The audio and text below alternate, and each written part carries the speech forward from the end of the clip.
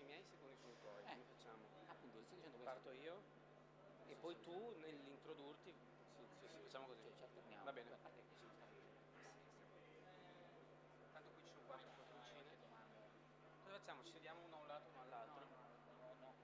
Abbiamo detto che comunque partiamo da gruppi. I primi quattro si siedono, poi uno parla con Melis, poi diciamo. Ah, ok. E noi stiamo. Però c'erano due allora. No, vabbè, ma io. Ci alterniamo? Sì.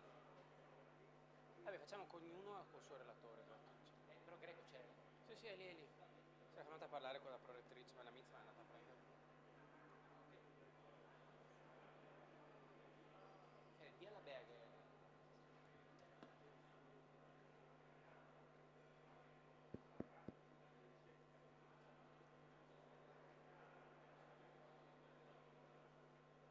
Beh, comunque averlo anticipato ci consente di partire in orario perfetto. Sì, esatto.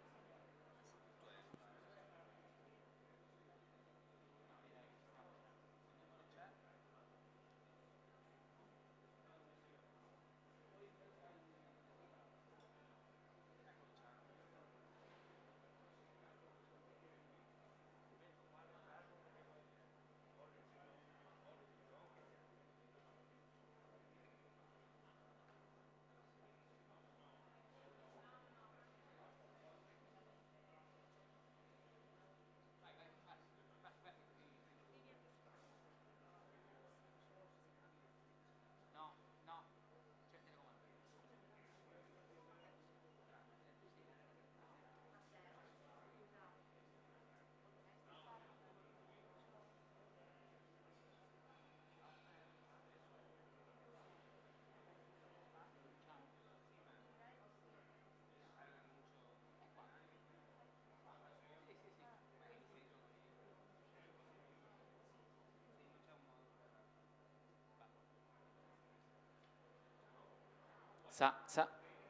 Allora, iniziamo questo evento innanzitutto con un annuncio. Qui doveva esserci in programma l'evento sugli One Stop Shop, che però è stato spostato in spazio 35, quindi qui si terrà quello sui PPP. Chi fosse interessato a quello degli One Stop Shop, preghiamo di avvicinarsi a spazio 35. Lascio la parola a Matteo Corbo, con cui ho l'onore di comoderare questa tavola rotonda. Grazie Giorgio Castorina, un altro collega di Phil Fisher. Allora, partenariato pubblico-privato nel campo energetico. Partenariato, lo sappiamo, è uno strumento molto particolare, no? È lo strumento che, superando il tradizionale schema della gara d'appalto, prevede un'interazione e un'integrazione anche quasi fra ente pubblico e il soggetto privato. È un elemento, come dire, uno strumento che ha sempre destato interesse, curiosità e anche molte critiche. Dopo una prima fase di grandissimo entusiasmo, sono venute fuori tutte le problematiche, c'è stata una fase poi di recesso dello strumento. Adesso lo vediamo di nuovo in auge, nel senso che col PNRR abbiamo avuto un fortissimo rilancio dello strumento. Spesso per ottenere anche fondi dall'alto è necessario anche avere l'integrazione del privato, perché evidentemente il partenariato è un ottimo strumento di moltiplicazione degli investimenti. Quindi strumento interessante, grandi complessità. Dentro questo contesto allora noi caliamo il tema dell'efficienza energetica, cioè il partenariato è lo strumento essenziale, uno strumento essenziale per ottenere i risultati e i grandi, come dire, obiettivi che ci siamo dati in campo di efficienza energetica. E allora su questo, anche da questo nasce la comoderazione col collega Giorgio Castorina, nel senso che io porto l'aspetto più di diritto amministrativo in generale e il collega più l'aspetto di diritto dell'energia. Cercheremo, unendo le competenze nostre e quelle dei nostri relatori, di dare, come dire, un quadro più articolato possibile, salvo che sappiamo che quasi difficile, è molto difficile insomma essere esaustivi su un tema così ampio. Allora, do la parola innanzitutto allora al nostro primo relatore, poi li presenteremo nel corso delle varie chiamate. Prego tutti di stare nei 10-15 minuti di tempo perché abbiamo tanti relatori e vogliamo lasciare spazio a tutti, lasciare spazio anche a qualche domanda del pubblico e non finire troppo tardi, insomma, anche perché siamo, come sapete, dentro una cornice di eventi molto articolata e poi se ne succederanno altri. Chiamo allora innanzitutto a parlare il professor Luciano Greco, professore dell'Università di Padova, e che ci parlerà del partenariato per l'efficienza energetica, in particolare riguardo ai comuni comuni che sono i principali fruitori di questo strumento del partenariato. Come dire, il partenariato riguarda tutti, ma i comuni sono forse l'ente che lo usa maggiormente, e il tema dell'efficienza energetica è per i comuni assolutamente centrale e lo sarà sempre di più negli anni a venire, anche alla luce del contesto storico che stiamo vivendo. Luciano, a te la parola. No, si accomodi perché diciamo, Sì, come formato che abbiamo utilizzato finora è quello, insomma, di creare una sorta di salotto per discussione, sì, e chiameremo in 2 gruppi perché comunque sono abbastanza numerosi i relatori, e quindi prego Matteo di introdurre anche gli altri del primo gruppo. Allora, innanzitutto i nostri 2 colleghi di Phil Fisher, quindi Elena Mitzman, che ci parlerà del partenariato per l'efficienza energetica e quindi un intervento di chiarimento del quadro normativo generale, e poi Federico Chiopris, che parlerà delle criticità contrattuali del partenariato. Comunque poi nell'introdurli li ripresenteremo. E infine il dottor Pelloso della Regione Veneto, che ci parlerà poi del ruolo del NUV, che poi presenteremo insomma strada facendo. E quindi benvenuti a tutti. Torniamo allora al professor Greco, l'efficienza energetica per i comuni, il partenariato per l'efficienza energetica per i comuni. Allora, grazie per l'invito e ovviamente cercherò di far vedere quello che ho alle spalle, un po' a memoria, insomma, ringrazio anche i collaboratori che mi hanno dato una mano per metterlo in piedi, insomma, alcuni sono in sala. Allora, andando veloce, il partenariato pubblico-privato, abbiamo sentito gli aspetti giuridici, insomma, che riguardano il nostro Paese, è un mercato abbastanza ampio anche a livello europeo e mondiale. Questa è un po' l'immagine degli ultimi 10 anni dei progetti di una dimensione superiore ai 10 milioni di euro, che sono i progetti diciamo, che vengono registrati da questo osservatorio della Banca Europea degli Investimenti. Vediamo che non c'è un trend, nel senso che comunque se mettessimo gli anni precedenti vedremo un trend spiccato. Nell'ultimo decennio la situazione, forse complice le vicissitudini finanziarie, è stata un po' di stazionarietà. Per quanto riguarda l'Italia, vediamo che la maggior parte dei progetti di grande dimensione, quindi il mercato come lo intendono potremmo dire all'estero, grandi dimensioni sono nel settore ovviamente dei trasporti dal punto di vista del quantitativo e nel settore del sanitario, ovviamente gli ospedali, trasporti perché basta l'autostrada, la mitica Breve Mi, con tutti i limiti dell'operazione, a fare una grande dimensione. Ospedali invece è un tipo di settore più consolidato nel nostro Paese. Questi sono sempre dati della Banca Europea degli Investimenti, quindi per quanto riguarda il nostro Paese in particolare. Poi abbiamo altri settori. Se utilizziamo un'altra fonte, ovviamente uno dei temi, dei problemi di questo tipo di operazioni è che essendo recenti ed essendo problematiche dal punto di vista giuridico e quindi anche statistico, e qui non c'è tempo di approfondire la questione, ma è statisticamente non facile rilevare questi strumenti, intanto perché non abbiamo capito se sono investimenti pubblici o privati, ma ripeto, qui se volete poi facciamo un approfondimento in una separata sede. Quindi ci sono poche fonti, questa è una fonte interessante, è la fonte dell'IFEL, l'istituto diciamo, di ricerca dell'ANCI, che insieme al CRESME, che ha dei dati proprietari che utilizza diciamo, con grande sapienza dal punto di vista loro, hanno questi dati che sono interessanti. Allora, quello che si vede in questi dati, non voglio andare troppo lungo, è che i comuni, e qui si vedrebbe forse, però il puntatore è morto, vabbè.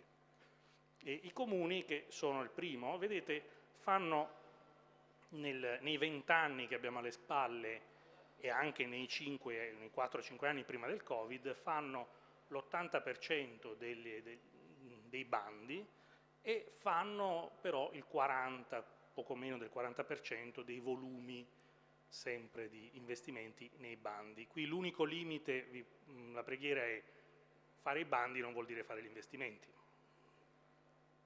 E questo è un tema su cui io vi do dei numeri che hanno questo deficit, ed è un deficit che c'è un po' dappertutto, in particolare nel nostro Paese.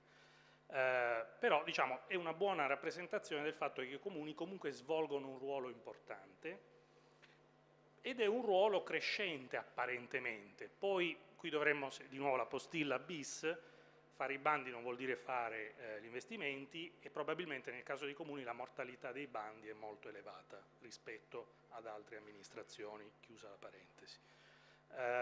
Questo per dare però comunque i comuni svolgono un ruolo crescente, adesso qui vado un po' più veloce. Settori di maggiore interesse, quelli di cui stiamo parlando, distribuzione del gas ovviamente un settore storico ma che poi ha preso la forma anche dei partenariati per motivi naturali, potremmo dire il gas naturale, nel senso, ma anche naturale in senso giuridico.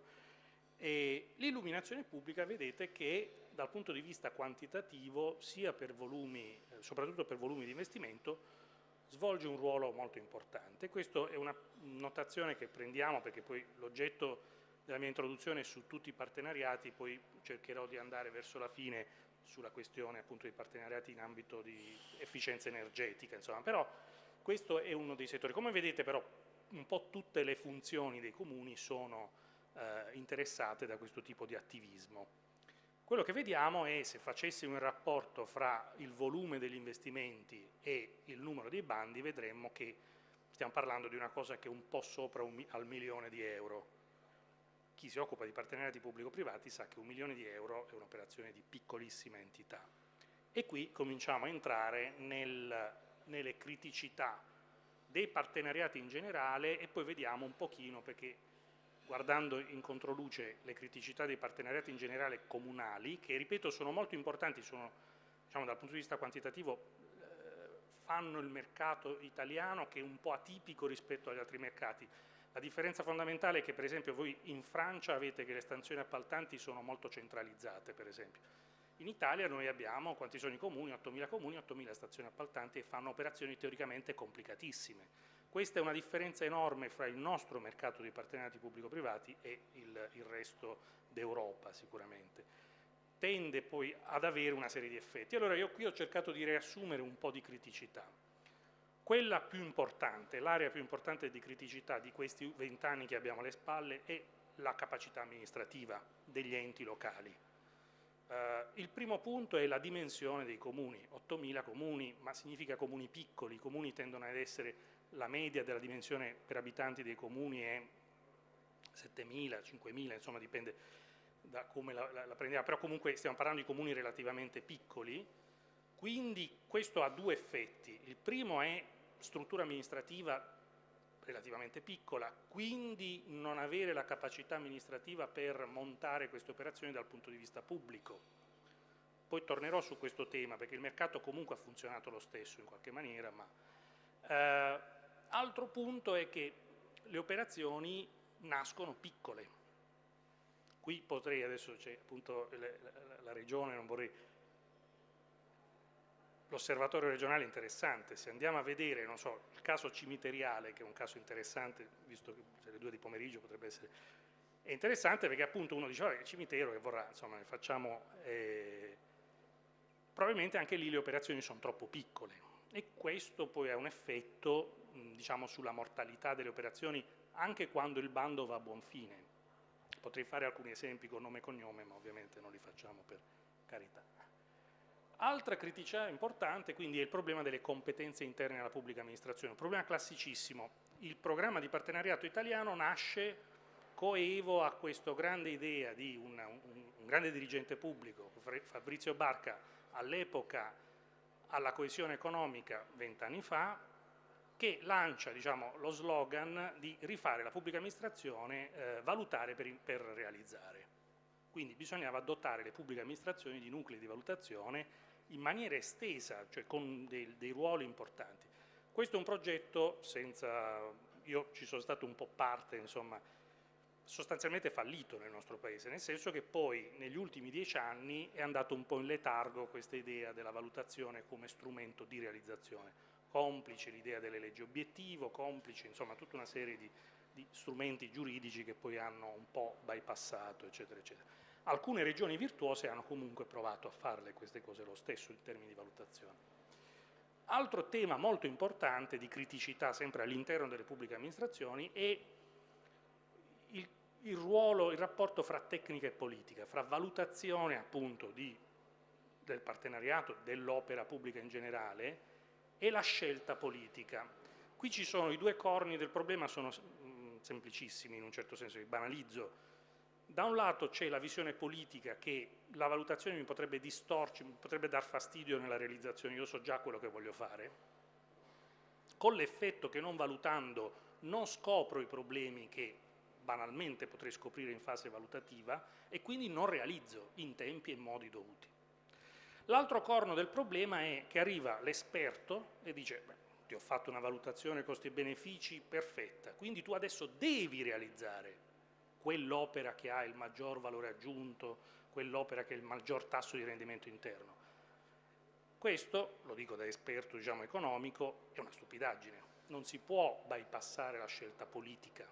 La scelta politica è distributiva, quindi la scelta distributiva potrebbe, il ruolo della valutazione è di informare il decisore pubblico, non di sostituire la scelta informata. Poi uno potrebbe dire, politicamente è più costoso dire che non lo faccio se ho scoperto che quello è meglio di quell'altro, da certi punti di vista, però le scelte politiche sono tutti i giorni, vengono assunte. Questo è un punto importante, perché questo incomprensione fra tecnica e politica ha sostanzialmente relegato la valutazione in un ruolo residuale, burocratico.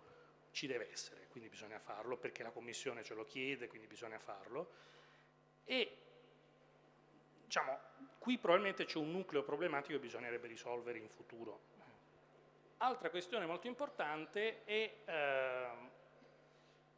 che in realtà fare partenariati pubblico-privati nasce il programma di partenariato, ditemi quando devo chiudere, immagino.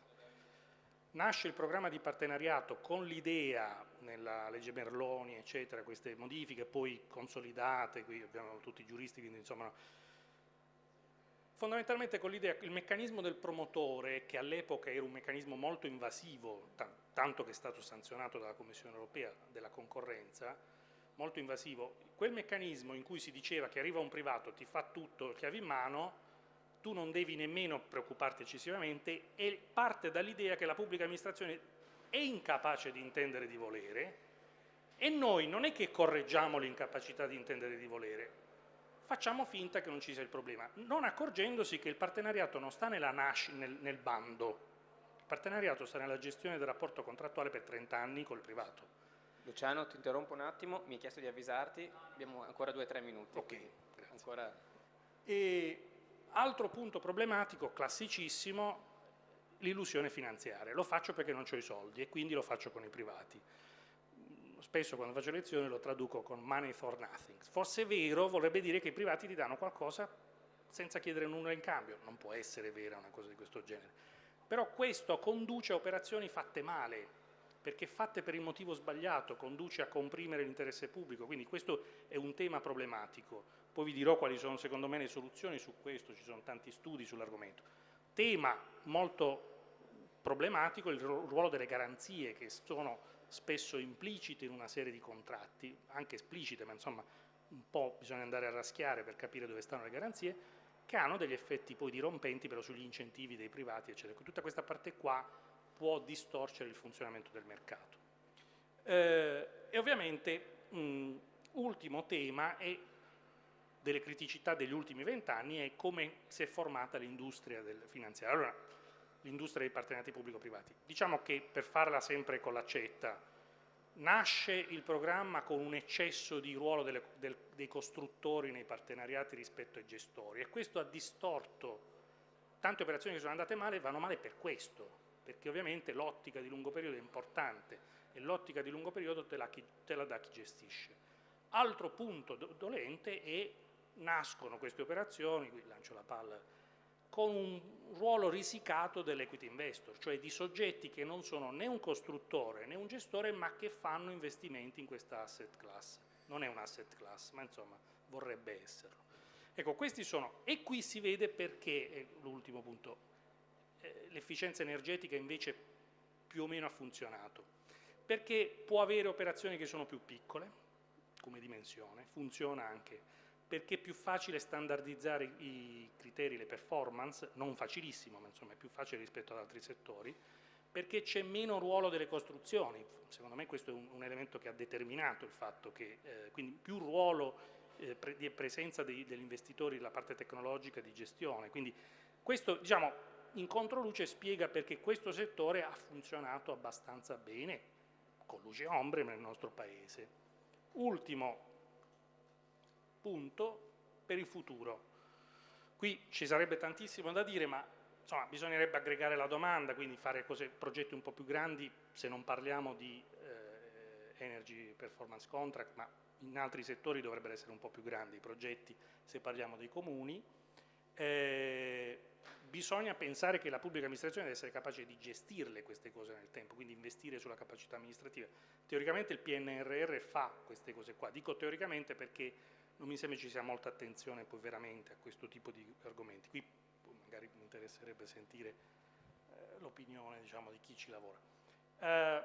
E migliorare il funzionamento del mercato. Qui probabilmente bisogna un po' far crescere la standardizzazione in questo mercato, quindi dare una mano anche alla parte finanziaria, consentire l'ingresso e l'uscita nelle operazioni, studiare dei meccanismi per farlo. In alcuni settori, di nuovo, EPC è più semplice, in altri settori è più difficile e probabilmente migliorando questo tipo di tecniche con meccanismi di garanzia eccetera si potrebbe fare. Ultimo punto, qui mi fermo, è quello che ho detto in grassetto. Ecco, se volessimo dare, che cosa si potrebbe fare di più parlando proprio di settore di efficientamento energetico? Beh, prendere le buone pratiche dei partenariati che sono stati fatti guardando ai comuni su se stessi, cioè il comune tipicamente utilizza i propri immobili per fare questo tipo di operazioni, e provare a estendere la logica partenariale al patrimonio privato, quindi fare operazioni per esempio sui quartieri, ovviamente ingegnerizzando opportunamente, qui il ruolo dell'amministrazione comunale e qui l'aspetto giuridico è importante, ingegnerizzando dei partenariati dove c'è il pubblico, non è solo il soggetto che magari ha alcuni immobili, ma è anche il soggetto che coordina anche soggetti privati che mettono a disposizione. Questo potrebbe espandere pratiche che già sono eccellenti nel settore e magari consolidare un po' un caso di eccellenza nel nostro Paese. Scusate se ho preso più tempo, però grazie.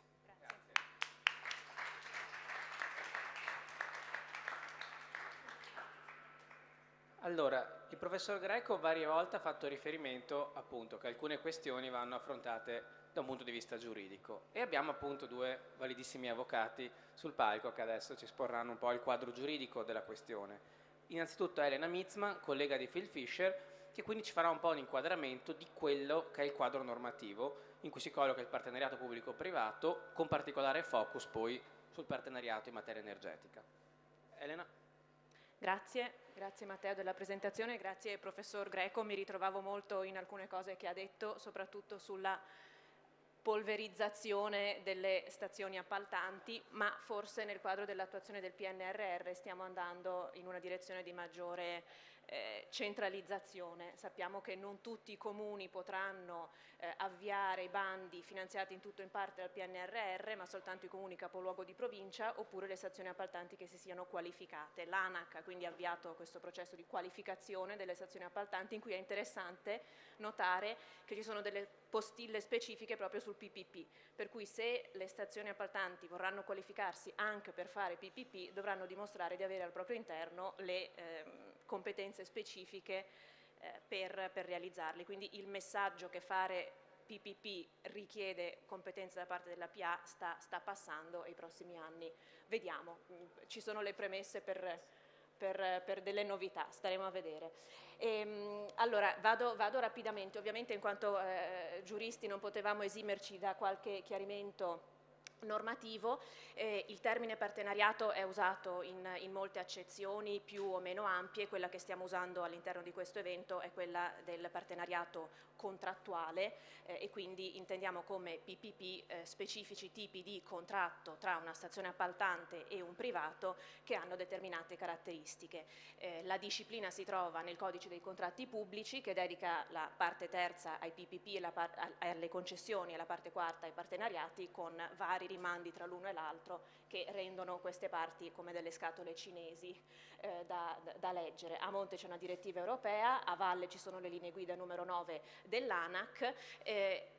aleggianti come una spada di Damocle sull'intero sistema sono le decisioni Eurostat, di cui bisogna tener conto ai fini della contabilizzazione di questi contratti, perché una delle peculiarità dei PPP, per le ragioni che adesso andiamo a vedere, è che possono godere di particolari regole per quanto riguarda la contabilizzazione degli asset oggetto del contratto, che a certe condizioni possono essere contabilizzate a debito del privato, nel bilancio del privato e non nel bilancio della pubblica amministrazione, e quindi è la cosiddetta contabilizzazione off balance, che mi sembra particolarmente interessante anche nell'ottica del PNRR, che ovviamente creerà, ci dispiace ricordarlo, un enorme debito tra qualche anno. Il PNR farà debito e quindi la possibilità di realizzarlo almeno in parte con strumenti come il PPP che alleggeriscono questo aspetto forse è interessante. Le caratteristiche quindi di questi contratti hanno una durata relativamente lunga ma parametrata sull'investimento. Il finanziamento del progetto che viene realizzato è prevalentemente a carico del privato, anche se anche il pubblico contribuisce. L'amministrazione agisce in modo diverso che con un appalto tradizionale, perché pone al privato degli obiettivi e quindi il privato ha una maggiore libertà e autonomia di gestione nell'organizzazione degli strumenti e dei modi per raggiungere quegli obiettivi, quindi siamo più in una logica di obbligazione di risultato che obbligazione di mezzi, se vogliamo, in termini molto generali. Il privato ha quindi un ruolo strategico e si assume una serie di rischi relativi alla possibilità di rientrare dell'investimento. Perché? Perché la remunerazione principale è data dallo sfruttamento economico dell'opera o del servizio che ha progettato e realizzato, o con tariffazione a carico dell'amministrazione per una serie di opere, ad esempio ospedali, strutture pubbliche di cui l'amministrazione gode e quindi paga un canone, oppure direttamente a carico degli utenti, esempio le autostrade, quindi tariffazione a carico degli utenti. I due pilastri quindi su cui si fondano questi contratti sono da un lato l'allocazione del rischio in capo all'operatore economico. Nel caso delle concessioni si parla di rischio operativo, nel caso dei PPP si distingue più chiaramente rischio di costruzione dell'asset e poi rischio di disponibilità o rischio di domanda, a seconda che si tratti di un'opera a tariffazione sull'amministrazione o a tariffazione sull'utenza, con l'assunzione da parte del privato del rischio che vi sia più o meno domanda di quel servizio o il rischio di essere effettivamente in grado di dare all'amministrazione la disponibilità dell'opera che l'amministrazione pretende. Dall'altro lato però il presupposto per l'allocazione del rischio è che ci sia un equilibrio economico-finanziario a monte, per cui che l'opera sia conveniente da un punto di vista economico, possa generare reddito e che vi sia anche la sostenibilità finanziaria, per cui che generi ricavi che nel tempo possono aiutare a ripagare il finanziatore. Quindi sembrano l'una il contrario dell'altra, in realtà sono due presupposti che devono convivere. In astratto l'opera deve garantire un equilibrio economico-finanziario che però non deve essere garantito contrattualmente, perché se il rientro dall'investimento è garantito contrattualmente, allora il rischio non è trasferito in campo al privato. Da qui l'importanza di leggere molto attentamente il contratto e costruire molto attentamente il contratto, perché in ogni clausola si può annidare una garanzia in più per l'operatore o in meno che incide sull'allocazione del rischio. Per raggiungere questo equilibrio economico-finanziario l'amministrazione può pagare un prezzo e quindi dare un contributo, semplicemente per alleggerire, diciamo, l'onere in capo al privato di compiere l'investimento iniziale. La somma però di questo prezzo più del valore economico di eventuali garanzie pubbliche o finanziamenti a carico della PA non può essere superiore al 49% dell'investimento iniziale, e questo è uno dei grandi crucci su cui ci si spende nel PPP, perché definire chiaramente quali fonti di finanziamento entrano o meno in questa soglia del 49% e costituiscono contributo è uno dei grandissimi temi, e purtroppo è anche uno degli elementi di criticità di questa materia, perché si tratta di un limite posto da Eurostat con riferimento alla contabilizzazione dei PPP, che però il nostro legislatore ha recepito nella disciplina generale delle concessioni e dei partenariati, per cui di fatto adesso questo limite del 49% non incide tanto sulla o soltanto sulla contabilizzazione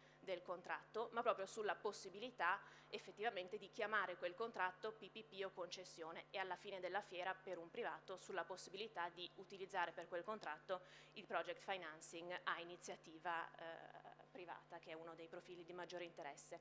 Vado velocemente. La struttura quindi di un contratto di PPP è articolata perché abbiamo non solo un normale contratto, ma anche una componente economico-finanziaria, un PEF, e una matrice dei rischi, che è uno strumento relativamente innovativo che permette di mappare tutti i rischi connessi all'operazione, chiarire in capo a chi sono allocati tra amministrazione e privato, quali sono gli strumenti di mitigazione di questo rischio e infine rimandi agli articoli del contratto, per cui matrice dei rischi e contratto si parlano perché c'è un rinvio a ogni singola clausola contrattuale che disciplina l'allocazione di quel rischio e la mitigazione di quel rischio.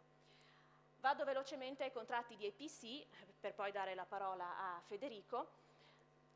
I contratti di PPP, come sappiamo, all'interno del codice sono vari. È molto recente, del 2020, l'introduzione all'interno della normativa di una specificazione sui contratti di rendimento energetico, che ha chiarito come questi contratti possono essere considerati anch'essi contratti di PPP.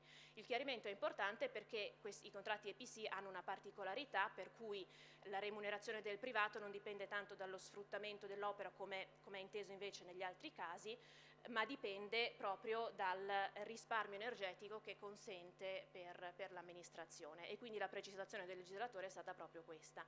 Anche un contratto di questo tipo può essere considerato come PPP, ma in effetti lo avevamo già intuito, e in effetti gli EPC erano ampiamente utilizzati prima come PPP, perché c'è chiaramente in un contratto EPC un elemento di trasferimento del rischio che proprio richiama in pieno le categorie del PPP. Vado veloce per arrivare a quali sono poi i crucci a livello Eurostat in materia EPC. Anche qui dobbiamo tenere conto delle indicazioni di Eurostat per costruire un corretto EPC, e quindi possono essere un utile riferimento le linee guida apposite che nel 2018 Eurostat ha pubblicato con riferimento alla contabilizzazione dei contratti EPC, ma con varie come dire, accortezze e attenzioni. Punto primo, sono un documento non vincolante. Punto secondo, sono un documento relativo proprio alla contabilizzazione on balance o off balance dei PPP, e quindi va sempre tenuta in mente questa peculiarità. Detto questo, sono comunque un utile strumento per decifrare un contratto EPC e capire se il rischio è stato correttamente allocato in capo al privato. Qual è il rischio dei contratti EPC?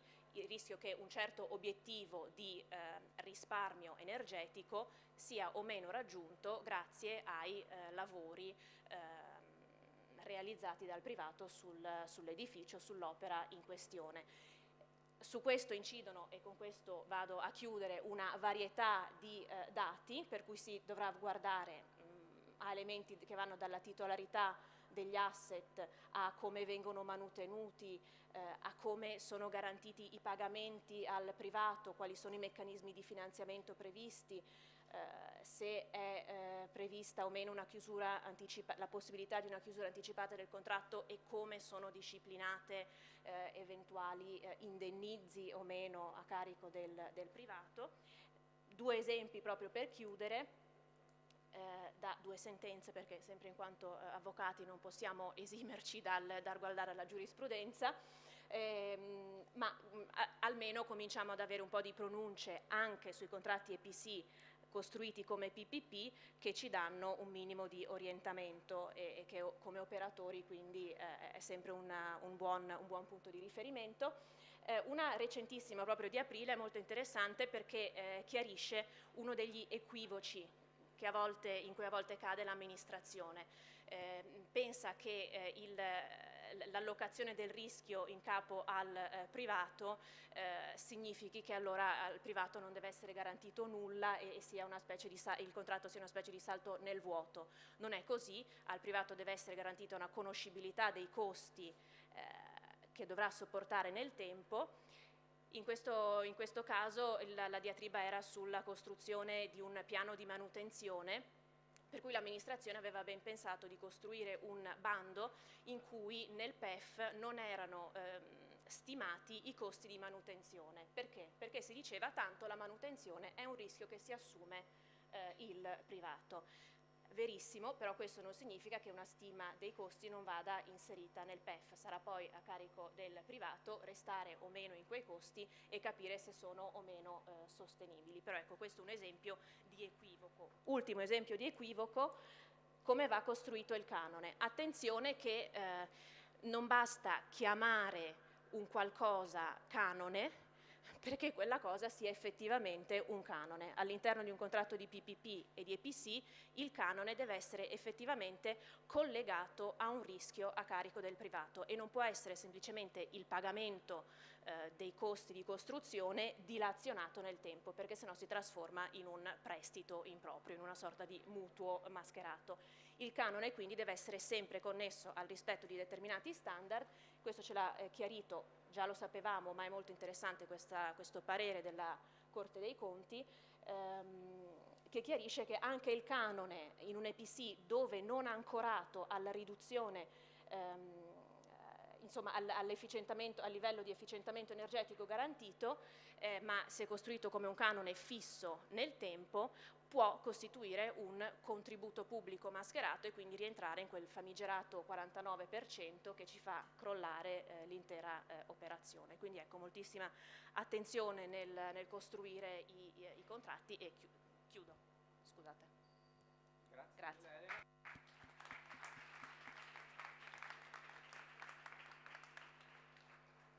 E allora, senza ulteriori indugi, la parola a Federico Chiopris, sempre avvocato di Phil Fisher. Phil Fisher è molto rappresentato in effetti in questo panel e che ci parlerà delle criticità contrattuali, perché una cosa è il profilo poi della costruzione del partenariato e poi tutte le conseguenze contrattuali però dove ci possono essere milioni di problematiche. Ci sente? Sì. Allora io andrò per pillole perché dalla regia mi fanno segno che siamo già abbastanza tardi. È andata in loop lo schermo? Sì, esatto. Ok, grazie. Allora, io mi ricollego a quello che ha appena detto Elena rispetto proprio alla sentenza del Consiglio di Stato che è uscita circa un mese fa, che è stata tra l'altro anche menzionata dal consigliere Giacomazzo questa mattina di ANAC, e che sottolineava appunto l'importanza di come si costruisce il contratto, nel senso che probabilmente la principale criticità di un contratto di PPP in generale è proprio il contratto stesso, cioè come lo si scrive, perché quella sentenza andava a censurare proprio un difetto sostanzialmente di strutturazione effettivamente dell'allocazione del rischio di per sé, no? E di una sua indeterminatezza. Questo però è qualcosa che diciamo riguarda i PPP in generale. Se vogliamo poi invece calarli un po' nella nostra esperienza di contratti nel settore dell'energia e dell'efficienza energetica, abbiamo avuto alcune esperienze, diciamo, negative, nel senso che abbiamo dovuto mettere un tampone a situazioni che non erano state probabilmente adeguatamente previste, no? E questo è un problema che riguarda soprattutto il tema degli incentivi, no?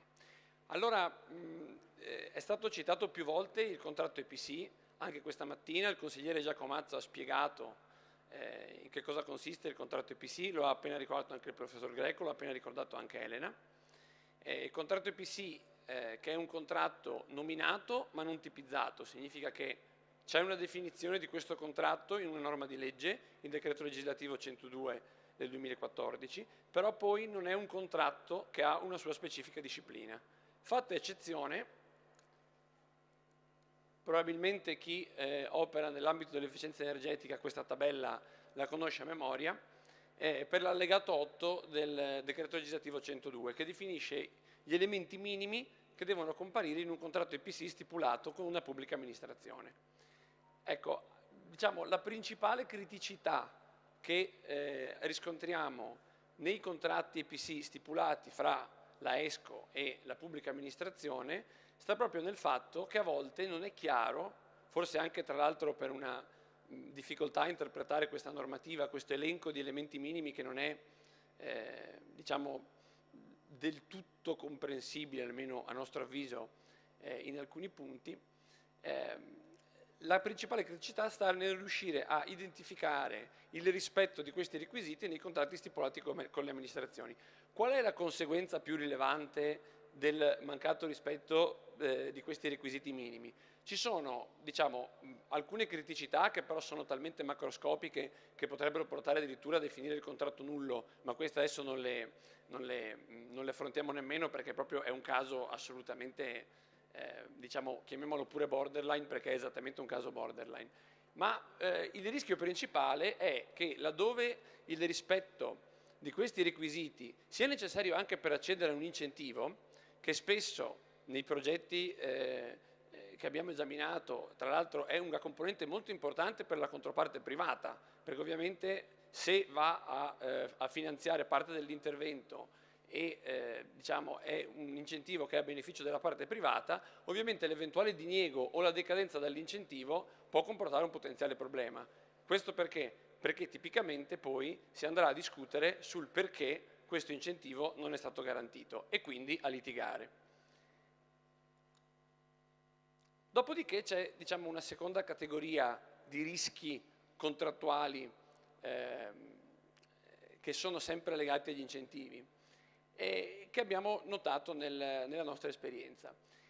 Questo perché? Perché spesso i contratti PC sono stipulati guardando bene anche all'elenco che abbiamo appena visto contenuto nel decreto 102, però c'è una scarsa regolazione di ciò che invece riguarda il rapporto fra il privato e la pubblica amministrazione con riguardo agli incentivi. Tipicamente i regimi incentivanti a cui possono accedere questa tipologia di contratti, facciamo un esempio il conto termico oppure i certificati bianchi, hanno tutta una serie di obblighi che a nostro avviso andrebbero chiariti anche in sede contrattuale, perché se non sono adeguatamente chiariti spesso poi si va a discutere effettivamente sulla parte in capo alla quale questi gravavano. Vi faccio un esempio. Spesso gli incentivi vengono rilasciati sulla base di autodichiarazioni rilasciate ai sensi del decreto 445. Poi ovviamente queste dichiarazioni in qualche modo andranno comprovate in caso di controllo, quindi sarà necessario mantenere della documentazione atta a comprovare il rispetto dei requisiti che la normativa incentivante richiede per quel tipo di incentivo. Faccio un altro esempio. Spesso e volentieri quando si tratta di contratti che hanno ad oggetto anche l'installazione di impianti di produzione di energia, facciamo esempio cogeneratori, impianti fotovoltaici, spesso le normative incentivanti richiedono la proprietà o quantomeno la disponibilità del bene. E questi sono aspetti che, se non sono accuratamente regolati, poi possono portare a criticità. Allora, diciamo, come mitigare questo rischio? Innanzitutto un esempio può essere proprio suddividere contrattualmente gli oneri che stanno in capo a ciascuna parte. Quindi ci saranno ad esempio dei documenti che andranno conservati a carico, facciamo un esempio, del comune, nel caso in cui ci sia una serie di documentazione che può avere ad oggetto, ad esempio, nel caso di impianti mi dicono di tagliare, adesso taglio, scusate, ad esempio nel caso di impianti di produzione di energia elettrica c'è tutta una documentazione che deve essere allegata diciamo, ad esempio il libretto di impianto oppure, che ne so, la licenza di officina elettrica. Bisogna stabilire contrattualmente a chi è in capo l'obbligo di conservare questi documenti. Altro caso tipico, il cumulo di incentivi. Generalmente in riferimento a un medesimo progetto il cumulo di incentivi è vietato dalla normativa oppure in qualche modo è quantomeno regolato, per cui si dice questo incentivo, ad esempio il conto termico, è cumulabile con altre tipologie di incentivi, ma nel rispetto di questi limiti. Allora bisognerà prevedere degli impegni reciproci per fare in modo che i cumuli non vengano superati. Allo stesso modo, prima il professor Greco ha citato il tema delle garanzie. Allora, ad esempio, in questo caso le garanzie generalmente non coprono la perdita di incentivi, o spesso ci siamo accorti che non erano sufficientemente coperte. Quindi, ad esempio, si potrebbero prevedere degli accordi di manleva, per cui se una parte beneficerà completamente dell'incentivo, tutto quello che invece è a carico dell'altra parte, che potrebbe far venire meno l'incentivo, in qualche modo una parte dovrà manlevare l'altra.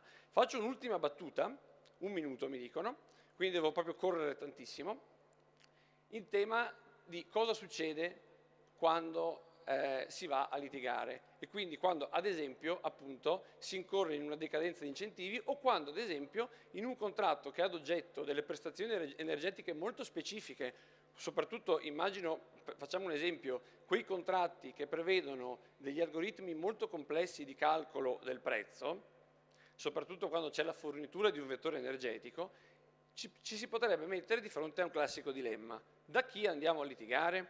E cioè, andiamo dal giudice ordinario oppure, ad esempio, lo risolviamo con un sistema alternativo, quale potrebbe essere un arbitrato? Allora, ancora molti anni fa ricordo che in un convegno tipo questo, quando il contratto IPC nel decreto 102 esisteva da pochissimo tempo, quindi era un contratto praticamente neonato, avevamo dato dei suggerimenti, ancorché in ambito del settore privato, a chi era presente a quel convegno, che era preferibile rivolgersi a un giudice privato. Questo perché? Perché il diritto dell'energia è una materia che non viene studiata all'università, di cui spesso la magistratura ordinaria non conosce bene i meccanismi e forse non li comprende neanche, ma non ovviamente per un'ignoranza di fondo, per la semplice ragione che è un diritto molto giovane e in cui i rapporti anche diciamo contrattuali non si è litigato abbastanza sopra gli stessi. E quindi noi suggerivamo di rivolgersi a un giudice privato. Qui vado a concludere. A distanza di qualche anno, perché stiamo parlando di 5-6 anni fa, ci sentiamo di dare la stessa ragione, perché poi alla prova del 9, cioè alla prova della giurisprudenza, abbiamo capito che la magistratura ordinaria non ha probabilmente ancora ben capito come funzionano i rapporti fra l'ESCO e i soggetti efficientati. Ultimissima battuta, questo ovviamente però è particolarmente problematico nel caso dei contratti pubblici, perché a differenza dei contratti privati, diciamo, il ricorso all'arbitrato non è completamente libero. Ci sono dei vincoli che sono posti negli articoli 209 e 210 del codice dei contratti pubblici, per cui comunque, ad esempio, la nomina del presidente non è libera, ma deve passare necessariamente in taluni casi per la Camera arbitrale istituita dall'ANAC. Comunque, e qui chiudo davvero, abbiamo rappresentato questa bilancia che è leggermente pendente verso destra, e cioè resta comunque a favore dell'arbitrato. Questo se non altro perché il giudice privato spesso e volentieri può avere una maggiore competenza rispetto al tribunale ordinario. Ecco, chiedo scusa se ho dovuto tagliare moltissimo, ma purtroppo i tempi sono questi.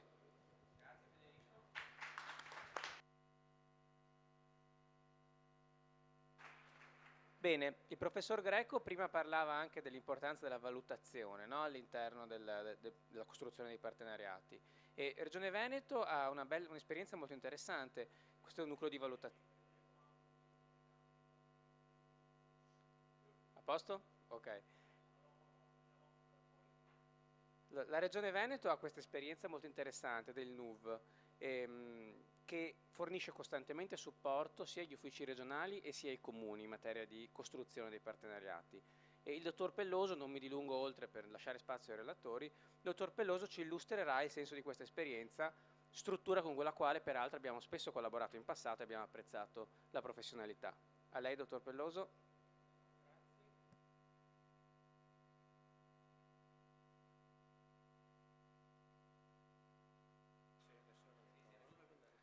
Sì, grazie dell'invito e complimenti per l'organizzazione. Lasci pure di professore. Mi sembra di capire che il mio intervento inizia già a tempo scaduto, quindi no, qualche secondo a disposizione. Bene. Allora, il NUV nasce a fine degli anni 90 e per quanto riguarda il partenariato pubblico-privato, il NUV esiste in ogni amministrazione regionale. Per quanto riguarda il partenariato pubblico-privato, ha competenze in tema di valutazione delle proposte di finanza di progetto, in cui il programma di spesa sia predominante da parte della regione, ma soprattutto, poi nell'esperienza concreta per quanto riguarda il settore dell'energia, dà assistenza alle amministrazioni locali e promuove quella che è un incremento, un miglioramento delle competenze. Prima veniva ricordato come il tema di una simmetria di competenze ha fatto sì che all'inizio il PPP fosse nato con grandi aspettative, forse in virtù anche della incapacità della pubblica amministrazione di interloquire correttamente, quando invece forse sarebbe stato opportuno un percorso contrario, ma questa è la storia, ecco. E quindi sia promozione, sia corsi di formazione, sia assistenza alle pubbliche amministrazioni che ne facciano richiesta. Per quanto riguarda la finanza di progetto, in particolare l'energia, il NUV non si è ancora pronunciato. Io ho fatto parte 5 anni del NUV, adesso da un anno mi pare non sono più componente per una questione di rotazione, ma mi dicono le colleghe, il NUV si è limitato come segreteria tecnica a dare dei pareri, quindi non delle formali deliberazioni da parte del nucleo. E ha riguardato, per quanto riguarda questa attività, per quanto riguarda l'energia, appunto l'adeguamento alla normativa, la gestione degli impianti di illuminazione, la videosorveglianza, l'energia per gli stabili comunali, eccetera. Vedete in questa slide che potete riguardarvi. Quali sono le criticità emerse in questo periodo di valutazione? Un tema importante riguarda l'aggiornamento del canone, no? Nel senso che questo è un tema estremamente delicato, nel senso che il rischio di fluttuazione dei prezzi dell'energia deve rimanere dentro a uno standard di rischi quantomeno conosciuti. E qui il tema si fa delicato perché quanto un rischio è conosciuto, quanto diventa straordinario, probabilmente la drammatica situazione che stiamo vivendo farebbe propendere per una situazione straordinaria, ma in tanti altri casi appunto di gestione, evidentemente il tema del rischio è un tema che deve essere assolutamente attenzionato. Un altro aspetto importante che la segreteria tecnica del NUV ha riscontrato riguarda la responsabilità civile e penale del concessionario per danni derivanti dall'interruzione del servizio. Il terzo riguarda l'adeguamento degli impianti, perché ovviamente vi è un'obsolescenza tecnologica, ma anche forse un'obsolescenza normativa, e quindi questo è il tema dell'adeguamento delle strutture tecnologiche. Il tema poi della manutenzione ordinaria e straordinaria, quanto è in capo al concedente, quanto in capo al concessionario, la riconsegna degli impianti in perfetto ordine. L'inserimento nel PEF di ogni contributo statale di sicura erogazione. Nell'eventualità della corrisponsione di un prezzo, lo stesso deve essere precisamente determinato all'interno del piano economico-finanziario, come veniva prima anche ricordato. Il tema poi della revisione del PEF, nei soli casi in cui vi sia una alterazione concreta dell'equilibrio economico-finanziario derivante appunto da rischi che non sono in capo al concessionario. L'assenza di garanzie a favore del concessionario da parte del concedente, il quale resterà comunque estraneo al rapporto con i terzi finanziatori. L'efficacia della convenzione, l'impegno ad acquisire la conoscenza dei siti sin dall'inizio da parte del concessionario, in modo tale da evitare che ci siano degli imprevisti e delle difficoltà nella attivazione del servizio, nel mantenimento del servizio. Per quanto riguarda il piano economico finanziario, devono essere inseriti nel PEF tutti i contributi statali ed europei di sicura erogazione, come avevo detto prima. Il tasso interno di rendimento di progetto, pur potendo avere degli importi moderati, in quanto ricordiamo che sono contratti pubblici, quindi comunque sono finalizzati al soddisfacimento di bisogni pubblici deve in ogni caso presentare un valore superiore al tasso di indebitamento, quindi la gestione caratteristica deve coprire anche il servizio del debito. Ecco, nell'ambito delle analisi svolte in questi anni il NUV ha rilevato, meglio la segreteria tecnica del NUV ha rilevato che negli anni il settore dell'energia ha suscitato sicuramente un interesse maggiore. Le prime procedure di project finance risalgono ancora al 2005, almeno quelle passate per delle valutazioni all'interno dell'amministrazione regionale, e sostanzialmente le iniziative osservate hanno riguardato il fotovoltaico, il teleriscaldamento, le biomasse e gli impianti idroelettrici. Qui nelle slide vi presento una situazione, un caso di studio, pre-intervento e post-intervento. Potete notare la situazione pre-intervento con questa è la tecnica usata dal NUV per valutare i progetti, nel senso che ex ante si verifica com'è la situazione rispetto a una media di mercato e poi si procede a una verifica ex post. Ve le lascio proprio per una visione tranquilla, ecco, e con calma.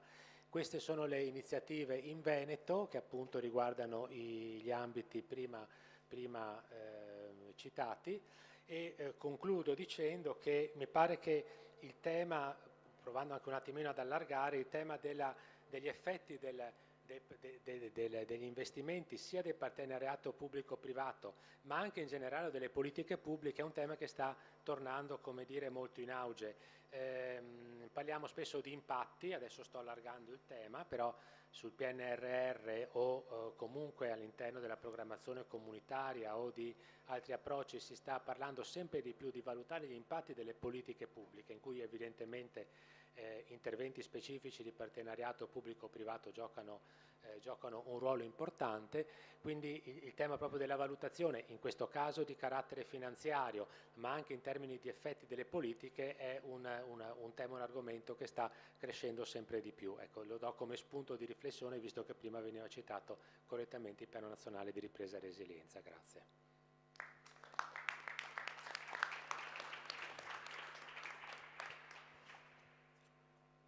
Mille grazie anche per la capacità di sintesi che veramente abbiamo apprezzato, e adesso io allora lascio la parola al comoderatore Giorgio Castorina che chiama sul palco allora il restante panel di relatori, ringraziando moltissimo quelli che hanno parlato sino a questo momento.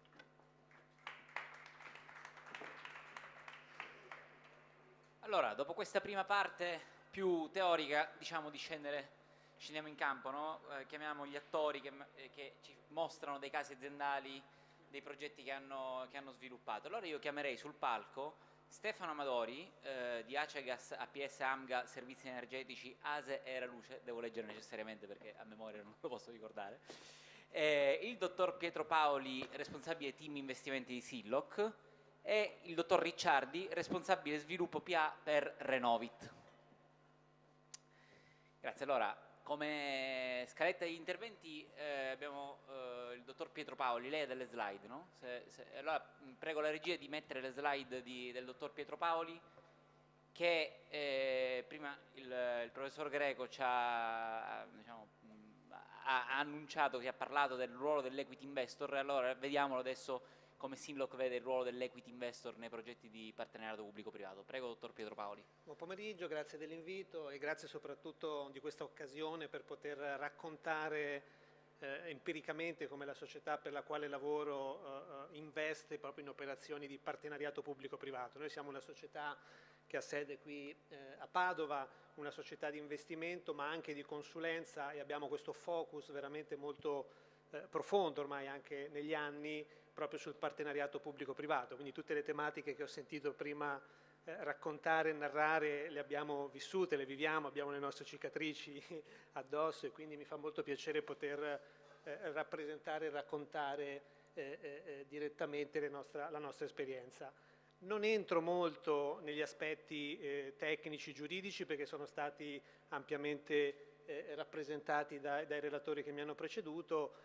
Sottolineo solo che appunto queste operazioni di PPP permettono di poter costituire una società veicolo all'interno del quale il soggetto investitore può intervenire, quindi ha questa capacità di poter entrare all'interno di questi veicoli anche prima del collaudo definitivo dell'opera, quindi può essere un attore, l'investitore, che accompagna sin dall'inizio la compagine che ha realizzato e costituito il progetto. Noi siamo operativi dal 2006, abbiamo fatto veramente numerose operazioni in più settori, non solo in quello dell'efficientamento energetico, ma anche nella trasformazione urbana, nella sanità, ma effettivamente l'energia oggi è uno di quei settori in cui siamo particolarmente attivi, in cui abbiamo fatto molta esperienza e in cui vorremmo farne altra. Queste sono 4 operazioni all'interno del quale Sinlock è azionista di maggioranza.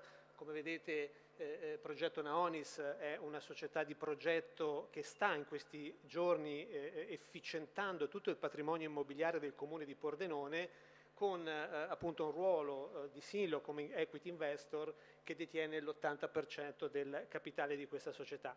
Chiaramente sono tutte operazioni sviluppate assieme ad un partner industriale, perché poi effettivamente chiaramente le iniziative vengono implementate, realizzate e gestite da degli interlocutori industriali, però la presenza di un equity investor può oggettivamente portare a queste iniziative, non solo per il privato e quindi non solo per la società di progetto, ma anche per il concedente e per il pubblico, dal mio punto di vista, dal nostro punto di vista, dei vantaggi importanti.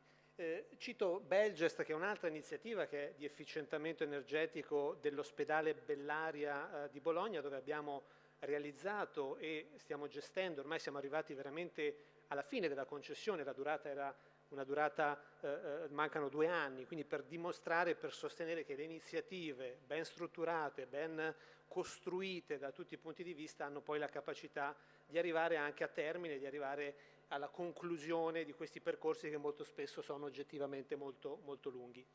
Altra iniziativa su cui poi farò un velocissimo focus è Progetto ISO, che è un'altra importante operazione di PPP sempre su un ospedale bolognese, l'ospedale Sant'Orsola Malpighi, dove attraverso questa operazione di PPP è stato realizzato l'impianto di trigenerazione che serve in qualche modo, ha servito e sta servendo a ridurre di addirittura un 30% i consumi energetici di un ospedale. Gli ospedali sono edifici estremamente energivori e quindi questo tipo di operazioni sicuramente hanno la possibilità di contribuire in maniera significativa. Anche questa è un'operazione ancora oggi in corso, 40 milioni di investimento, quindi un'iniziativa oggettivamente molto significativa anche in termini di investimento, e vi posso assicurare che tutte le tematiche, le problematiche, le difficoltà che sono state rappresentate anche in questo tipo di iniziative vengono incontrate. Ma allora perché l'intervento di un equity investor e quindi di un interlocutore che ci mette il proprio capitale non di debito, quindi non è la banca che fa il finanziamento project, che è l'altro elemento necessario per finanziare queste iniziative, ma il ruolo dell'equity investor è il ruolo di un interlocutore che investe i propri capitali per rimanere all'interno di queste società per tutta la durata della concessione. Quindi ha l'assoluta evidente esigenza che queste operazioni siano costruite da tutti i punti di vista, in primis chiaramente l'equilibrio economico-finanziario, ma anche tutto quel corredo giuridico, legale, di assoluta necessità che sia assolutamente come dire, costruito adeguatamente. E quindi il ruolo dell'equity investor, soprattutto, e qui lo dico come fa Sinlock, che interviene addirittura nelle fasi di gara, cioè accompagna il partner industriale prendendosi l'impegno di intervenire anche nelle fasi di procedura pubblica, dà, come dire, una serenità complessiva che l'iniziativa sia costruita da tutti i punti di vista in maniera come dire, sana, solida e adeguata, perché molto spesso chiaramente il punto di vista del partner industriale, che ha un'ottica molto spesso legata proprio agli aspetti poi tecnici di implementativi, vedono chiaramente il progetto da implementare, la parte realizzativa, la costruzione e poi la gestione, ma non hanno, come dire, a volte quella indipendenza o come dire, autonomia di valutare il progetto invece anche da quegli altri punti di vista. La presenza di un equity investor può essere proprio l'interlocutore che contribuisce e dà una mano al partner industriale proprio per realizzare nella maniera più solida. è un interlocutore che rimane per tutta la vita della concessione e quindi ha la necessità di monitorare adeguatamente anche nel corso della vita di questi progetti. Quindi anche questo aspetto abbiamo verificato poi empiricamente che questa presenza dà proprio un contributo anche nelle fasi successive, nel dialogo con il concedente, nel dialogo con gli attori che gravitano intorno all'iniziativa. Non da ultimo anche la capacità poi di dialogare verso il sistema bancario, quindi riuscire a come dire, bancare queste iniziative che poi, come è evidente, spesso hanno anche il bisogno di accendere finanziamenti project, che anche lì sono finanziamenti articolati, complessi da ogni punto di vista. Quindi sicuramente questa presenza di un interlocutore di equity investor può sinceramente dare un importante contributo collettivo. Chiaro, l'obiettivo finale rimane sempre quello di avere una remunerazione e una redditività da parte di questi interventi, però è anche vero che proprio questo, diciamo, unico obiettivo fa sì che la presenza all'interno di queste iniziative dia oggettivamente questo contributo. Si può fare PPP nell'efficientamento energetico? Assolutamente, questo ospedale e questa iniziativa ne è un po' anche così un esempio concreto. È la prima iniziativa in Italia che è riuscita ad accendere un project bond, che è un'altra forma di copertura finanziaria di queste iniziative, permettendo poi la sottoscrizione integrale di questo project bond da parte del Fondo Europeo di Efficientamento Energetico. E ripeto, anche qui secondo me la presenza di un equity investor nella compagine è stato ed è un elemento che ha contribuito a poter anche in termini di velocità, di efficienza, realizzare queste iniziative. E soprattutto, essendo l'equity investor un interlocutore che ha appunto delle risorse finanziarie dedicate proprio a questi investimenti, è anche quell'interlocutore che nei momenti magari di difficoltà, perché possono comunque intercorrere situazioni anche di tensione all'interno di queste progettualità, può avere come dire, quella capacità finanziaria che magari il partner industriale più legato alle dinamiche del proprio core business può far fatica ad avere. Concludo dicendo che siamo talmente convinti che l'efficientamento energetico sia come dire, un ambito di assoluto interesse e di assoluta potenzialità, oltre ad essere un investitore con le proprie risorse, con i propri capitali, siamo da poco tempo anche advisor di questo nuovo fondo che si chiama Ver Capital Seedlock Transition Energy Fund, che è proprio dedicato alla transizione energetica, quindi ha proprio l'obiettivo di investire le risorse in operazioni di partenariato pubblico-privato con un focus specifico sull'efficientamento energetico. Il patrimonio immobiliare pubblico è obiettivamente molto, necessita in maniera veramente molto significativa di questi interventi di efficientamento energetico, e riteniamo che il PPP possa essere assolutamente uno strumento efficace, e quindi, come dire, siamo anche partiti con un'iniziativa dedicata raccogliendo capitali sul mercato.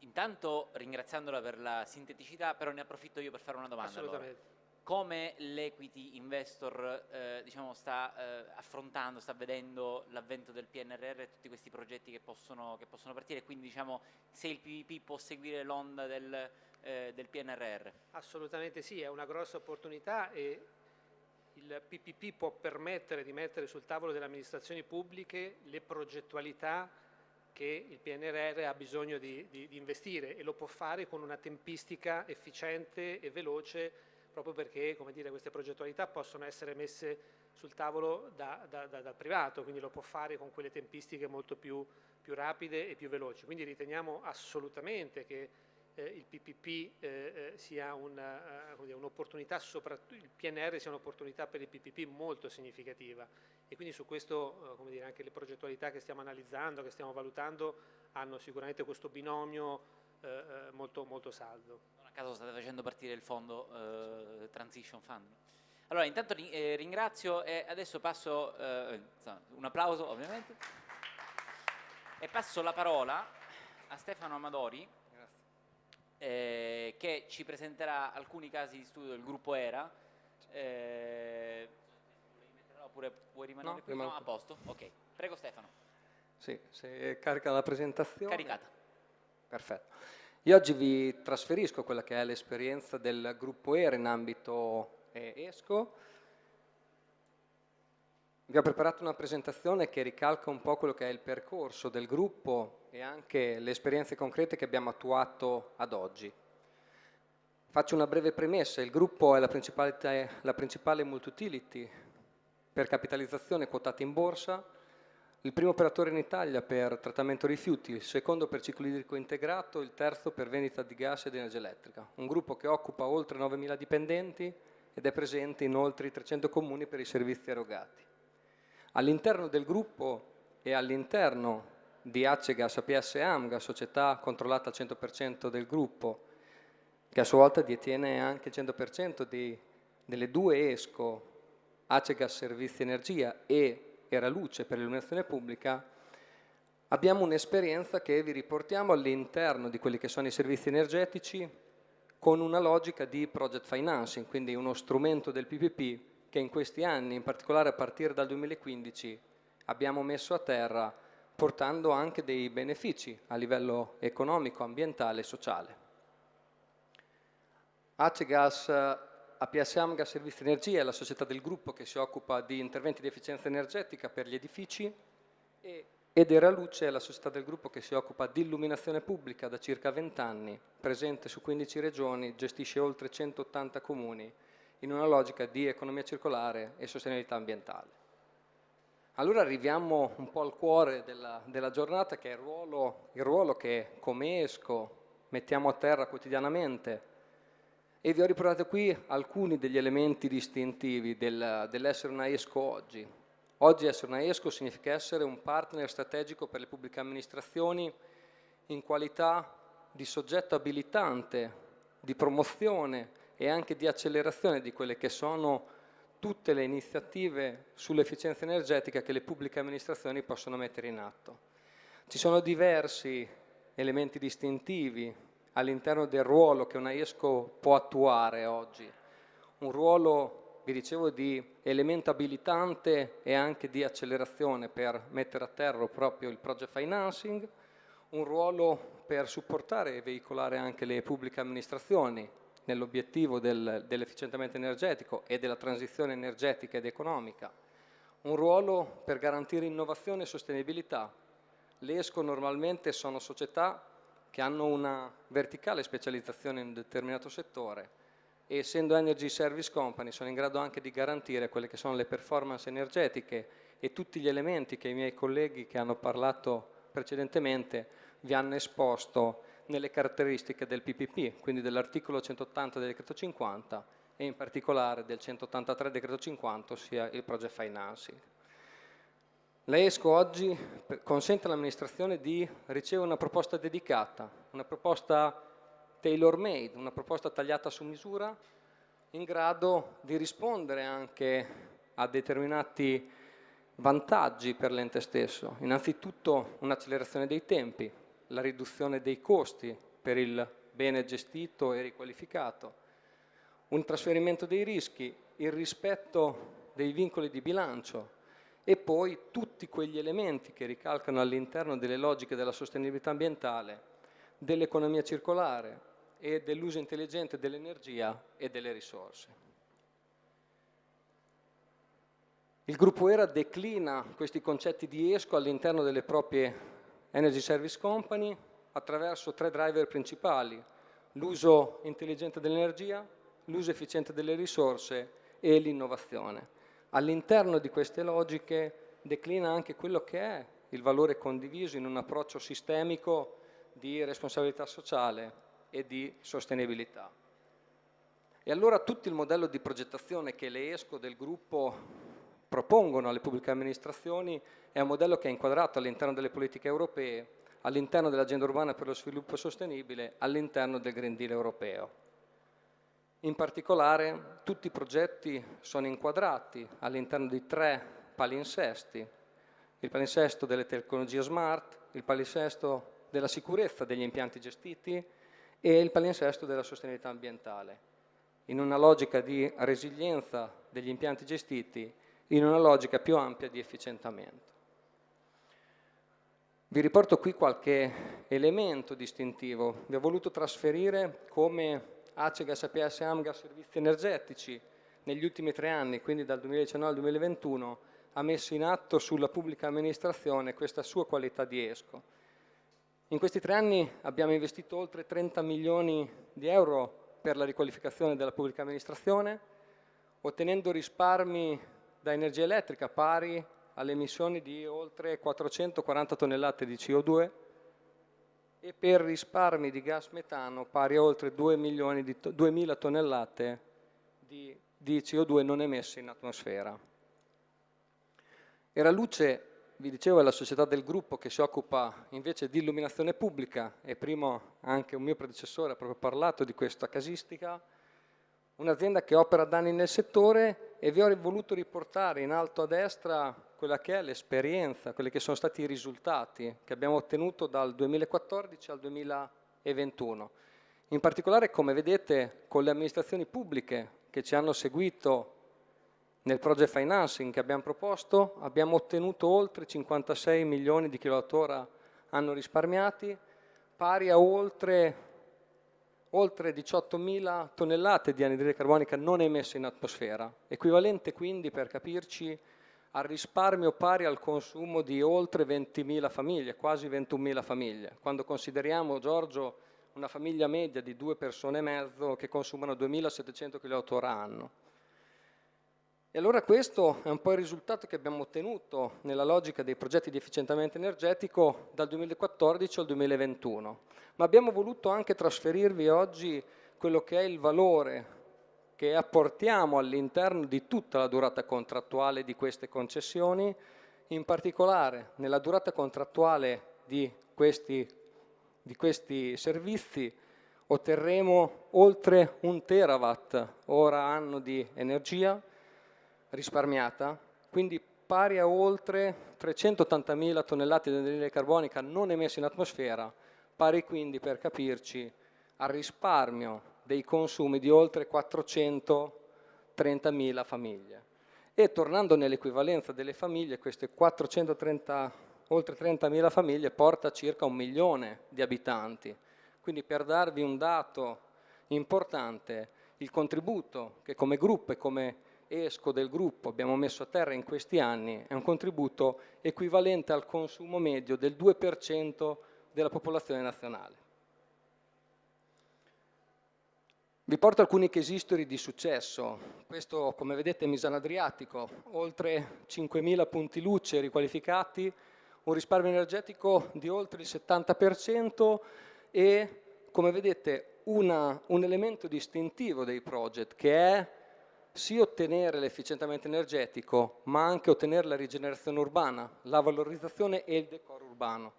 Vedete che abbiamo attuato quelle scelte estetiche di arredo in grado di rigenerare quello che è anche la vita della comunità esistente, soprattutto poi in località che hanno una peculiarità spiccata per il turismo. Lo stesso per Cervi, ad esempio, un altro comune su cui abbiamo ottenuto oltre il 70% di risparmio energetico per oltre 10.000 punti luce riqualificati.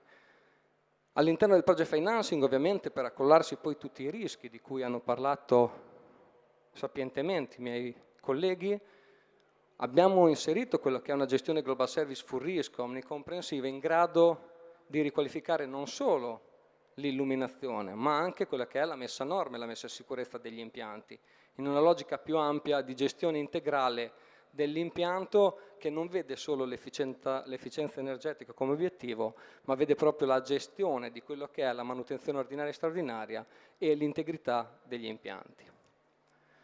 E allora cosa vediamo nel nostro futuro? Vediamo un futuro che percorre la strada delle 3P, la strada dell'attenzione al nostro pianeta, dell'attenzione alle persone, dell'attenzione alle prosperità, in una logica di essere sempre più protagonisti e promotori di uno sviluppo e di un futuro sostenibile e circolare.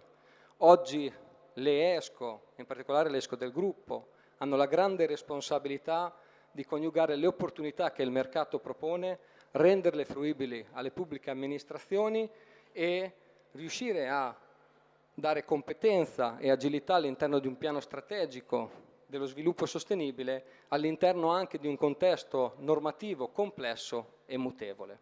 E allora, detto questo, Giorgio, confido che ci troveremo tutti insieme per raggiungere questi obiettivi inquadrati all'interno dell'agenda urbana per lo sviluppo sostenibile, all'interno degli obiettivi ONU, con un'attenzione forte e acuta verso le generazioni future. Grazie. Grazie mille. Senti Stefano, no aspetta, sappiamo che è da anni che lavori nel settore mi si sente, no? Sì. Che lavori nel settore e abbiamo fatto un evento simile quasi ormai 10 anni fa e poi ne abbiamo ripetuto un altro, insomma, però comunque siamo rimasti in contatto, ma anche se Francesco lo conosco da poco, comunque anche lui da molti anni attivo nel settore del PVP. Se avete notato delle differenze tra quando noi ci siamo conosciuti nel 2013 e oggi nell'approccio dei comuni rispetto, diciamo, appunto al passato, e se notate ancora delle differenze di approccio, di comprensione, di diciamo, affidabilità nello strumento del PVP tra comune piccolo e comune grande.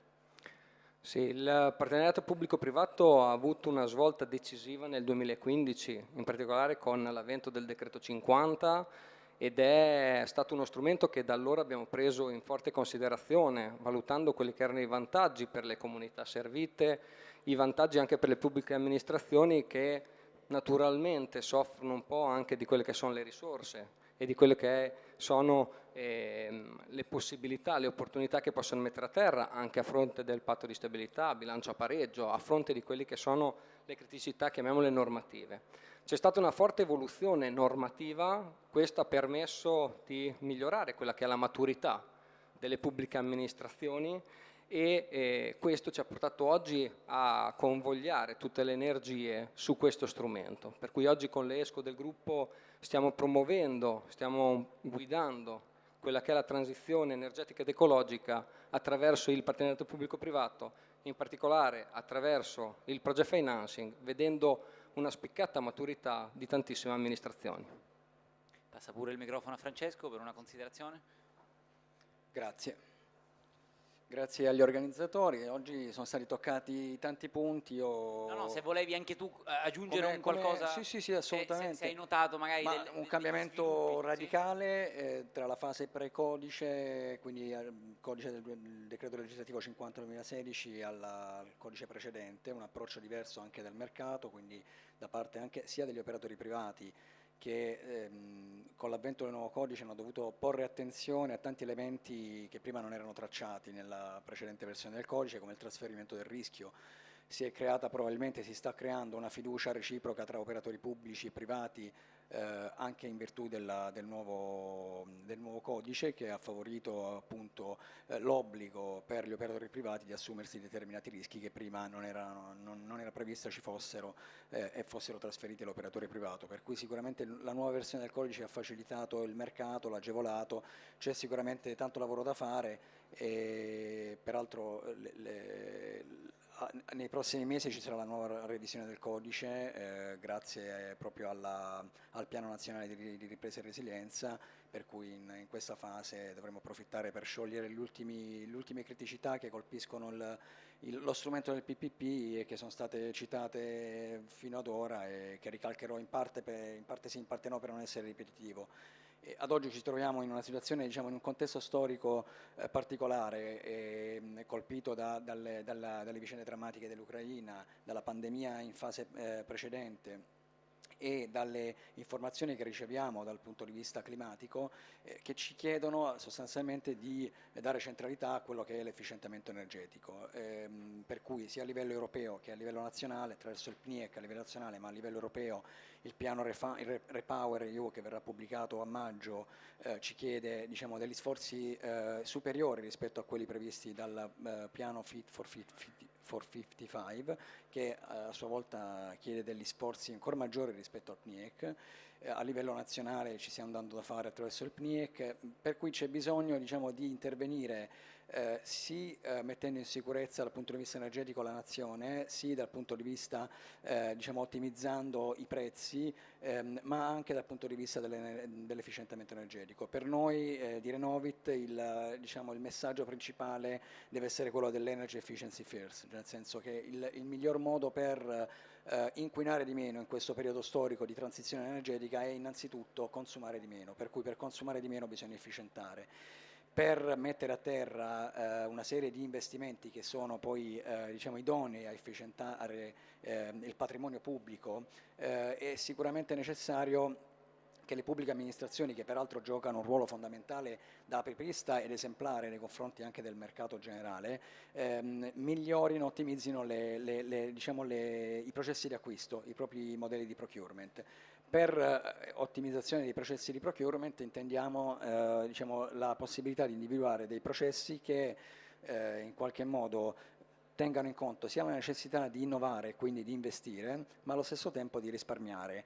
Il problema diciamo, dell'aumento dei prezzi dei vettori non è un tema soltanto attuale, è un tema che tocca le pubbliche amministrazioni già da tempo, poiché le pubbliche amministrazioni hanno sempre avuto diciamo, difficoltà nella gestione della spesa corrente, per cui tendono sempre molto più a risparmiare risorse e quindi risparmiando risorse non investono, e quindi scelgono delle modalità di procurement come le procedure centralizzate, Consip o non Consip, o contratti di rinnovo ai sensi del decreto legislativo 115 del 2008, o appalti di lavori che probabilmente non comprendono all'interno sia la fase di lavori, quindi la possibilità di innovare, di investire e quindi di riqualificare, sia la fase di gestione, che è molto importante, sia in un'ottica di monitoraggio ma proprio di gestione del servizio energia. Noi come ESCO diciamo, puntiamo molto l'attenzione sulla parte gestionale.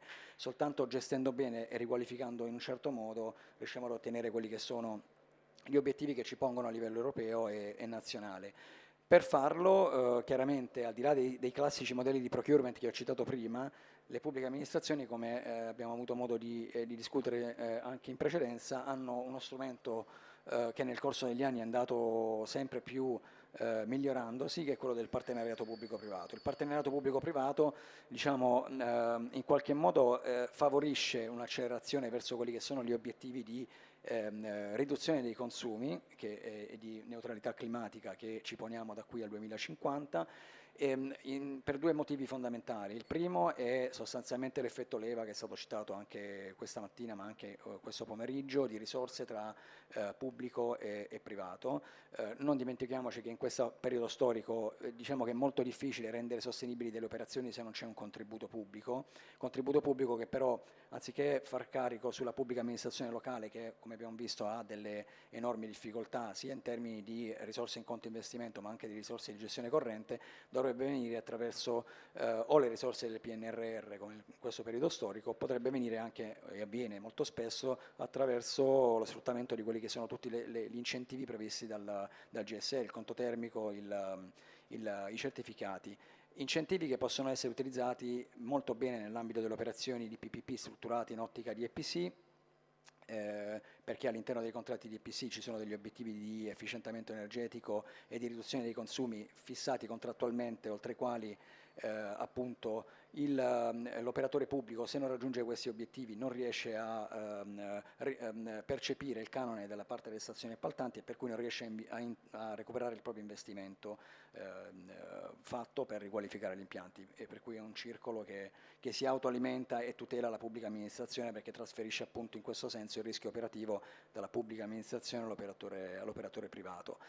L'altro elemento fondamentale è la durata dei contratti. Abbiamo visto in precedenza che i contratti di PPP hanno una durata relativamente lunga rispetto alle modalità classiche di procurement, ripeto il 115-2008, piuttosto che le convenzioni centralizzate, che hanno una durata che va dai 6 ai 9 anni. A differenza di queste modalità, il PPP viaggia su una durata media di contratti che va dai 15 ai 20-25 anni, se si parla anche di progetti sanitari in ambito sanitario, per cui consente all'operatore privato di investire molte più risorse, perché ha più tempo per ammortizzarle e recuperare l'investimento.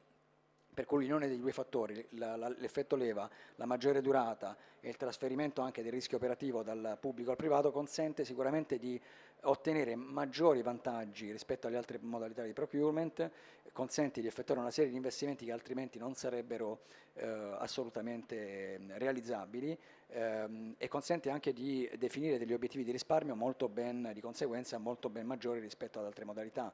Ricordiamo che col decreto legislativo 115-2008 l'oggetto del contratto prevede una proroga contrattuale in funzione del fatto che l'operatore privato raggiunga un obiettivo minimo di risparmio che, se non ricordo male, si aggira intorno ai 5 al 5%, quindi veramente irrisorio rispetto agli obiettivi che ci stiamo ponendo, che abbiamo l'obbligo di porci da qui fino al 2050. Col PPP le cose sono molto diverse. E noi attraverso questo strumento, con cui stimoliamo tra l'altro molto il mercato, si riesce a stimolare molto di più il mercato, abbiamo promosso una serie di progetti che prevedono un risparmio energetico in alcuni casi ai livelli di quelli mostrati anche dal collega, in altri casi un pochettino più ridotti, ma comunque a doppia cifra, e sicuramente rappresenta uno strumento che consente anche consente di una transizione energetica, quindi di passare dall'utilizzo di un vettore energetico piuttosto il gasolio in alcuni casi, ancora presente in alcuni enti pubblici, al gas o piuttosto che l'elettrico. Stiamo spingendo molto sulla transizione verso l'elettrico, e cose che, ripeto, non sono possibili attraverso le altre procedure. Detto questo, chiaramente il PPP non è la panacea a tutti i mali, ha delle criticità che sono state evidenziate anche prima dai legali, criticità che possono essere sicuramente risolte, o si può cercare di risolvere nell'ambito della riscrittura del codice degli appalti che avverrà a partire dal mese di giugno, e che riguardano sicuramente un tema molto, molto caro a tutti, un chiarimento sulla inequivocabilità dell'utilizzo, diciamo, di contemplare all'interno del 49% i fondi comunitari e quindi il PNRR piuttosto che i fondi strutturali oppure no. Questo sposta di molto la possibilità di offrire degli interventi ancora più consistenti in favore degli enti pubblici, per cui è un elemento che sicuramente andrà affrontato, perché a differenza di altri Stati europei, nello Stato italiano c'è un doppio limite, che è quello del 49% sul rischio operativo e quello del 50% che è un rischio, che non è un rischio operativo ma è un aspetto legato alla contabilizzazione. Questo è un tema. Un altro tema molto importante è la procedura, le lungaggini procedurali. È vero che con il PPP si accorciano i tempi rispetto agli appalti classici, è vero anche che però in alcuni casi diciamo, strutturare un'operazione di PPP anche di grosse dimensioni può impiegare un tempo che va dagli 11 mesi ai 30 mesi, per cui cercare di disciplinare al meglio le modalità con cui e le tempistiche con le quali la pubblica amministrazione deve esprimersi nella valutazione tecnico-economica di un progetto è sicuramente un fattore rilevante, quindi disciplinare i casi in cui dovessero pervenire diverse proposte ai sensi del 183,15 da parte di operatori privati all'ente pubblico, il modo in cui lo stesso ente deve in qualche modo garantire una risposta entro determinate tempistiche affinché poi gli interventi possano vedere la luce nel più breve tempo possibile. Allo stesso tempo cercare di valorizzare ancora di più la perentorietà del termine di 3 mesi, portandolo magari a 5 mesi per gli interventi più complicati, però ad oggi assistiamo a delle situazioni in cui consegniamo delle proposte di PPP oggi e l'ente pubblico, per le ragioni anche legittime, perché ci chiede dei chiarimenti e perché ci chiede delle modifiche progettuali o perché ci sono dei cambi a livello di politica e quindi non ragioni tecniche, portano via parecchio tempo, per cui si rischia di poi che il progetto venga abbandonato e non venga inserito poi nello strumento di programmazione. Ecco, diciamo, per concludere, come dicevo prima, lo strumento che abbiamo oggi e l'opportunità, la grandiosa opportunità che abbiamo oggi è rappresentata dai fondi PNRR, ma non solo dai fondi, ma anche dalla possibilità di rinnovare il codice, che ci consenta appunto di superare determinate criticità che tutti quanti diciamo, abbiamo ben esposto quest'oggi, ma che diciamo, ci portiamo dietro da parecchi anni, dalla revisione del codice, quindi dal 2016, ma che nel corso degli anni in parte sono state affrontate, in parte no. L'auspicio di tutti è che queste revisioni poi effettivamente contribuiscono a chiarire, a volte generano esattamente l'effetto opposto, quindi in realtà sarà importante anche monitorare, e immagino che voi, ma come tutte le aziende, stiano monitorando comunque poi il processo di revisione del codice, come qualunque altra normativa. Ma quanto importante ancora sono gli incentivi, che precisamente per l'efficienza energetica, conto termico e certificati bianchi, forse più conto termico che certificati bianchi, e quanta diciamo, affidabilità l'operatore oggi pone su questi incentivi, che sono poi temi anche che abbiamo affrontato questa mattina con il GSE? Assolutamente tanta. Ad oggi, come dicevo prima, il mercato non è capace di realizzare gli investimenti che sarebbero necessari per raggiungere determinati obiettivi in assenza di incentivi come il conto termico o i certificati. Tant'è che lo stesso governo e quindi lo stesso GSE ha garantito l'estensione in alcuni casi per alcuni interventi in ambito scolastico e sanitario della copertura del finanziamento, dando modo di ottenere dei contributi maggiori, proprio perché abbiamo bisogno di, se vogliamo raggiungere determinati risultati, di efficientare. Per efficientare c'è bisogno di una mole di investimento che senza gli incentivi, senza delle forme di contributo, possono essere il PNRR, i fondi strutturali o contributi della pubblica amministrazione, non riusciremo a portare avanti, proprio in virtù del fatto che l'effetto leva è quell'effetto che ci consente invece di raggiungerli. E peraltro lo si vede, diciamo, l'importanza è nota, perché ad oggi, siamo a maggio, il contatore del conto termico del GSE è quasi saturo, e per cui a maggior ragione da qui si evince l'esigenza di puntare molto su queste forme incentivanti, perché il mercato sta rispondendo bene in ambito pubblica amministrazione, proprio in virtù delle modifiche che sono state fatte, di cui parlavo. Da un po' che dovrebbero anche ripubblicare il nuovo conto termico, no? Si attendeva in realtà già quest'anno.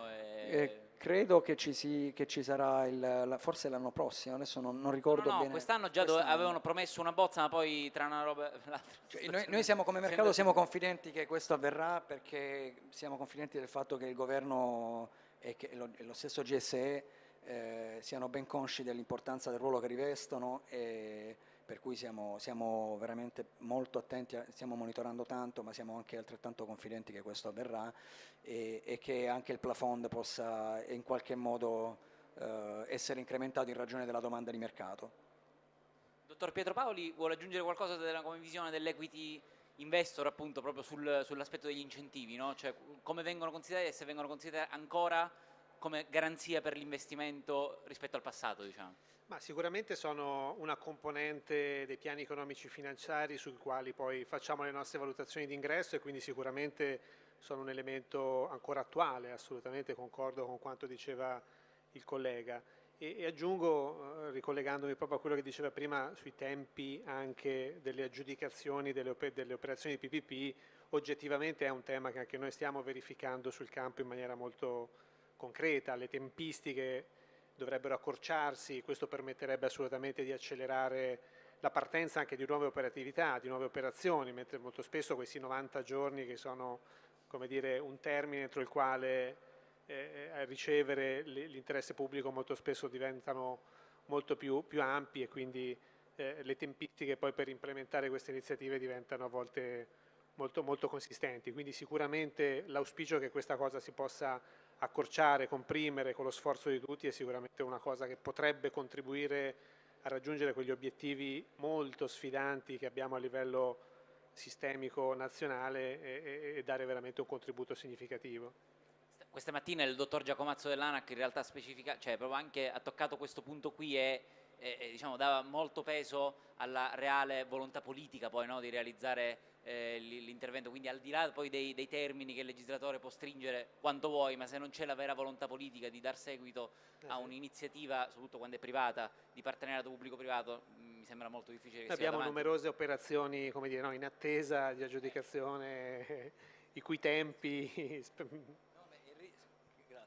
Il rischio, cioè, quando noi abbiamo un'operazione di questo tipo, siamo allineati con la parte politica e tecnica, come si diceva prima, altrimenti l'operazione non va avanti. Il rischio è, quello che accade molto spesso è che si accavallino le amministrazioni politiche, i mandati, e quindi col cambio di mandato le cose poi si fermino in qualche modo. Suggerimento, Perché... dovete fare breccia sui dirigenti giusti, quelli non passano. No, accorciando un po' le tempistiche riusciremo sicuramente, cioè obbligando a rispondere entro una determinata data, riusciremo forse a portare qualcosa in avanti in fase operativa in maniera un pochettino più semplice. Grazie mille. Se ci sono domande dal pubblico fatevi pure avanti, o vi farete eventualmente avanti in separata sede. Diversamente liberiamo subito il palco perché insomma c'è subito un altro evento, in particolare quello sul Green Finance. Allora io ringrazio tutti i relatori, ringrazio in particolare il gruppo ERA e Renovit, sponsor della manifestazione, e niente, vi diamo appuntamento al prossimo evento. Grazie mille.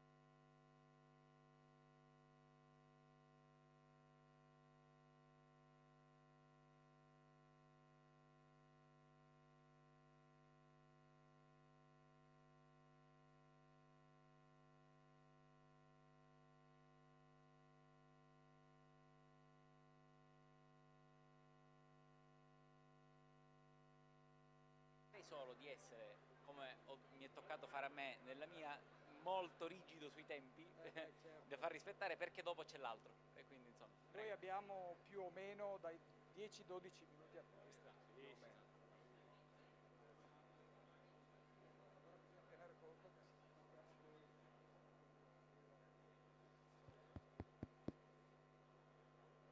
un po' chiamiamo.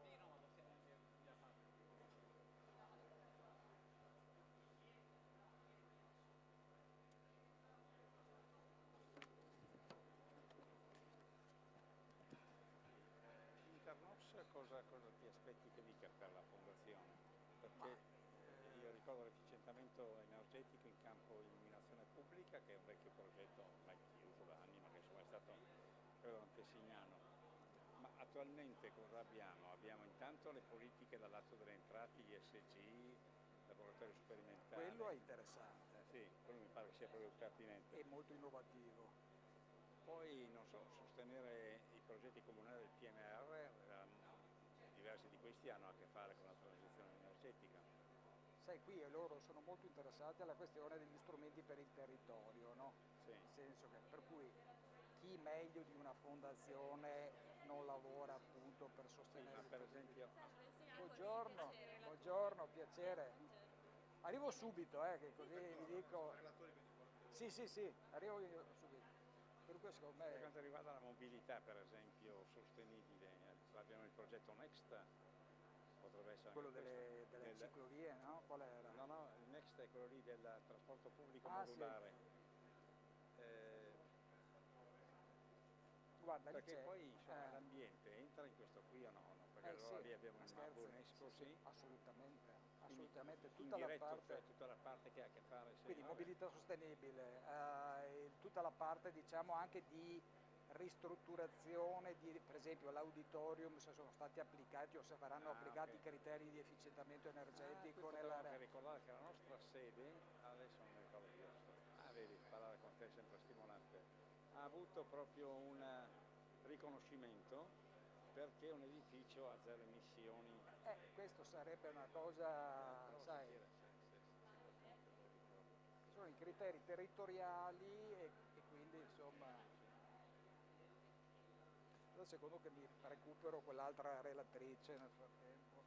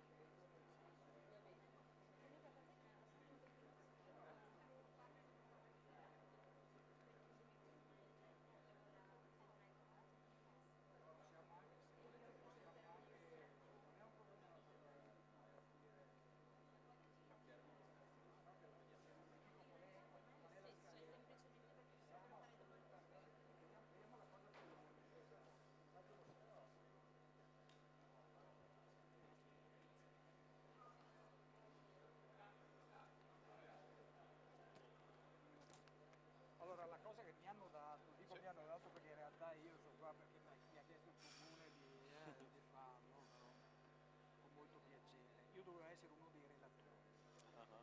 Poi sono stato, non so se promosso o retrocesso. Beh, promosso, direi una promozione. No, tra l'altro dirò qualcosa anche sui contenuti perché mi interessa in modo particolare. Allora eravamo appunto Davide Fatto di sindaci, sì. e poi Sofia alla fine. Se volete, per me non è un problema portarla su. Potrebbe avere più senso. In coda alla mia, Sofì, perché sono due progetti su cui lavoro anche io, quindi posso fare un aggancio e posso anche... Perché sono iniziative sorelle. Allora facciamo Davide, Sofia e magari Giorgia, Chiasso Esco, al secondo giro Romani, Raimondo e Muraro. Sì, invertiamo un attimo perché mi chiedevano loro, siccome Sì, ci siamo poi trovati qua noi, ma questo è un progetto che gestisco anche io da Bruxelles, quindi probabilmente farlo in coda al mio intervento permette sinergie maggiori. Tre, sei tu Sofia Corsi, piacere. Davide, Sofia e poi Giorgia, secondo giro Romani. così anche adesso abbiamo fatto prima salire tutti i relatori del primo giro, poi scendere il secondo. Togliamo una poltroncina, oppure ti siedi anche tu sullo sgabello. Siccome dirò qualcosa all'inizio, buongiorno, anche sul piano dei contenuti. Giorgia Farelli. Ciao Giorgia, piacere. Piacere. Perfetto, quindi lei è insieme ai primi relatori. Esatto, alla seconda mi sembra. Sì, ma stanno un po' cambiando. No, perché abbiamo cambiato un po', nel senso che allora salite insieme a me, lei, Davide e Sofia. Ok, bene. Dopodiché loro due iniziano perché questa è un'iniziativa che è Molto collegata molto a questa. vicina a questa e Io dopo chiudo. c'è lei. Va bene. Dopodiché scendete e salgono gli altri tre. Sembra differenziato per età. C'è un padre tutto giovanile. Sì, no, ma soprattutto uno più gender, l'altro... Io mi prendo il complimento. Voi siete più gender, noi Ti invece... mettiamo in quello mezzo, dopo eh. invece- Notavo che in generale gli eventi sono tutti uomini bianchi di una certa età e non va bene. donne. Settore energetico non va così. bene. La prossima volta punteremo sulla diversity. Sa che abbiamo una politica come forum per la finanza sostenibile, siccome facciamo tantissimi eventi eccetera, non si fanno eventi quando c'è la maggioranza. Però questo non è applicato. No, ma perché non c'entrano loro, oggettivamente. Ah, ok. No, non ci Lui è moderatore Vorrei oggi. chiarire un attimo il mio ruolo. Allora io originariamente dovevo fare il relatore insieme a voi. Ok. Dopo il comune mi ha chiesto se potevo fare il moderatore e il coordinatore. Quindi dirò qualcosa. Però non sono responsabile della policy e Su questo in dell'organizzazione. moltissimi ambienti di Bruxelles dove veniamo noi ormai è mandatorio avere un certo livello di In questa materia in Italia è difficile. Sì, sì, anche perché poi trovare gli Ma guarda, poi degli investimenti, CDP no. C'è il professor Muraro che è il presidente della Fondazione Caripano. Poi c'è Aldo Romani che è il padre dei Green Bond, Banca Europea degli Investimenti, una persona veramente, vi suggerisco di ascoltarlo bene perché è molto high standing. curioso l'audience perché noi di solito parliamo di amministrazioni locali. Direi di Chiamare la Si inizia, però è un po', cioè, bisognerebbe buttare.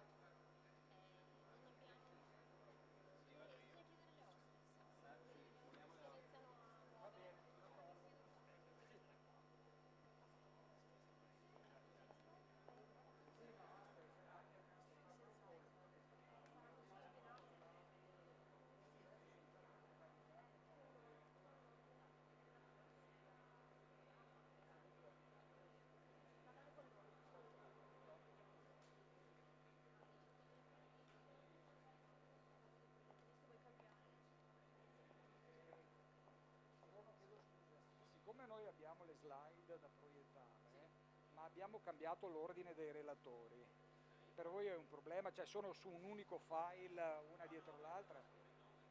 Ah, perfetto. Quello che... Allora c'è... Ma è possibile? Beh, vai, basta passare a quello dopo e ritornare. No, il problema è che esatto, cioè sono tutte le slide una dietro l'altra, poi i relatori io ho appena controllato. No, perché cioè, il primo sono una ventina di slide, il secondo sono... Mi raccomando sulle slide, perché abbiamo 10-12 minuti, quindi andare via velocissimo. Beh, io volevo Cioè, se facciamo 15 il problema è che sforiamo di mezz'ora. va bene. Io sarei contento. io preferirei che vengano fatti in ordine come sono. Se poi ci sono problemi basta che mi dite il relatore, No, io vabbè, cerco di... adesso bisogna ritornare all'origine. Davide dice prima che ritorniamo al piano originale perché hanno caricato le slide in un unico file e quindi... Giorgia e altro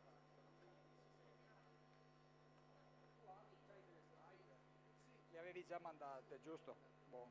E allora Davide, Giorgia, Aldo, poi Carlo, Gilberto e Sofia. Per me non l'ha menzionato però, che sono io. Ah no, sono come Carlo, no, in realtà sono Carlo. È gravissimo. No, in genere mi invertono nome e cognome. Pensavo che qualcuno ti chiamasse anche Carlo. Perché... Ma allora chissà... Allora Carmelo e nota di biasimo per il comune di Padova.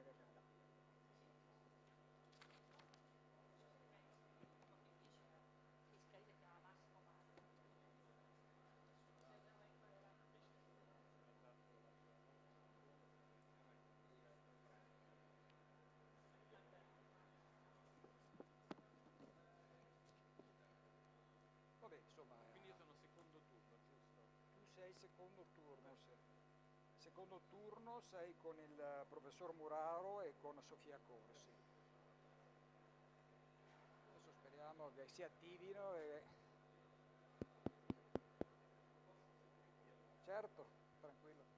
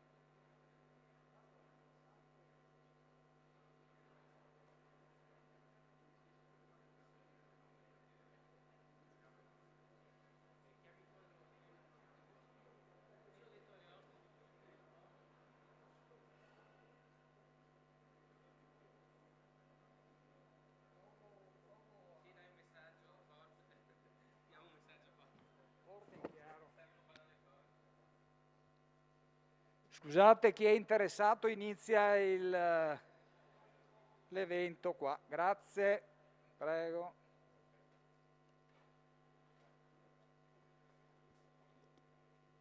Va bene. Io mi metto qua e voi vi mettete dove volete. Qui ci sono le slide da muovere. E...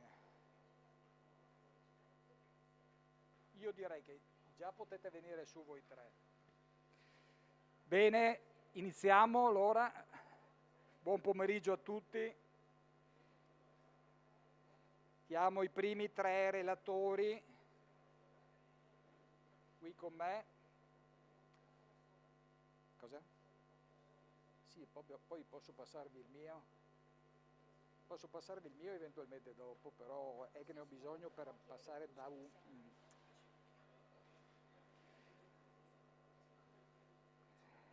Buon pomeriggio a tutti, magari se prendiamo posto che così iniziamo perché purtroppo siamo un po' in ritardo e quindi cerchiamo magari di recuperare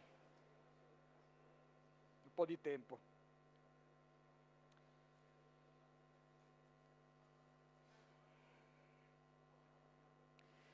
Va bene, allora iniziamo questo incontro. Intanto grazie di essere qui al centro San Gaetano.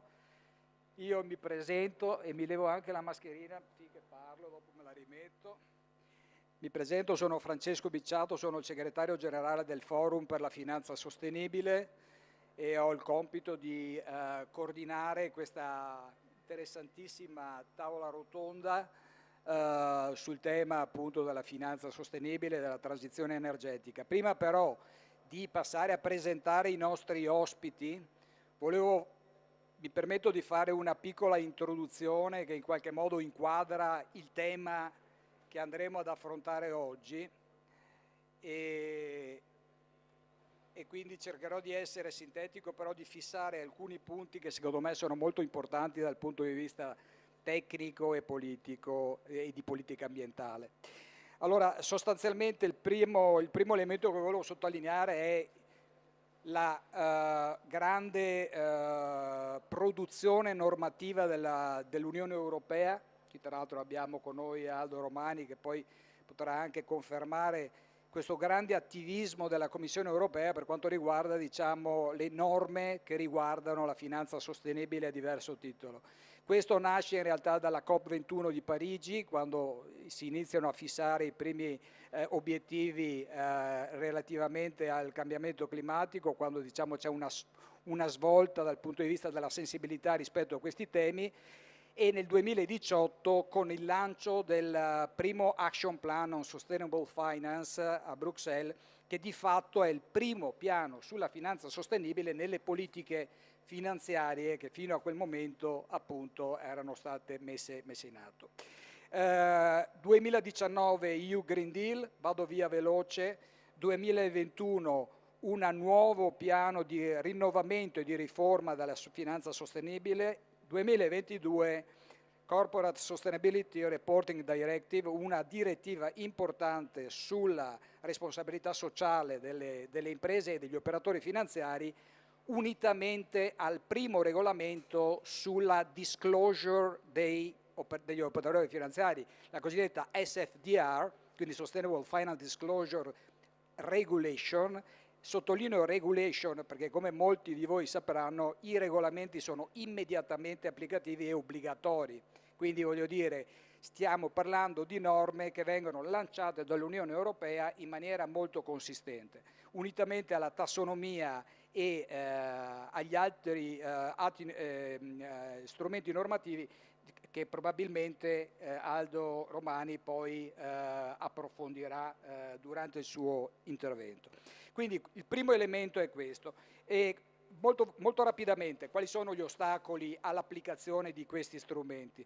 Beh, uno dei problemi è che la tassonomia è una tassonomia green, la social taxonomy, cioè la tassonomia sugli aspetti sociali, è un draft, è ancora un draft, arriverà, è in discussione, però per il momento, diciamo, non abbiamo ancora una tassonomia sugli aspetti sociali e di buona governance, seguendo un po', diciamo, il processo che accompagna gli ESG, no? L'approccio ESG.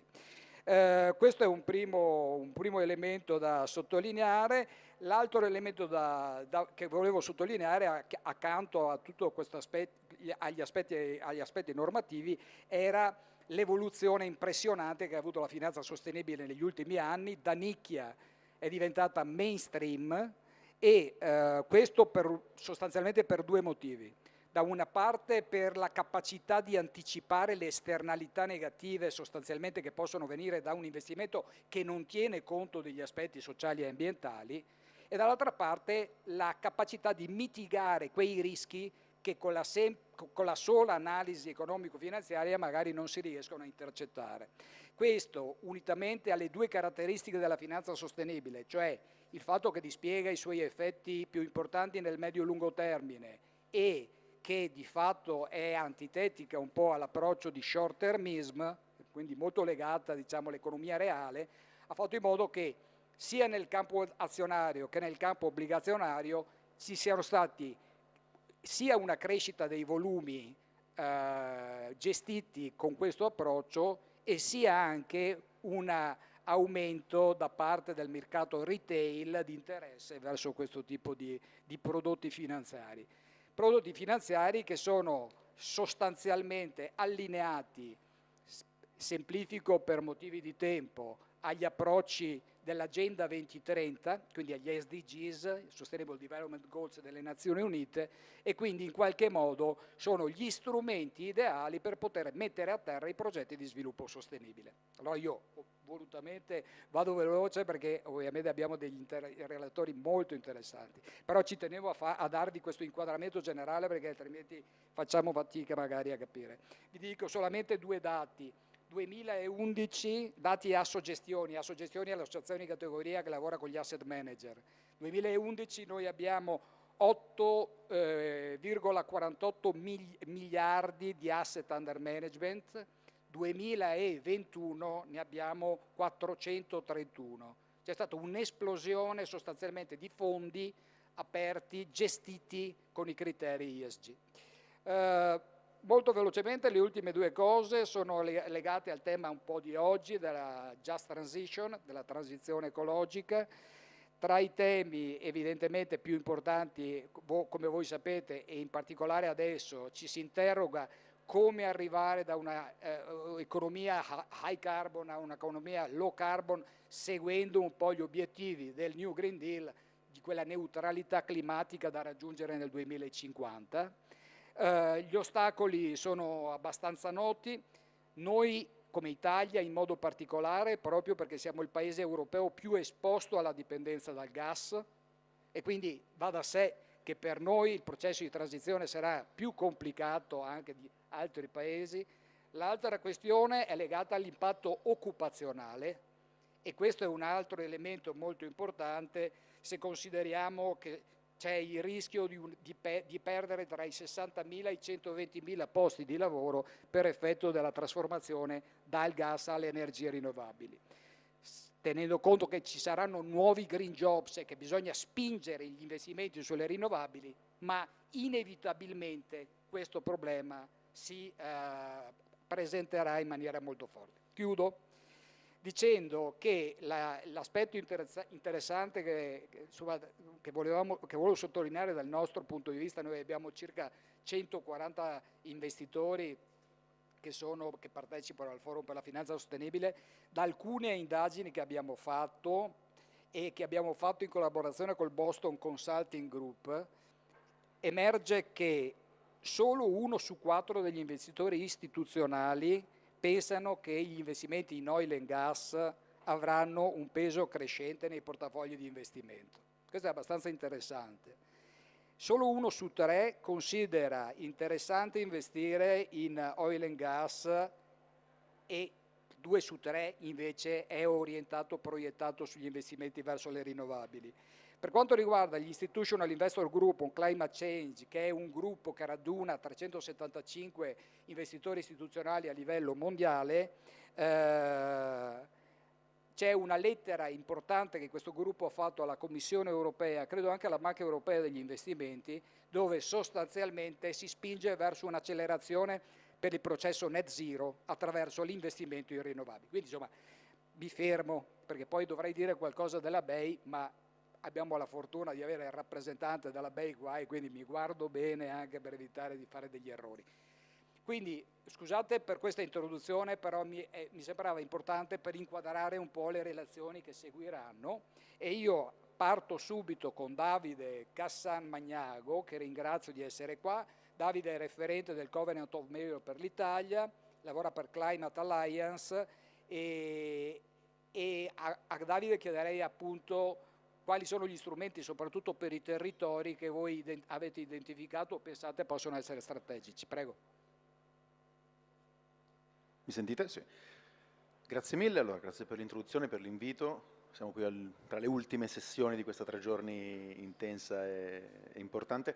Credo che io sono abituato a parlare a una platea di amministrazioni locali, quindi rappresentando e coordinando l'Ufficio Europeo del Patto dei Sindaci da Bruxelles. Noi gestiamo l'iniziativa da ormai più di 10 anni a questa parte, quindi ci rivolgiamo spesso, quasi sempre, agli amministratori locali per spiegare quello che è il Patto dei Sindaci e tutto il lavoro di pianificazione delle azioni che il Patto dei Sindaci porta le amministrazioni locali a fare. Quindi immagino che anche il mio intervento all'inizio di questa sessione serva per contestualizzare poi il discorso dei vari strumenti di finanziamento. Finanziare cosa? Finanziare piani d'azione che hanno avuto una storia molto importante nel nostro Paese, no? Il Patto dei Sindaci ha avuto grandissimo successo nei primi anni dell'iniziativa, moltissimi comuni hanno aderito, i numeri si sono impennati nei primi appunto 10 anni di esperienza, e hanno generato una quantità di piani d'azione nei cassetti dei nostri comuni che stanno la maggior parte aspettando finanziamenti. Quindi probabilmente è interessante la contestualizzazione della presentazione qui. Vogliamo iniziare con le slide? Ah, sono io che le controllo? Ok, perfetto, colpa mia. Questa prima slide è per ribadire qual è la storia del Patto dei Sindaci, perché io, stando a Bruxelles, ho poche occasioni di scendere sul territorio italiano.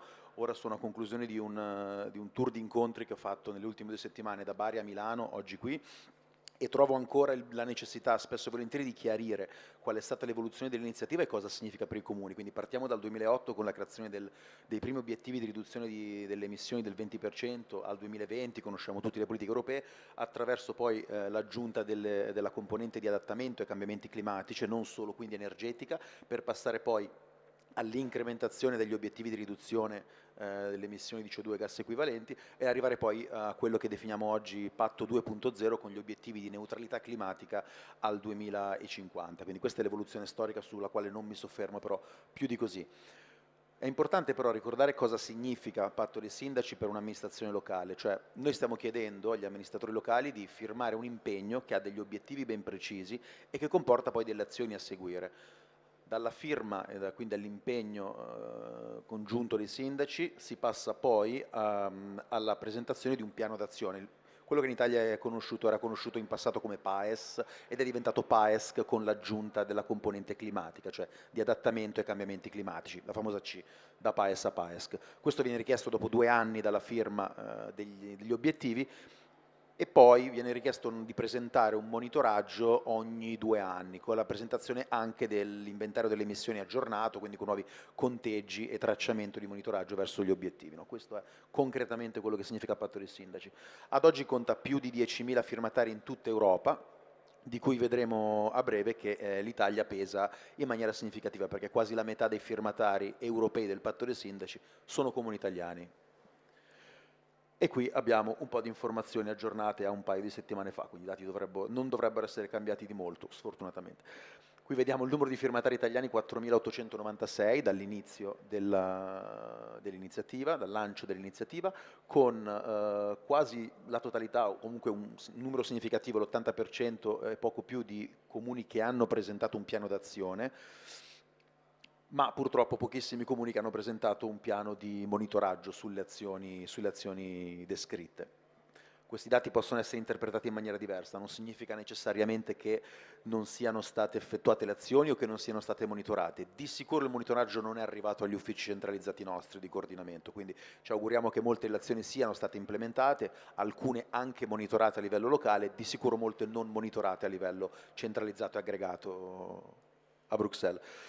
Qui c'è una formattazione un po' sbagliata per la quale mi scuso, comunque questi sono i numeri che presentano uno dei problemi principali dell'iniziativa in questo momento, ovvero la grossa discrepanza tra firmatari ad obiettivi ormai scaduti al 2020 e firmatari invece ad obiettivi aggiornati al 2030 e oltre, quindi al 2050 con la neutralità climatica. Questo è il problema principale ad oggi, cioè il problema di una narrativa vecchia che va ricostruita, ha bisogno di un'iniezione di fiducia dal punto di vista politico per i sindaci, per capire cosa significa oggi aderire al patto dei sindaci, cosa significa pianificare delle azioni con le quali poi puoi accedere a qualsiasi forma di finanziamento ed applicare la vera transizione ecologica ed energetica.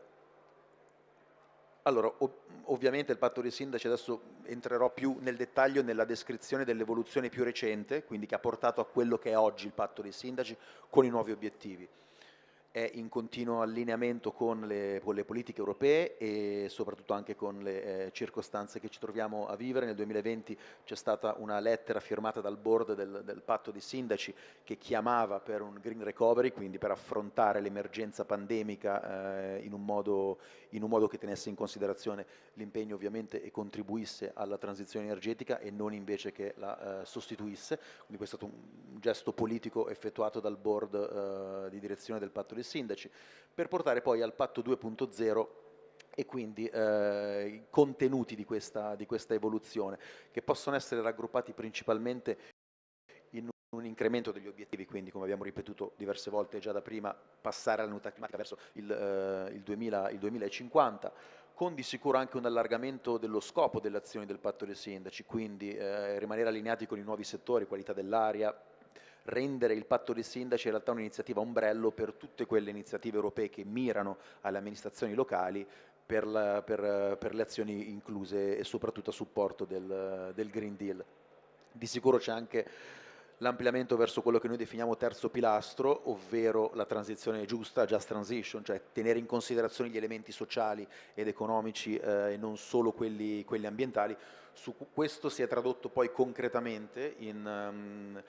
in qualcosa che è stato lanciato questa mattina da me, essendo qui in un webinar online per tutta Europa, per tutta la comunità del patto dei sindaci, ovvero uno strumento per un self-assessment del livello di povertà energetica all'interno delle città. Quindi questo lavoro sul terzo pilastro della Just Transition è appena stato pubblicato e concretamente è diventato un'aggiunta a quello che conoscete come PAESC, con una serie di indicatori. Adesso non mi soffermerò troppo a raccontarlo perché ci è voluta un'ora questa mattina e non abbiamo il tempo di sicuro, però si è già concretizzato nella maniera tecnica di includere la povertà energetica all'interno dei piani d'azione clima ed energia. E in ultimo, di sicuro, allargare il coinvolgimento e il raggio d'azione degli stakeholders che gravitano intorno ad un'iniziativa del genere, promuovendone un ampliato coinvolgimento, la cooperazione tra governi, ma soprattutto all'interno dei paesi membri, per creare strutture di coordinamento del patto dei sindaci, della quale per l'Italia vi parlerò tra pochissimo, anzi ora in questa slide.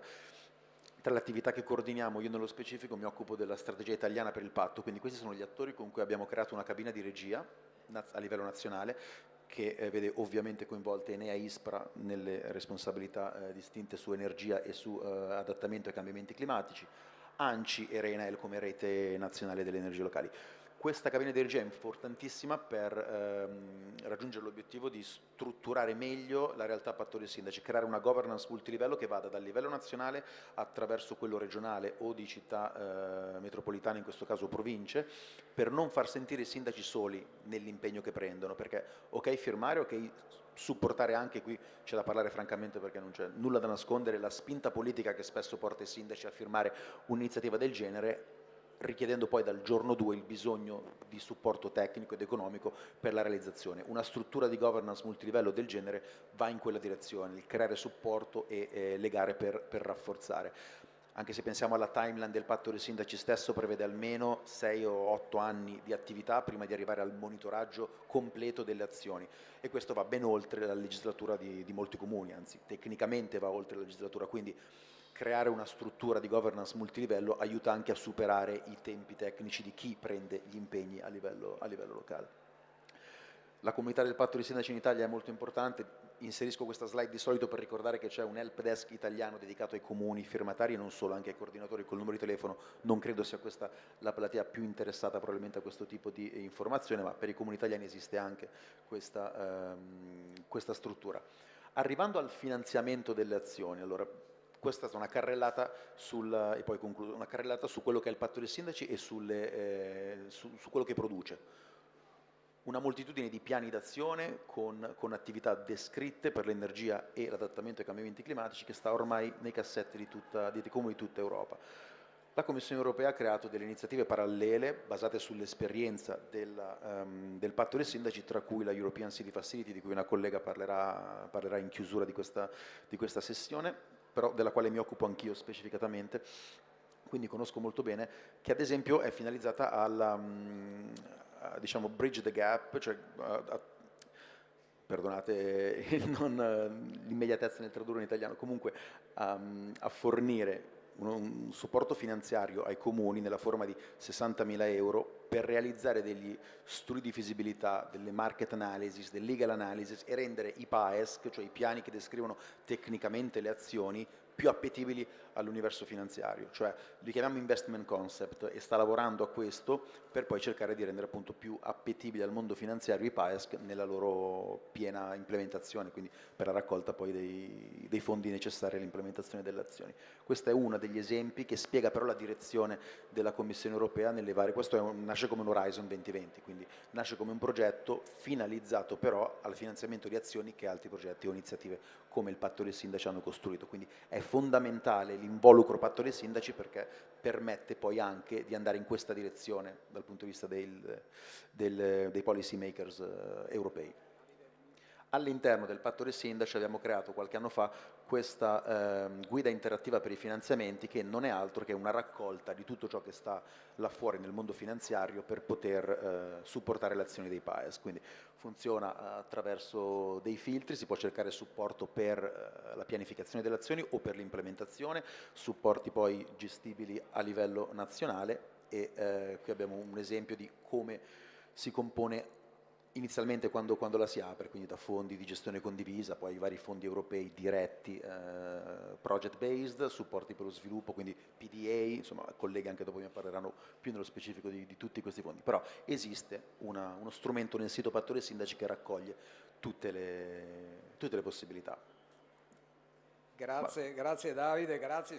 Mi scuso anche se ogni tanto come dire, pongo l'attenzione sui tempi, ma sei stato perfetto, quindi ti ringrazio molto per questo tuo contributo.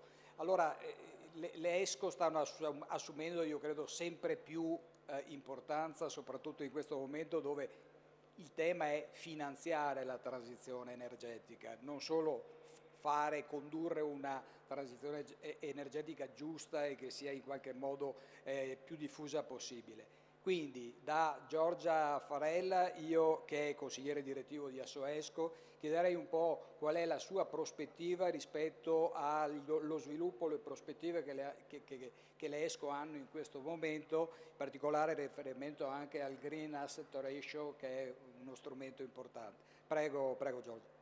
Buongiorno a tutti, è un piacere e un privilegio essere qui con voi oggi. Parlo agli amici in platea e agli amici collegati da remoto. Inizio con una buona notizia, insomma, le buone notizie non sono mai abbastanza, quindi sottolineo una cosa provata in letteratura tramite vari studi, ma che purtroppo non per tutti è ovvia. Vari studi dimostrano che un'azienda sostenibile ha un minor costo dell'equity e una maggior redditività dell'equity. E queste sono due cose che appunto anche sulla base dei dati di cui si parlava prima, sulle interviste agli investitori, iniziano a essere note, ma purtroppo non sempre scontate, anche in virtù di quello che hanno detto vari in realtà relatori in questi giorni. Perché sostenibilità significa essere anche redditizi? Per vari motivi, ne dico qualcuno, poi in realtà è solo parte di quello che voglio dire oggi, quindi sarò il più rapida possibile, però faccio comunque una carrellata. Tra le varie, per esempio, c'è una diminuzione del costo, tra i vari costi anche quelli energetici. Le aziende che hanno fatto efficienza negli anni scorsi lo hanno visto con la recente crisi e con l'aumento del costo dei vettori energetici. Chi si era preso per tempo ha dei minori consumi energetici e conseguentemente in questo momento ha percepito meno, diciamo, la crisi legata a questo aumento dei costi della commodity.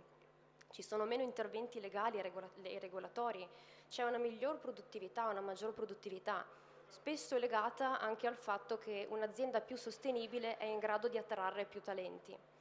C'è un'ottimizzazione degli investimenti e c'è anche una crescita per l'impresa sostenibile, legata sia a nuove aree in cui si riesce ad operare, ma anche spesso a una maggior willingness to pay, come si chiama in ambito accademico, da parte dei consumatori, cioè sempre più persone sono disposte a pagare di più un prodotto che è provatamente sostenibile.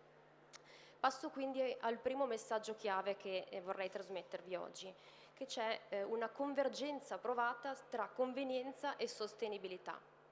Quindi molto bene questo. E quando parlo di sostenibilità non parlo solo degli aspetti ambientali, parlo dell'ESG a tutto tondo, quindi aspetti ambientali, aspetti sociali e aspetti di governance.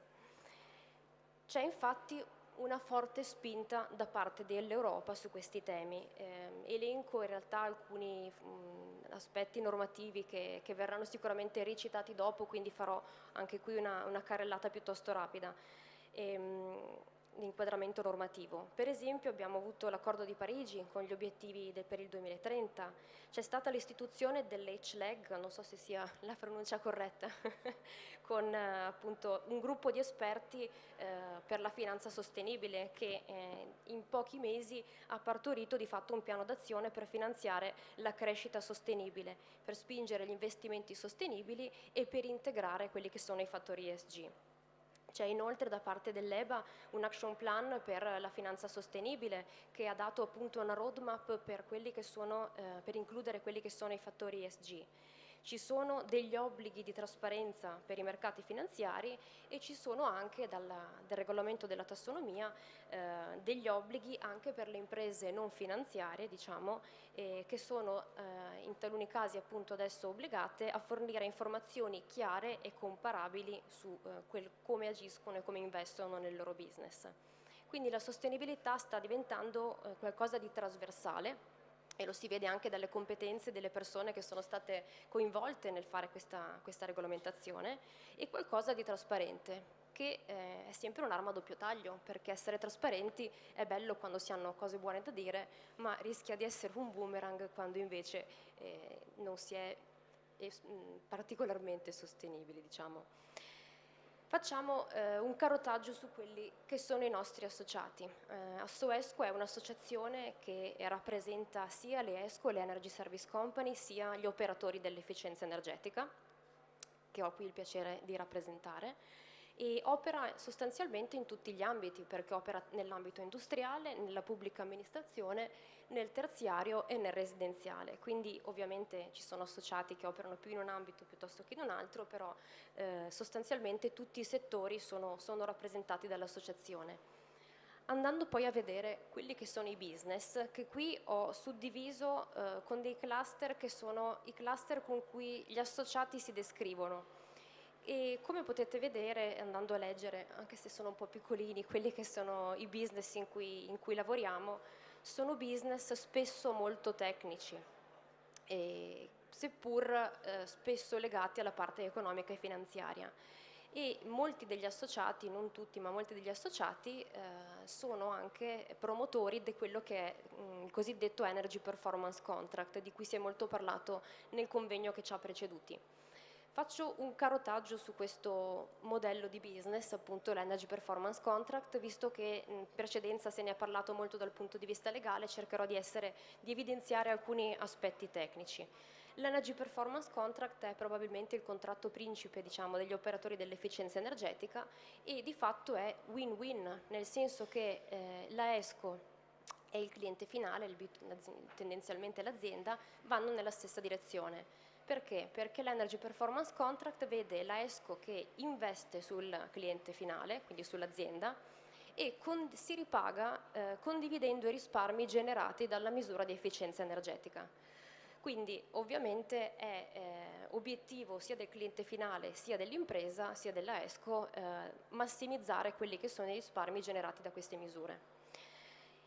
C'è inoltre un tema di monitoraggio, che è un monitoraggio di qualcosa di intangibile, quello che viene monitorato, quello sulla base del quale la ESCO emette fattura verso l'azienda, è un kilowattora non consumato perché risparmiato. Quindi c'è un tema anche legato a forti competenze tecniche per andare a capire come misurare questi risparmi e farlo in modo credibile e trasparente, utilizzando per esempio protocolli internazionali piuttosto che facendo certificare gli algoritmi con cui si calcolano questi risparmi. Ovviamente questo comporta la necessità di competenze, di trasparenza e di fiducia, perché di fatto si rema tutti nella stessa direzione. Peraltro l'EPC è stato citato più volte negli scorsi anni, addirittura nel 2009 veniva citato dall'Enea perché veniva considerato uno strumento di finanza innovativa abilitante l'efficienza energetica. Quindi quando diciamo la finanza sostenibile era agli albori, passatemi il termine, e magari molto meno nota, l'Energy Performance Contract sicuramente era uno strumento che permetteva, tra l'altro con nessun costo da parte del cliente finale come investimento iniziale per la misura di efficienza energetica, di andare a raggiungere una sostenibilità o comunque essere più green, diciamo. È stato inoltre un modello di business citato dall'International Energy Agency, che 10 anni fa ha premiato vari progetti italiani, tra l'altro, non solo per il modello di business, ma anche per la complessità tecnica e i risultati raggiunti. Quindi l'Italia è stata sicuramente molto brava e citata appunto a livello internazionale per le sue competenze in quest'ambito. È sufficiente questo? Ragioniamo su quello che sono le ESCO e gli operatori dell'efficienza energetica ieri e oggi. Sicuramente è servito, ha portato a quelli che sono stati molti interventi sostenibili, diciamo. C'è molto da fare, perché l'obiettivo è sfidante, c'è l'obiettivo di neutralità climatica, quindi neutralità climatica significa sostanzialmente andare a coinvolgere tutti per appunto raggiungere questa neutralità.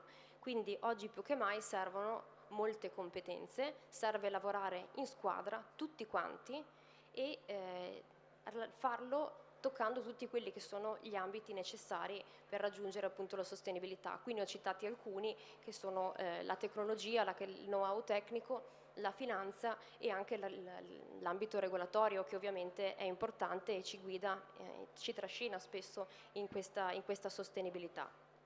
Quindi ovviamente le ESCO in questo contesto sono forti depositarie di know-how tecnico, in realtà hanno dovuto studiare quella che è la normativa, quindi sono anche in grado appunto di comprendere e di guidare i propri clienti e partner in quest'ambito, e spesso abbiamo visto con l'Energy Performance Contract hanno finanziato la sostenibilità.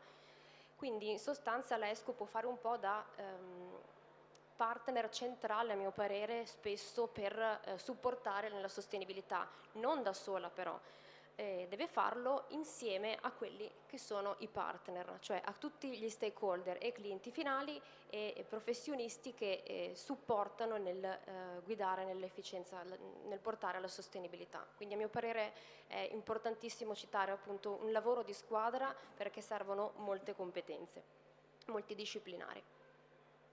Grazie Giorgia, estremamente interessante, molto, molto operativo. Aldo, non so se vuoi, perché probabilmente può essere utile per vedere le slide, non te l'ho proposto Giorgia prima perché insomma poi le conoscevi a memoria, quindi ho visto che non avevi problemi, però magari può essere utile. Fai da là, cosa dici? Forse è la cosa migliore, aspetta che ti presento prima.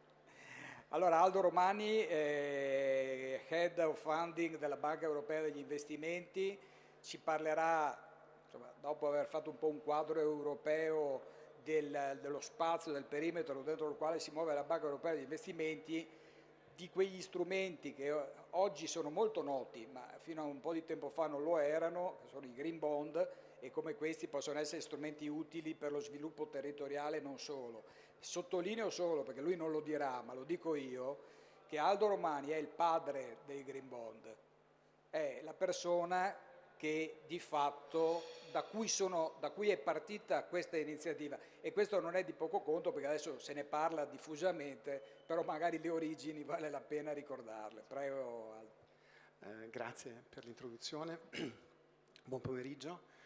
Mi sono anche allontanato dallo schermo perché vi assicuro che fa un caldo pazzesco, c'è un'irradiazione terribile. Allora, la presentazione è disponibile, verrà pubblicata, contiene una serie di dati anche dettagliati che non sarò in grado di descrivere con precisione in questi brevi minuti di presentazione. Quello che mi interessa è chiarire un po' le idee base che stanno dietro questo prodotto, il suo sviluppo, il quadro normativo che lo sta portando in avanti e anche il suo significato per il resto delle attività sostenibili in campo finanziario.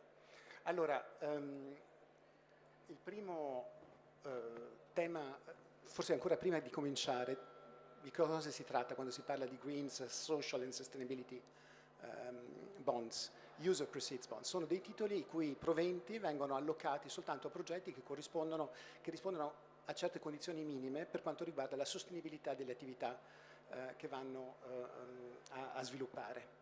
E l'emittente si obbliga ad una rendicontabilità e ad una affidabilità maggiori che nella sua normale, diciamo, attività. È un mercato questo che ha sempre maggiore domanda presso gli investitori internazionali che sono alla ricerca di impatto e di misurazione anche di impatto, e questo si può vedere dall'evoluzione di questo grafico. Questo è un mercato che l'anno scorso ha superato il trilione, cioè il miliardo di miliardi di dollari. Il mercato europeo è una parte importante di questo mercato internazionale, siamo al 50-60%, e nei prossimi slide ho utilizzato alcune tabelle che sono state pubblicate da PwC in un rapporto su questo mercato proprio di recente. Allora, si può vedere che Bene, lo sviluppo è quello che abbiamo già mostrato, ma le proiezioni sono molto elevate di qui al 2026 per un incremento ulteriore dell'attività di emissione.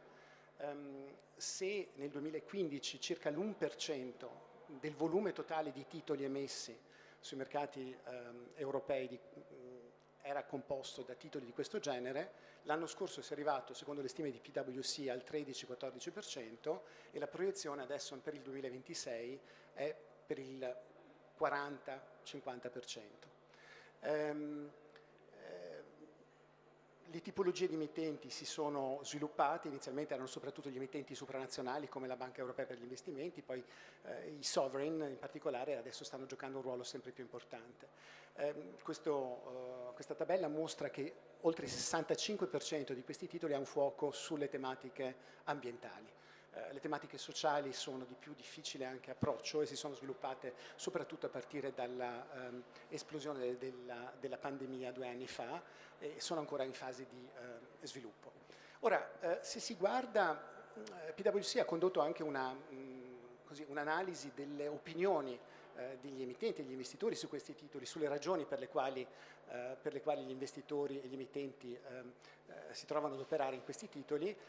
Chiaramente il motore è sempre quello della migliore performance finanziaria, che è stato comunque evidenziato in precedenza, ma ci sono tanti aspetti che pertengono anche appunto all'interesse per una maggiore chiarezza con riguardo all'impatto effettivo di questi titoli. E emittenti ed investitori sono concordi nel sottolineare che anche il rapporto tra emittenti ed investitori migliora con questi titoli, diventa quantomeno più concreto. Se si va a vedere i risultati di questa analisi di PwC per quanto riguarda le sfide attuali e a venire per lo sviluppo di questo mercato, si ritrova comunque una risposta comune, che è quella da una parte della mancanza di dati per gli emittenti e dall'altra appunto una mancanza di generale chiarezza per quanto riguarda il concetto stesso di sostenibilità. Si tratta di questioni importanti che sono anche di rilievo per le piazze finanziarie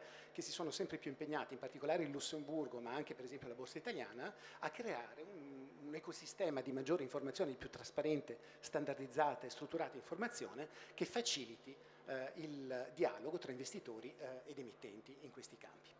Allora, qualche parola rapida sul quadro regolamentare nelle sue idee di base. Come dicevo, il problema della chiarezza per quanto riguarda il concetto stesso di sostenibilità è stato posto già nel settembre del 2016 da un rapporto del G20 sulla finanza verde, in cui si è evidenziato appunto che la mancanza di chiarezza rende difficile le decisioni degli investitori perché limita in particolare anche la comparabilità di alternative di investimento. Il rapporto ovviamente per definizione è un rapporto anche concreto perché si diceva è impossibile pensare a un one size fits all approach nel breve termine, però è anche possibile immaginare delle discussioni che portino a concordare degli indicatori comparabili che si concentrino sugli aspetti essenziali della sostenibilità e che tutti possano utilizzare per chiarire le proprie preferenze a livello internazionale, facilitando sia l'applicazione dei fondi a livello regionale, ma anche, per esempio, l'applicazione di fondi al di là dei confini ad affrontare problemi di carattere globale. Allora, a questo punto è intervenuta la Commissione. La Commissione ha sottolineato il fatto che questo è un problema che va affrontato con un'ottica di mercato. Chi se ne è occupato, chi ha coordinato tutte le iniziative, è infatti la parte della Commissione che si chiama DG FISMA, quindi che è responsabile per l'Unione del Mercato dei Capitali. E nella dichiarazione del settembre 2016 la Commissione ha effettivamente sottolineato il suo approccio di questo genere, che tra l'altro è un approccio che corrisponde molto al sistema europeo, perché il sistema europeo chiaramente dice che lo sviluppo sostenibile, il trattato all'articolo 3 del Trattato sull'Unione Europea dice che chiaramente lo sviluppo sostenibile è un obiettivo dell'Unione, ma dice anche che è il mercato interno lo strumento principe per raggiungere questo questo obiettivo. Quindi mercati efficienti sono mercati che vanno posti al servizio dello sviluppo sostenibile. La Banca Europea degli Investimenti è una cartina tornasole per questo sviluppo, perché è stata creata nel 1958 e la sua funzione istituzionale è quella di contribuire allo sviluppo equilibrato del mercato interno facendo riferimento, ricorrendo al mercato dei capitali. Tutti i fondi che noi eroghiamo sono raccolti sui mercati di capitale. Ora, adesso chiaramente non sto a dare un dettaglio dell'evoluzione degli ultimi 6-7 anni, quello che è importante sottolineare è che c'è stato un dibattito coordinato dalla Commissione che ha coinvolto tutte le parti sociali, esperti internazionali e ha portato nel luglio del 2020 all'adozione, non all'adozione, ma all'entrata in vigore del regolamento UE sulla tassonomia, cosiddetto sulla tassonomia, che sta venendo sviluppato, è un processo dinamico.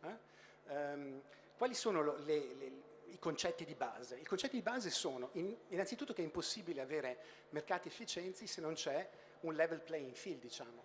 Come è possibile, per esempio, che ci sia una concorrenza fair all'interno del mercato unico se tutti i paesi partecipanti hanno in proprio la possibilità di definire quello che è verde e quello che è sostenibile?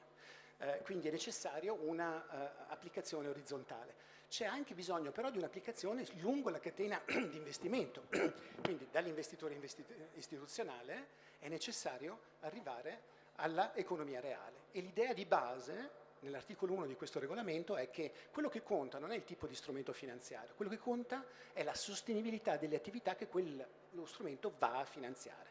Quindi è necessario definire dei criteri di base che permettano una classificazione condivisa di queste attività. Se poi all'investitore si chiede di fare un rapporto sul proprio portafoglio di investimento in tema sostenibile, l'investitore andrà dall'emittente del titolo, per esempio la BEI, che essendo un intermediario dovrà effettivamente raccogliere queste informazioni a livello poi del prenditore dei fondi sul lato dei prestiti. Quindi c'è un legame diretto tra finanza ed economia reale e la Banca Europea per gli Investimenti è come anche il sistema bancario, diventano ovviamente un meccanismo di trasmissione, perché poi si tratta di operazionalizzare questo processo. Allora, fino adesso, come si diceva, gli obiettivi sui quali ci si è concentrati sono obiettivi di carattere ambientale. La cosa interessante è che sono 6 obiettivi di carattere ambientale che sono gestibili dal punto di vista della classificazione tecnica e la Commissione è stata anche esplicita nel dire gli SDG si operazionalizzano così. Va bene? In questo modo è possibile anche eliminare, per esempio, le sovrapposizioni. E ci sono 3 condizioni importanti da verificare. Ci deve essere un contributo sostanziale dell'attività a uno di questi obiettivi e bisogna anche che se si fa bene da una parte non si faccia male dalle altre, più una serie di condizioni per quanto riguarda il rispetto di garanzie minime, per esempio di salvaguardia sociale. Come diceva Francesco all'inizio, l'idea è anche che questo tipo di approccio può essere esteso a attività di carattere sociale, soprattutto intese come accesso a beni essenziali, come appunto l'educazione, i servizi sanitari, diciamo, a buon mercato e così via. Allora, si tratta anche di un approccio internazionale. Nel momento in cui si definisce uno standard, si ha uno strumento di valutazione, no? Una cartellina tornasole, anche per misurare quello che viene fatto altrove. Infatti la Commissione ha lanciato una piattaforma internazionale sulla finanza sostenibile, a cui partecipano per esempio l'Unione Europea e la Cina come promotori di un approccio quantomeno convergente su questi temi. Ora, quali sono le idee che noi abbiamo portato in avanti? E descriverò la nostra esperienza nel concreto nell'ultima parte della presentazione. Beh, le idee di chiave sono che questo è un processo in fieri, è un processo che va calibrato nel corso del tempo, perché inevitabilmente, soprattutto se si ha un processo democratico, si coinvolgono tante parti, si arriva a delle soluzioni di compromesso che però devono essere applicabili anche sul piano concreto. La tassonomia fino adesso è entrata in vigore soltanto in campo climatico, per esempio. Cosa si fa negli altri? E anche in campo climatico come è possibile sviluppare un sistema che funzioni e che sappia gestire il cambiamento? Beh, in assenza di una tassonomia definitiva, è possibile comunque applicare la logica. Il regolamento sulla tassonomia è un regolamento importante perché è un regolamento che fissa determinati principi che investitori ed emittenti possono già raccogliere oggi nello strutturare la raccolta e la presentazione delle informazioni con beneficio reciproco. Quindi è necessario a lungo termine innanzitutto assicurarsi che le informazioni siano disponibili e siano disponibili cross border, ma è anche importante chiarire quello che è necessario al mercato per funzionare, e cioè focalizzarsi sugli aspetti essenziali, avere dei criteri che siano facili da usare e che siano anche facili da verificare. Queste sono le condizioni essenziali cui è necessario tendere. E qui la banca ha effettivamente promosso una operazionalizzazione di questo approccio che viene preso a riferimento anche da molti. Non so quanti minuti io abbia ancora, 2 minuti. Allora, innanzitutto è necessario sottolineare che questo è un processo, la ragione per la quale noi abbiamo emesso il primo Green Bond è che abbiamo contribuito per decenni al processo di convergenza dei mercati e dell'unione dei mercati. L'idea base che noi abbiamo adottato proprio nel 2007 è stata proprio questa. Quando l'Unione Europea si è lanciata con la dichiarazione di Berlino, ha dichiarato che la lotta al cambiamento climatico è un pilastro del processo di integrazione e ha lanciato l'Energy Action Plan, la banca ha cercato di appunto mettere i mercati al servizio di questo obiettivo. Quello che ci è venuto come obiezione a quei tempi è stato, vabbè, ma la banca finanzierà comunque, quindi qual è il vantaggio di questi titoli? E l'idea innanzitutto è stata quella di dire, beh, innanzitutto gli obiettivi che vengono fissati sono obiettivi in termini di disponibilità di soldi, ma non in termini di effettiva erogazione. Quindi metteremo in piedi una infrastruttura che permetterà di monitorare l'erogazione effettiva dei fondi. Questa è stata l'idea principale. E garantiremo anche una rendicontabilità per quanto riguarda questi esborsi sulla base di un set di definizioni predefinito, perché questa è l'unica cosa che consenta effettivamente di monitorare organicamente nel corso del tempo. Tutto quello che è venuto dopo è venuto sulla base di forze di mercato, e qui lascio anche i grafici successivi. Quali sono queste forze di mercato? Nel momento in cui si crea chiarezza sul flusso di erogazione, si ha ovviamente anche interesse, soprattutto quando gli investitori, come è stato a partire dal 2014, hanno cominciato a chiedere anche informazioni sull'impatto atteso da queste erogazioni, si ha interesse a garantire, a assicurarsi che ci sia comparabilità. Se la Banca Mondiale, per esempio, calcola le emissioni relative in maniera meno conservativa della banca, è chiaro che a livello di mercato di capitali si può creare una distorsione. E quello che noi abbiamo visto in quei tempi, sulla base di una due diligence coordinata proprio dal mercato di capitali, è che esisteva effettivamente una grande mancanza di comparabilità. Ci siamo impegnati allora a livello di Green Bond Principles, quindi di questo forum che il mercato si è dato per definire le caratteristiche essenziali di questi titoli, ci siamo impegnati a promuovere un approccio coordinato all'attività di reporting, e poi ci siamo impegnati anche a promuovere questa idea di definizione di un sistema comune di classificazione. Questo è tutto, adesso qua andrò veloce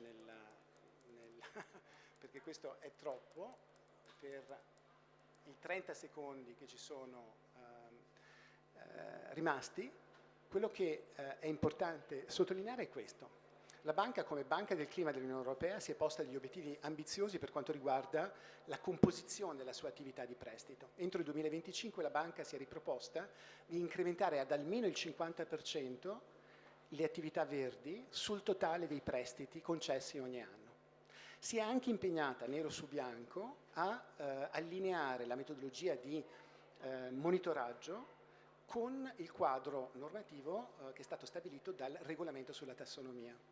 E questo ha permesso di impostare un processo di sviluppo che ha legato la documentazione dei nostri titoli al processo legislativo in atto, ha consentito di stabilire un rapporto con il mercato volto a chiarire i termini di questo sviluppo, e ha portato il sustainability funding a crescere nel corso del tempo, perché il modello di business che noi abbiamo è questo. A livello di mercato di capitali noi spingiamo la direzione progetti ad elaborare quei principi, quelle regole di monitoraggio che sono in linea con il regolamento. Quindi facciamo opera di traduzione con i mercati sostanzialmente. Finora soltanto una porzione del bilancio della banca è stata coperta da questi titoli, ma man mano che la tassonomia trova applicazione sulla attività di prestito, noi saremo anche in grado di estendere l'attività di emissione. E quindi come dato finale quello che voglio sottolineare è questo: negli ultimi 2 anni l'attività di emissione di questi titoli è passata dal 7% a oltre il 20% dell'attività complessiva di emissione. L'altro anno il mio gruppo ha emesso 11 miliardi di questi titoli, quest'anno ci aspettiamo tra il 30 e il 40% del totale, e questo anche sta portando alle prime emissioni, diciamo benchmark, ma di veri benchmark, perché siamo lì per emettere un'operazione dai 3 a 5 miliardi di questi titoli. E quindi questo è, se si vuole, un po' la notizia forse più interessante dal punto di vista di questa visibilità di quello che sta succedendo a livello di banca, tenendo conto che questa riflette la nostra attività sul lato prestiti. Grazie Aldo. E io inviterei i prossimi relatori, il dottor Carmelo Raimondo, prego su con me, grazie, sul palco, il professor Gilberto Muraro e la dottoressa Sofia Corsi. Io chiedo agli organizzatori se posso prendermi 10 minuti in più rispetto all'orario, perché abbiamo iniziato effettivamente con 10 minuti, un quarto d'ora in ritardo. Se questo non è un problema, una decina di minuti giusto per recuperare quello che abbiamo perso all'inizio. E vado subito, quindi senza indugio, dal dottor Raimondo, avvocato, responsabile del gruppo di Banking and Finance di Phil Fisher in Italia. Ho una serie di domande sostanzialmente su chi sono gli stakeholder, su chi sono gli operatori di finanza green, eccetera, però la lascio aperta e prego, do la parola. Può farlo, ne ha facoltà, come si dice. Ecco, grazie. Prego. Effettivamente caldo lì. Bene, allora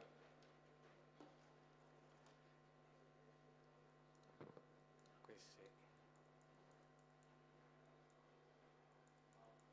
devo andare avanti. Fanno loro?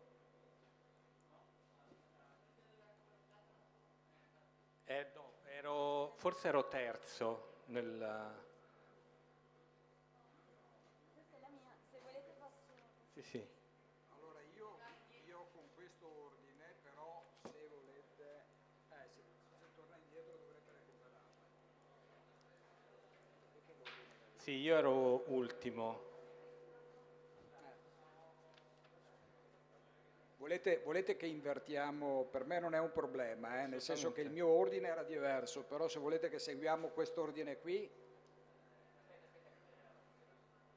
ma se no io direi che non è un grosso problema tornare indietro, direi poi ritornare avanti. O andare avanti forse. Sì. Vado?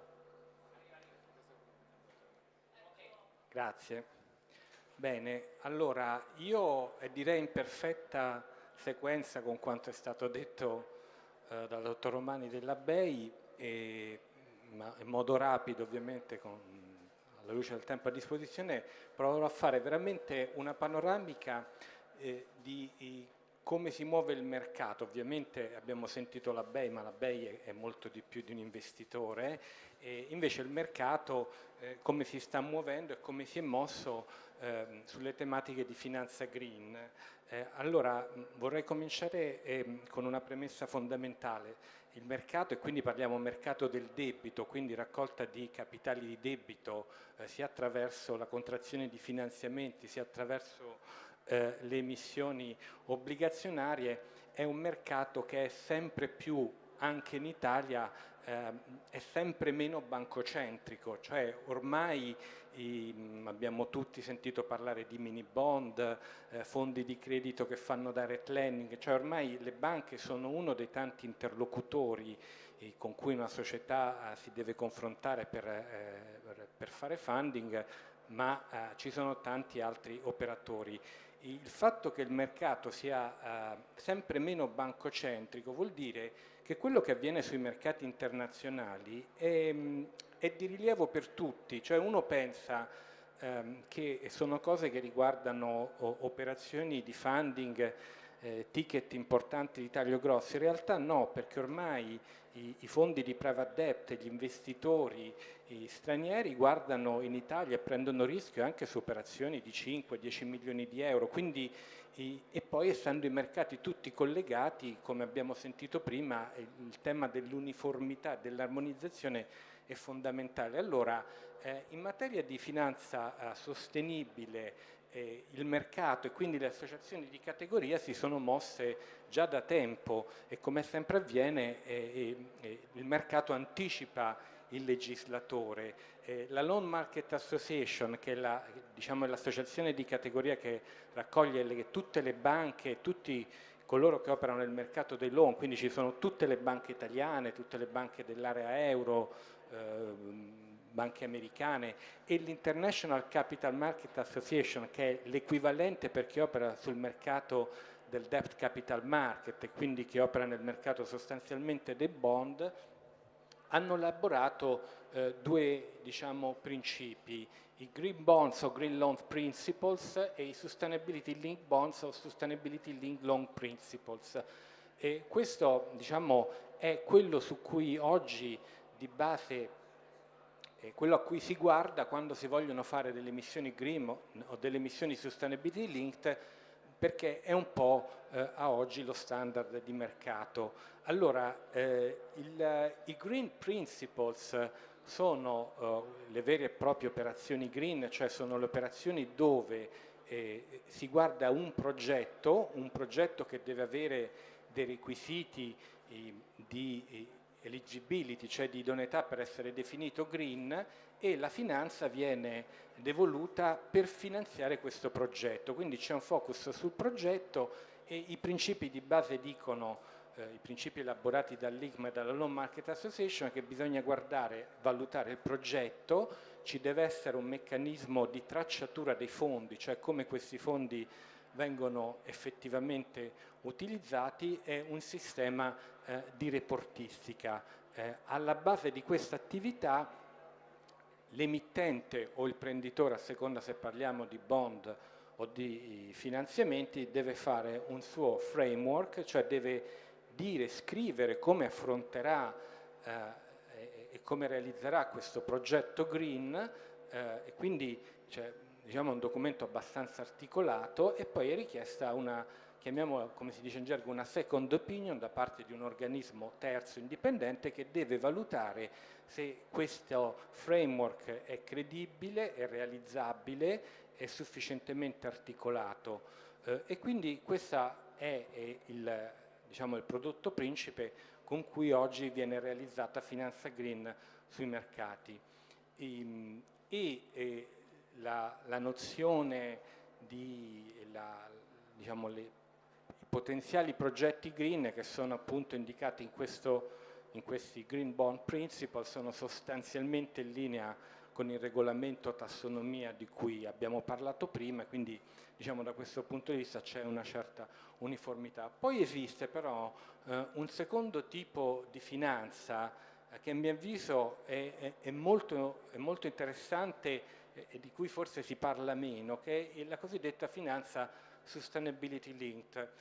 Questo è un discorso, diciamo, qui l'approccio è diverso, cioè mentre nella finanza green si dà una dotazione finanziaria al fine della realizzazione di un progetto green, il sustainability linked è il tipico strumento invece per finanziare la transizione, cioè si dà finanza a un soggetto che diciamo che può operare in qualsiasi business industry, ma questa finanza ha un costo finanziario che varia in senso più favorevole chiaramente per il debitore alla realizzazione nel tempo di obiettivi di sostenibilità, i cosiddetti Key Performance Indicators o KPI. Quindi è proprio lo strumento con cui si realizza quella gradualità, perché consente anche a chi svolge attività molto poco green di dotarsi di provvista finanziaria per avviare un processo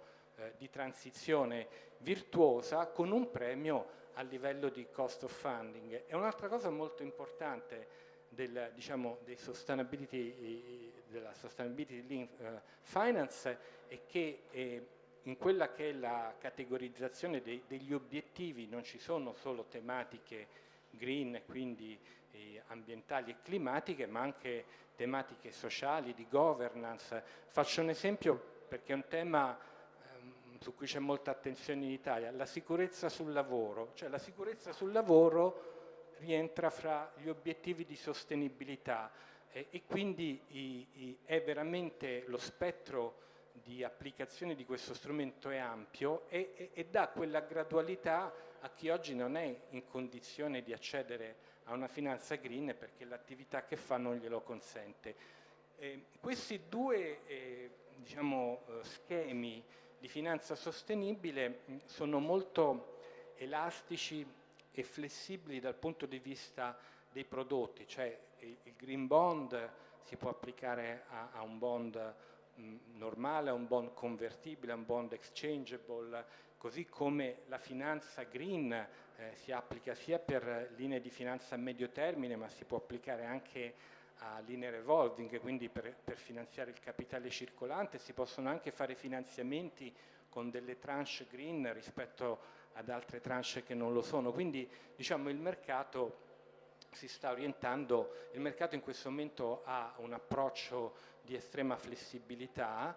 È evidente che soprattutto sul tema degli obiettivi che non sono green ma sono più che altro sociali o di governance, manca quel livello di uniformità e di certezza giuridica e regolamentare e ne parlavo questa mattina, ho visto un prospetto di un'importante missione Sustainability Linked fatta da un'azienda italiana, un grosso gruppo, dove appunto nei risk factors che si mettono nel prospetto dei bond c'è scritto che non si garantisce che quegli obiettivi di sostenibilità siano tali, ma che un domani qualcuno potrebbe anche contestarli o non ritenerli sufficientemente,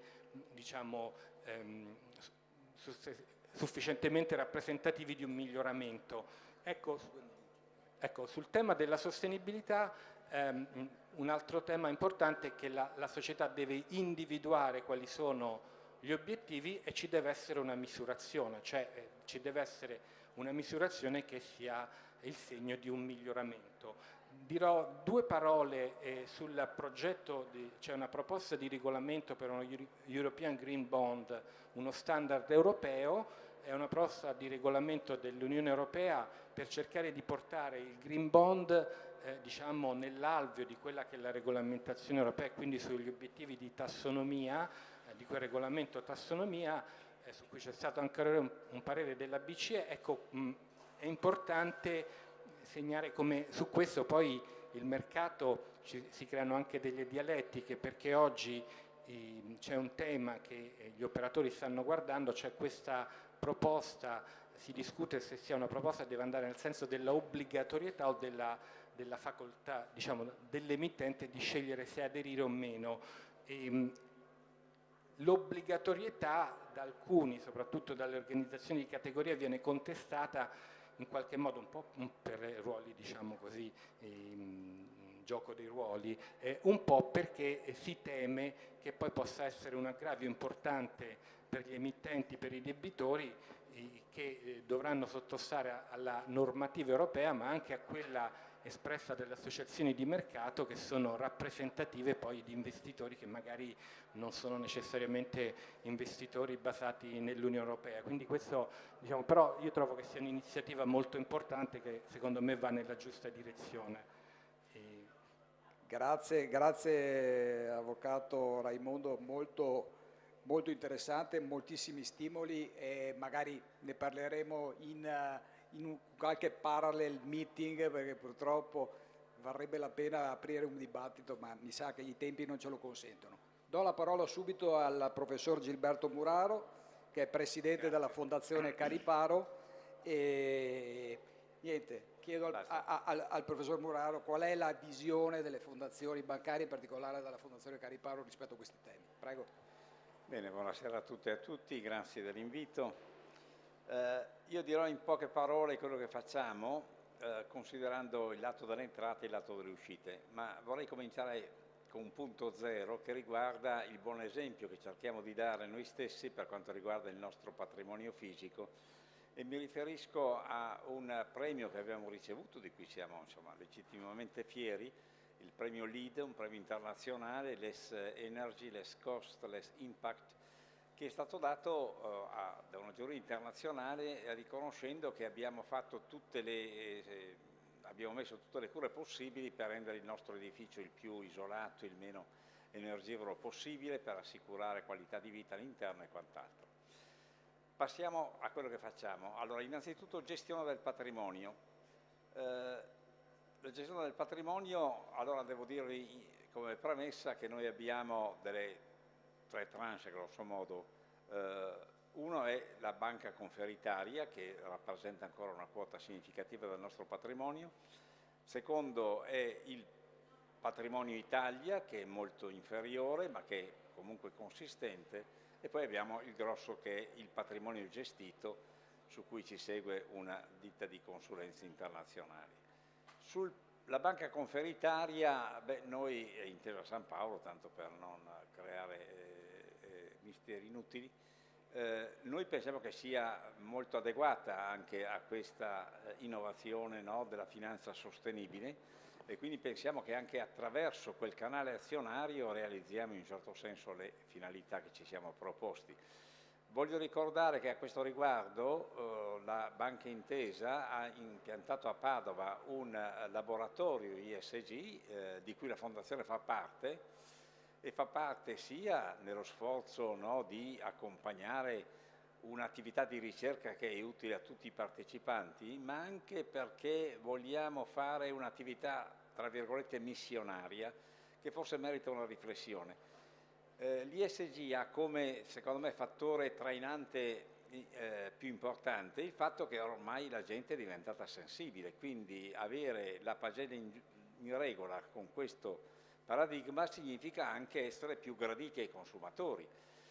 Quindi in un certo senso è lo stesso paradigma del profitto, no, che alimenta anche questa attenzione alle cose extra profitto, perché, ecco, non so se rendo l'idea, diventano un fattore di attenzione da parte dei consumatori verso quelle imprese che si mettono in regola. Bene, tutto questo ragionamento vale però per le imprese che hanno contatto diretto con il mercato. Da noi abbiamo un tessuto produttivo fatto di terzisti, in termini molto generali, ma insomma ci capiamo, di un rapporto business to business e non business to consumer, e quindi ci vuole una particolare sensibilità nella parte dell'impresa per arrivare a capire che deve comunque fare la propria parte anche in questa attività. E quindi da questo punto di vista la presenza nel laboratorio ESG di una fondazione può essere effettivamente utile. Venendo all'altro comparto, Portafoglio Italia, lì abbiamo appunto molti investimenti in enti che fanno in imprese che emettono vari, insomma, titoli legati alle infrastrutture, in particolare anche all'efficientamento energetico, quindi anche da quel punto di vista lì ci siamo dati una regolata. Il grosso comunque è il patrimonio gestito. Il patrimonio gestito è naturalmente di fronte a una quasi rivoluzione, insomma, no? Perché fino a ieri guardavamo al rendimento finanziario, salvo naturalmente esclusioni di tipo etico su certi fronti di investimento che non ci interessavano, ma insomma essenzialmente non c'erano altre attenzioni se non quello di rendere più possibile per poter fare erogazioni più alte possibili a favore del territorio e della comunità. L'inserimento di questa sensibilità ISG ci obbliga a cambiare le cose, quindi stiamo spendendo anche parecchi sforzi di ricerca per capire anche la metrica, perché insomma avete visto anche tutti i discorsi che sono stati fatti, bisogna un po' anche districarsi in quella che sta diventando una giungla di ESG con criteri che non sono del tutto uniformati, con metriche che vanno appunto verificate e messe a punto. Quindi uno sforzo in quel senso lì. Ma abbiamo anche preso 2 delibere formali. La prima è quella di adottare, proprio come vincolo dato dal Consiglio generale al Consiglio di amministrazione, di raggiungere gli obiettivi internazionali, no? E quindi il dimezzamento delle emissioni nel nostro portafoglio per il 2030 e l'azzeramento per il 2050. Seconda delibera ancora più interessante, credo, è quello di aprire nell'ambito del nostro patrimonio gestito, un segmento di investimenti che abbiamo chiamato portafoglio sperimentale, che è fatto proprio di investimenti in fondi che si danno il traguardo di tipo ambientale, energetico, insomma di transizione in senso lato, come scopo fondamentale. Quindi sarebbe l'articolo 9 insomma, del regolamento europeo in materia. Vi cito tanto per farmi capire meglio l'ultimo investimento in cui noi abbiamo consapevolmente accettato un livello di rischio maggiore rispetto a quello che ci viene consegnato dal Consiglio generale come paradigma per l'intero complesso degli investimenti. In questo segmento accettiamo un rischio maggiore proprio perché vogliamo forzare un po' la finalità. L'ultimo fondo in cui abbiamo investito, per esempio, finanzia 2 imprese innovative, uno che promette di ricavare nel ciclo dell'idrogeno l'idrogeno e carbone dal gas a costi molto più bassi di quelli esistenti, e l'altra impresa invece promette di poter intervenire a rimediare alle perdite di petrolio in mare a costi anche molto ribassati. Se hanno successo aiutiamo il mondo e diventiamo ricchi, se non ha successo abbiamo sacrificato un po' del nostro rendimento, ma per una buona finalità. Ecco, questo per quanto riguarda il lato entrate, però credo che il quadro vada completato anche con quello che facciamo dal lato delle uscite. Uno dei progetti importanti della nostra fondazione, che ormai ha chiuso, ma che insomma è ancora di piena attualità nel ricordo e nella gestione corrente, è quello dell'efficientamento energetico di 40 comuni, un grosso progetto messo in piedi con la Banca Europea degli Investimenti attraverso Sinloc, 62 milioni e mezzo, erogati a 40 comuni delle province di Padova e di Rovigo proprio per un efficientamento dell'apparato pubblico, scuole, illuminazione pubblica, le 2 voci fondamentali, ma non le uniche.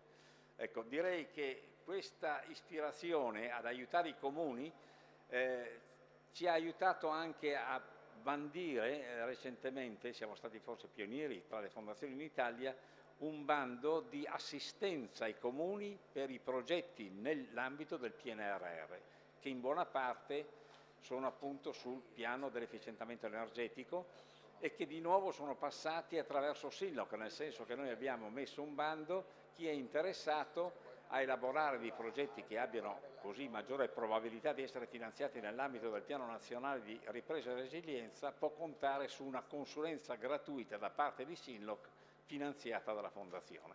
E abbiamo già 8 progetti comunali e intercomunali più un progetto importante sull'ente parco del Delta del Po. Ecco, questo mi pare sia la linea più diretta sull'argomento, ma vorrei ricordare anche altri investimenti, tipo per esempio mobilità sostenibile, no? Che rientra a tutto diritto in questo ambito, e lì per esempio c'è il progetto Next, che è il progetto del trasporto pubblico modulare, non so se qualcuno lo conosca, ecco, piccoli vagoncini che vengono con grande facilità agganciati e sganciati, che quindi consentono una riduzione del costo a fronte della variabilità del traffico. E ancora vorrei ricordare poi quello che abbiamo fatto per indurre la gente a consumare meno benzina, a viaggiare meno in auto, a riscoprire i mezzi alternativi. Penso alle piste ciclabili, che è stato da tanti anni un grosso investimento per la nostra fondazione nelle province di Padova e di Rovigo. E l'ultimo bando che voglio ricordare è quello che abbiamo fatto a favore dei comuni che volessero piantare alberi. Ecco, bando Spazi Verdi. Siamo stati travolti dal successo, abbiamo dovuto raddoppiare la cifra messa a bando da 1,2 milioni a 2,4 milioni, perché abbiamo visto con grande piacere questa prontissima risposta da parte dei comuni. Ecco, quello è quello che abbiamo cercato di fare come pronta risposta a queste esigenze di cui siamo pienamente consapevoli, e naturalmente siamo sempre in fase di ascolto del territorio per scoprire altre maniere di essere più utili a queste finalità. Grazie. Grazie al professor Muraro. Siamo scesi nella concretezza, abbiamo un'ultima relatrice, last but not least, quindi Sofia Corsi, Project Manager e Business Developer presso Energy Cities, a cui chiederei anche di spiegarci European City Facility che cos'è e come in qualche modo rappresenta un sostegno concreto per le città. Prego Sofia. Grazie mille, grazie per questo invito. Vedo le vostre facce stanche, per cui cercherò di essere il più breve possibile. Dico in 2 parole cos'è Energy Cities. Siamo una rete di città che rappresenta circa 1000 comuni in tutta Europa, in più di 30 paesi, e quello che facciamo è cercare di aiutare le città e rafforzare il ruolo e le competenze delle città nella transizione energetica. Lo facciamo attraverso 5 hub tematiche in cui cerchiamo di rappresentare la voce delle città a livello europeo attraverso azioni di policy e anche attraverso azioni di implementazione di progetti attraverso i quali cerchiamo di portare finanziamenti direttamente alle città. Ovviamente la ragione di questo invito e l'unico tema che vi interessa oggi è la presentazione dello European City Facility, che è uno dei famosi strumenti che anche il mio collega dottor Casamandiaco ha menzionato all'inizio di questa sessione oggi, che è uno strumento per supportare i comuni nell'implementazione del loro piano d'azione per l'energia sostenibile. È un progetto che è finanziato dal programma Horizon 2020 e diciamo che perché è stato inventato? È stato inventato per colmare il divario che c'è tra gli strumenti di pianificazione energetica comunale e l'implementazione dei piani energetici. E perché questo? Perché nell'esperienza di Energy Cities, che è anche il coordinatore dell'ufficio del Patto dei Sindaci del Covenant of Mayors dell'ufficio di Bruxelles, ci siamo accorti che ci sono tantissime barriere che impediscono alle città di implementare i loro piani. Alcune di queste barriere sono qua menzionate nello schermo, ovviamente risorse limitate sia a livello personale che economico, problemi di tempistica tra i mandati politici e i tempi di ritorno degli investimenti, difficoltà nella preparazione degli investimenti. Per questo motivo la European City Facility è uno strumento che ambisce a finanziare 200 investment concept e concretamente si occupa di occuparsi della preparazione dei piani di investimento con i quali speriamo di sia rafforzare le competenze tecniche e legali e finanziarie delle città e anche aiutare le città ad avere accesso a consulenti, per esempio, per cui questo penso che sia uno dei motivi per cui potrebbe essere interessante per molti di voi, e eventualmente anche fare in modo che le azioni più innovative che vengono implementate a livello locale possano essere replicate il più possibile anche grazie alla comunità del Patto dei Sindaci. Concretamente cosa facciamo? Finanziamo 200 investment concept attraverso 4 bandi e finanziamo progetti di 60.000 euro che vengono implementati in un corso di 12 mesi, adesso arriverò al punto, attraverso 4 bandi. 3 bandi sono già stati assegnati, sono già stati lanciati e 165 progetti sono già stati finanziati e 48 nuovi progetti verranno finanziati in un nuovo bando che aprirà a giorni, probabilmente all'inizio di giugno, e la deadline sarà nel mese di settembre. È interessante menzionare questo perché il focus principale, qui è una slide semplicemente per dire che ci sono diversi comuni italiani, 79 se non sbaglio, 74 che hanno fatto domanda. Il focus principale della European City Facility è ovviamente un tema di finanziare progetti legati all'efficienza energetica, al risparmio energetico e alla produzione locale di energia rinnovabile, e nello specifico i progetti che sono stati finanziati sono principalmente legati al tema di efficientamento di edifici pubblici e privati e a temi di mobilità. Quello che è importante menzionare, ok, questo è il nuovo bando che aprirà, come dicevo, nel giro di pochi giorni e terminerà a settembre, e quello che è importante menzionare sono i criteri di eleggibilità, in cui bisogna menzionare il tipo di ente locale, deve esserci l'esistenza di un PAES, di un piano d'azione per l'energia sostenibile, il supporto politico e l'impegno della città nel periodo di monitoraggio. È interessante menzionare che possono eleggibili sia i comuni singoli, sia unioni informali di comuni che vengono costituite appositamente per partecipare a questo bando, ma anche tutte altre unioni di comuni, comunità montane, unioni montane, che in questo caso non possono associarsi e non possono formare un'unione informale di comuni perché sono loro stesse unioni di comuni. Concretamente cosa finanziano questi progetti? Finanziano, come diceva il mio collega Davide, studi di fattibilità, studi di mercato, analisi legali, finanziari e sociali per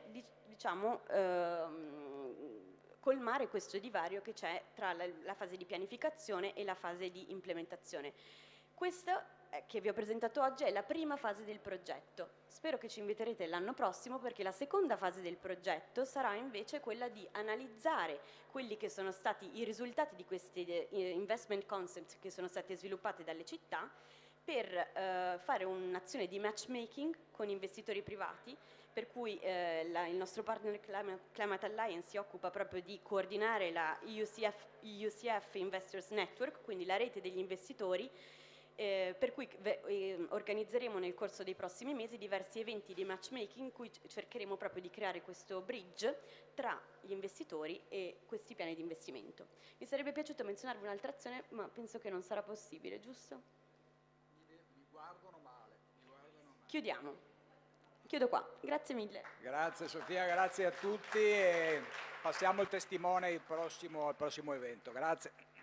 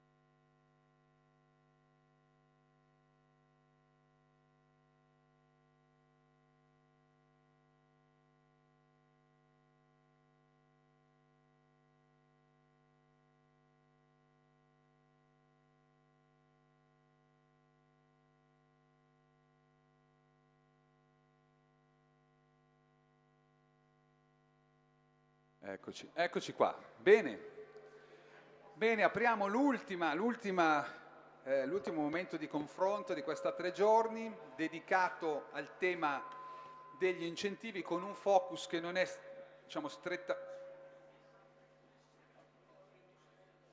5 minuti possiamo, intanto andiamo avanti e voi sistemate, è plausibile, perché qui se c'è un problema tecnico è colpa mia, facciamo così. Allora, ma attacchiamo.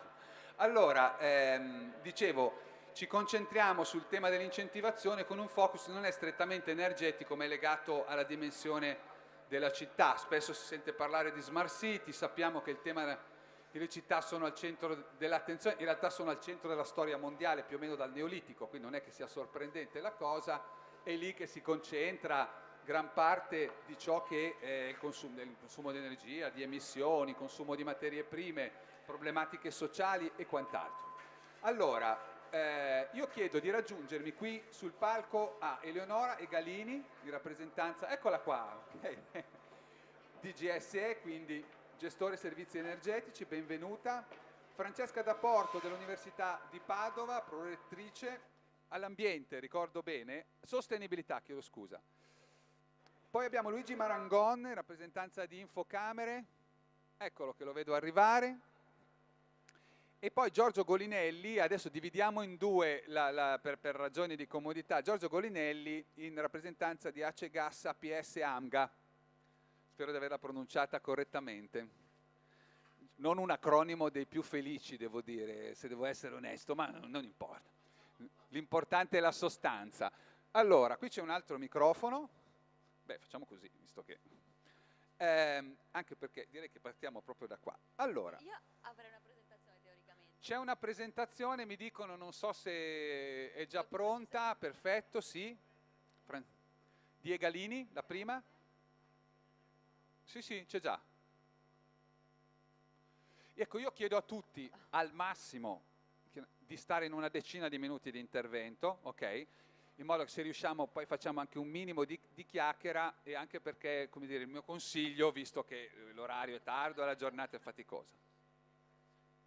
Funziona? Sì, ecco. Sì, funziona. Tema gli incentivi del GSE per rendere le città più efficienti. Ora, GSE è storicamente il gestore di tutti gli incentivi previamente legati all'efficienza energetica, i certificati bianchi, i certificati verdi, i conti energia, termici e quant'altro. Però evidentemente è anche un po' più ampia, se ho ben capito, diciamo. Sì, perché esatto, diciamo che inizialmente l'intervento era stato richiesto soltanto sul conto termico, invece ho detto no, in realtà il conto termico, per carità, è il nostro incentivo principe per la riqualificazione degli edifici pubblici, ma c'è un altro universo, insomma, che appunto sono i certificati bianchi, c'è la cogenerazione ad alto rendimento, c'è lo scambio sul posto e le comunità energetiche, tema di attualità più che mai. 10 minuti sarà difficile, ma farò del mio meglio, insomma, sì. Diciamo che volendo raccontare un po' di cose sarebbe ideale che andasse la presentazione perché che fissa un po', diciamo, i concetti, ma... Lo facciamo partire, riusciamo a far partire la presentazione gentilmente? Ah sì, avanti, dovrebbe andare.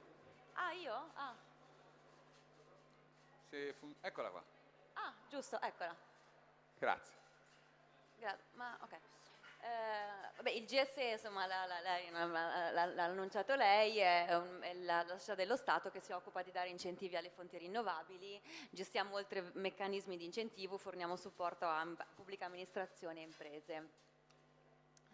La dimensione di efficienza energetica è una dimensione trasversale che appunto permea tutto ciò che riguarda le riqualificazioni, la normativa che evolve, tutto quello che bisogna fare per stare al passo coi tempi, quindi è un aspetto che appunto tocca tutto ciò che riguarda stare al passo con la normativa a livello di energia, esatto, nella società. E questa slide sta a significare che se si parte già da una progettazione mirata, è utile partire da una progettazione mirata in modo da poter infine richiedere, diciamo, gli incentivi, beneficiare degli incentivi statali. Il GSE ha appunto a disposizione un ventaglio di incentivi, di strumenti appunto per venire incontro, per aiutare pubbliche amministrazioni e privati appunto in questo percorso di riqualificazione. Il principale è il conto termico che è rivolto sia alla PIA che ai privati, per la pubblica amministrazione a 200 milioni di euro stanziati ogni anno ed è un incentivo a fondo perduto. Questa è la griglia degli interventi che sono consentiti alla pubblica amministrazione, quindi un po' tutti quelli che riguardano appunto l'efficienza, dal più virtuoso al più ambizioso che è la trasformazione in NZEB, al solare termico, all'involucro, infissi, sostituzione di impianti illuminanti, caldaie, vecchi generatori con pompe di calore, caldaia e condensazione e quant'altro, sistemi efficienti di automazione, diciamo. Il conto termico finanzia più o meno, diciamo, il 40% dei singoli interventi di efficienza energetica. Quando gli interventi sono su involucro e sono sugli impianti toccano il 55%, in caso di trasformazione in NZEB arrivano al 65%, però con il recente emendamento 48 ter tutti gli edifici accatastati B2 e B5, ossia scuole e ospedali, ricevono il 100% della copertura del conto termico, questo da un annetto ormai. Si può richiedere sia in accesso diretto, ovvero a fine lavori, entro 60 giorni dalla fine dei lavori, sia a prenotazione, prenotandolo anche solo con una diagnosi energetica e un atto amministrativo che attesti la volontà dell'ente di realizzare l'intervento. Prenotandolo in accesso diretto l'incentivo arriva a valle dell'intervento con un bonifico diretto nelle casse del comune. A prenotazione invece il comune, l'ente, riceve un acconto in fase di avvio ai lavori pari al 40 o al 50% del totale dell'incentivo e poi il saldo alla fine. La prenotazione ovviamente è la modalità di accesso più ambita e più utilizzata dalle pubbliche amministrazioni, anche perché è possibile solo per le pubbliche amministrazioni, e ha soltanto una tempistica che è abbastanza vincolante, che al momento non è prorogabile, quindi proprio è necessario a valle della prenotazione rispettare i tempi di assegnazione lavori, di avvio lavori e di fine lavori. Non sembrano cosmici, non sembrano tempi comunque, come dire, assurdamente brevi, visti così, lo sono nella pratica? Allora, purtroppo, essendo il conto termico cumulabile con altri bandi, quindi Porfesr, Mutui Bay, PNRR, Spesso poi succede non che sono le altre coincide, tempistiche, non insomma, che coincide. non ho capito. E quindi l'unica soluzione che resta è annullare la pratica e ripresentarla. Non sono previste proroghe, purtroppo, al momento. Però siamo in attesa del rinnovo del conto termico, quindi speriamo che cambi, ecco. Questa è una griglia che appunto, siccome il conto termico, anche se finanzia al 100%, comunque deve fare il conto con i costi massimo euro metro quadro e i costi massimi unitari e gli incentivi massimi erogabili, quindi è raro che sia l'effettivo 100% delle spese, e quindi diciamo è considerato comunque un cofinanziamento, è difficile che basti da solo per coprire l'interezza di un intervento, e quindi si può appunto cumulare ad altri bandi, sia nel caso che il progetto sia finanziato, che non sia finanziato, e se non è ammesso vale la pena comunque di verificare se lo è dal punto di vista del conto termico. Appunto la sua caratteristica, a mio avviso, più importante è quella che è cumulabile il conto termico si può cumulare con tutti gli altri incentivi statali, non è cumulabile con i finanziamenti che non si rendono loro cumulabili col conto termico, ecco. Però per il resto diciamo che con una buona ingegneria finanziaria l'ente arriva anche a spendere zero, nel senso che se somma diversi finanziamenti può anche non esborsare niente. Un passaggio proprio velocissimo: il conto termico ovviamente è lo strumento più utilizzato perché a fondo perduto e perché si eroga con un bonifico diretto nella cassa È del anche un comune. po' più semplice, no? Sostanzialmente. Esatto. Ci sono però anche certificati bianchi che vengono specialmente dai comuni utilizzati per riqualificare gli impianti di illuminazione pubblica di solito, oppure per riqualificare la flotta di veicoli appunto a basso impatto energetico.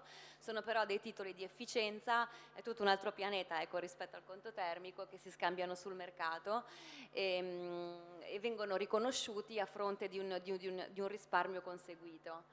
Quindi si possono richiedere tramite una ESCO oppure un EGE certificato, e il periodo di incentivazione va da 3 a 10 anni.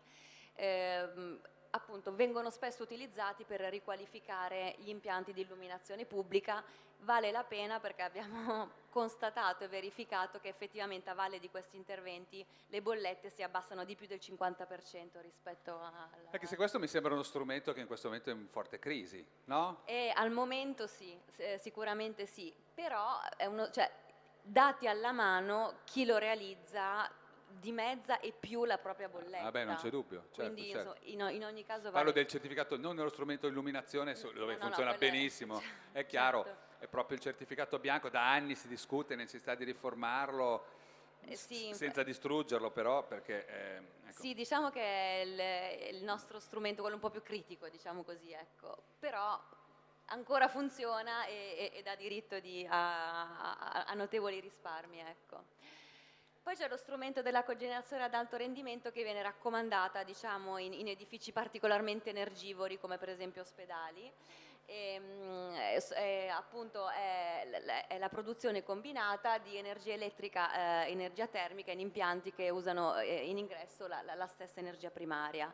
Anche in questo caso si ricevono certificati bianchi, sono certificati bianchi ad hoc per la CAR, e anche questo insomma dà diritto a notevoli risparmi in bolletta. Poi c'è lo strumento di autoconsumo che ovviamente utilizzandolo anche qui la bolletta si alleggerisce, si può addirittura essere remunerati dalla vendita dell'energia che non si utilizza, sicuramente si rende l'amministrazione più sostenibile e si va verso gli obiettivi 2030 dell'Europa, ecco. Un ente locale, diciamo, per diventare un autoconsumatore deve compiere una serie di step, a partire, diciamo, dalla diagnosi, quindi da una fotografia attuale dei propri consumi, valutare i possibili benefici dello strumento dell'autoconsumo se viene utilizzato, contestualizzare i vari interventi, quindi magari combinare riqualificazione energetica, autoconsumo, combinarne un po' e capire appunto quali vantaggi portano, naturalmente affidare la realizzazione degli interventi e poi manutenerli, che è un altro tema molto importante, quello della manutenzione.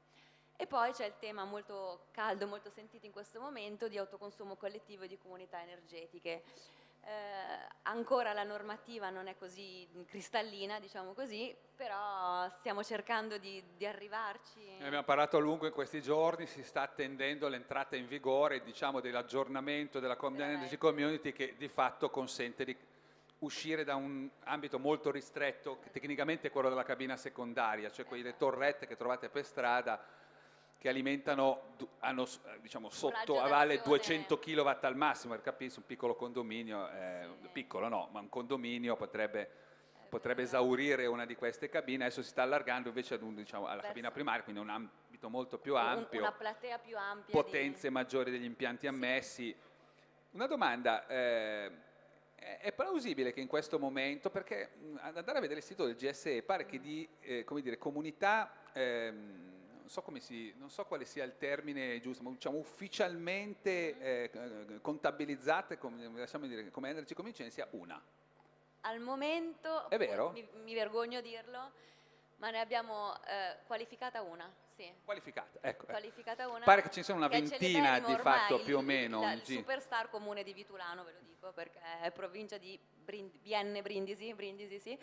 E che stiamo chiamando dappertutto a testimoniare perché è l'unica che ce l'ha fatta, quindi lo chiamiamo il nostro programma di formazione. Speriamo non sia l'uno su 1000 ce la fa di morandiana memoria. Ce ne sono altri che sono in valutazione, però ancora non è detta l'ultima parola, quindi adora lui. Ufficialmente quella. Purtroppo esatto. sì, adesso, però confidiamo in una crescita. Perché c'è molta attività. Ecco, io mi domandavo, il fatto che siamo un po' a metà del guado, non è che in questo momento sta tenendo anche ferme.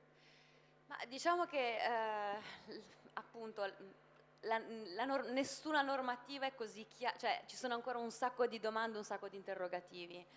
Noi adesso abbiamo aperto un tavolo, stiamo aprendo un tavolo con ANCI, anche con anche altri interlocutori, per redigere le linee guida proprio per configurare una comunità, nel senso che proprio molti ci chiedono da che parte cominciare, certo. no? A livello anche giuridico, insomma, e non ci sono ancora criteri definiti universalmente, quindi ognuno prova un po' a tentoni. Credo che è molto flessibile in sé lo strumento, non è che abbia grandi vincoli, non so chi sia il gestore, dice chi non può, gli operatori professionali dell'energia che fanno i distributori o che vendono energia, e poi per il resto può essere un cittadino, può essere un comune, un ente, un'azienda privata, insomma un po', quindi insomma, è anche difficile forse mettere in piedi una roba da copiare con lo stampino, no? Sì, esatto, è talmente particolare, esatto, è suscettibile di un sacco di diversità, di modifiche, insomma, di peculiarità, quindi sì, è vero, un modello è difficile, però stiamo cercando comunque di implementarlo proprio come per dare una fornire una serie, insomma, di possibili prototipi. Ecco appunto quello che hai detto tu adesso. Questa è la configurazione attuale, quindi cabina elettrica secondaria, massimo 200 kW, e pod, impianti sotto la stessa porzione in bassa tensione. Adesso la cabina diventa primaria, quindi il raggio si ampia, il soggetto giuridico viene aperto a più figura e soprattutto la potenza degli impianti da 200 kW passa a 1 megawatt. Potenza massima, diciamo, del singolo impianto collegato all'Energy Community. Esatto, sì, quindi insomma benefici col recepimento della RED 2 ce ne saranno. Il Comune, diciamo, può in questo momento avere diversi ruoli, quindi farsi, diciamo, promotore della condivisione, quindi soltanto, diciamo, a livello informativo, quindi evidenzia alla comunità l'opportunità, inserisce nei propri strumenti di programmazione proprio il tema della lotta ai cambiamenti climatici, a livello di autorizzazioni cerca di muovere quanti più ostacoli possibile e ovviamente promuove campagne formative e informative. Può farsi proprio promotore di una comunità energetiche laddove il territorio non dovesse attivarsi in autonomia. Il comune si può fare appunto promotore, Certo. assumendo un ruolo attivo nell'avvio di una comunità energetica, quindi raccogliendo le varie necessità, le esigenze e le professionalità del territorio, mettendo a disposizione i propri asset, i propri impianti di produzione di energia, promuovendo l'iniziativa sul territorio e soprattutto, altro tema Poi importante, gestendola, perché poi quello è a livello sia manutentivo che amministrativo, per 20 anni bisogna farlo, quindi non è banale, ecco, diciamo così.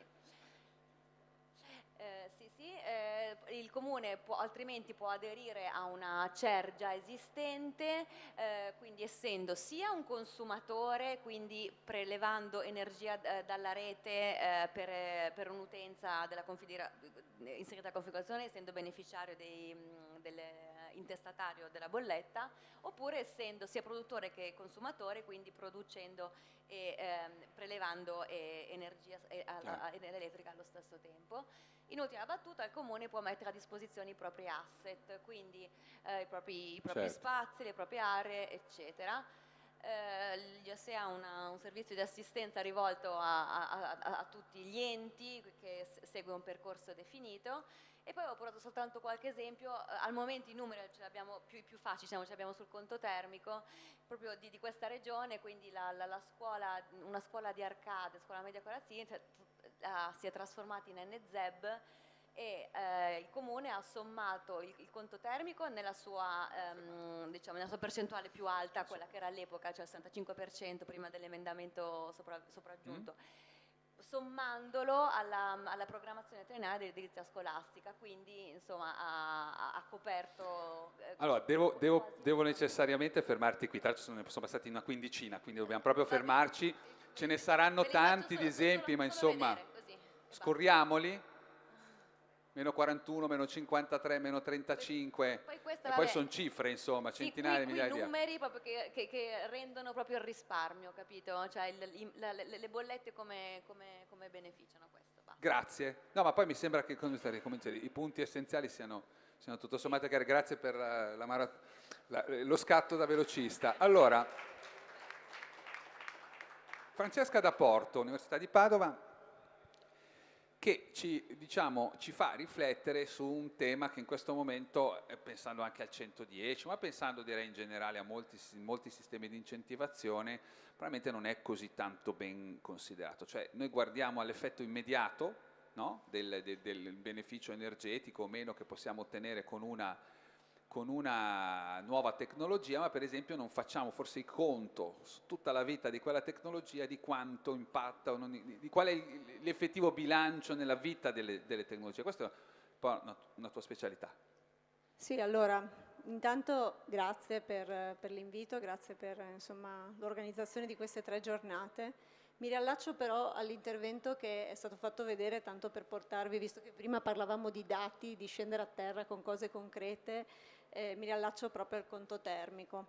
2 anni fa, lo ricordo, visto che non l'ha messo nelle slide, anzi 1 anno fa abbiamo vinto il premio come Università di Padova per efficienza energetica del GSE, prima università in Italia, perché da un'intuizione durante l'esecuzione dei lavori sulla riqualificazione di un intero complesso monastico da riconvertire in un campus universitario, abbiamo avuto l'idea che forse, visto che già era previsto un grande campo di geotermia, e quindi qui poi apriremo il campo anche da fonti energetiche di cui non abbiamo parlato molto in questi giorni, io ho detto, ma guardate, secondo me rifacciamo i conti, perché secondo me possiamo proprio togliere del tutto il gas e far tutto pompa di calore e andare avanti così. Abbiamo rifatto i conti, questo è stato confermato, abbiamo fatto una variante in corso d'opera.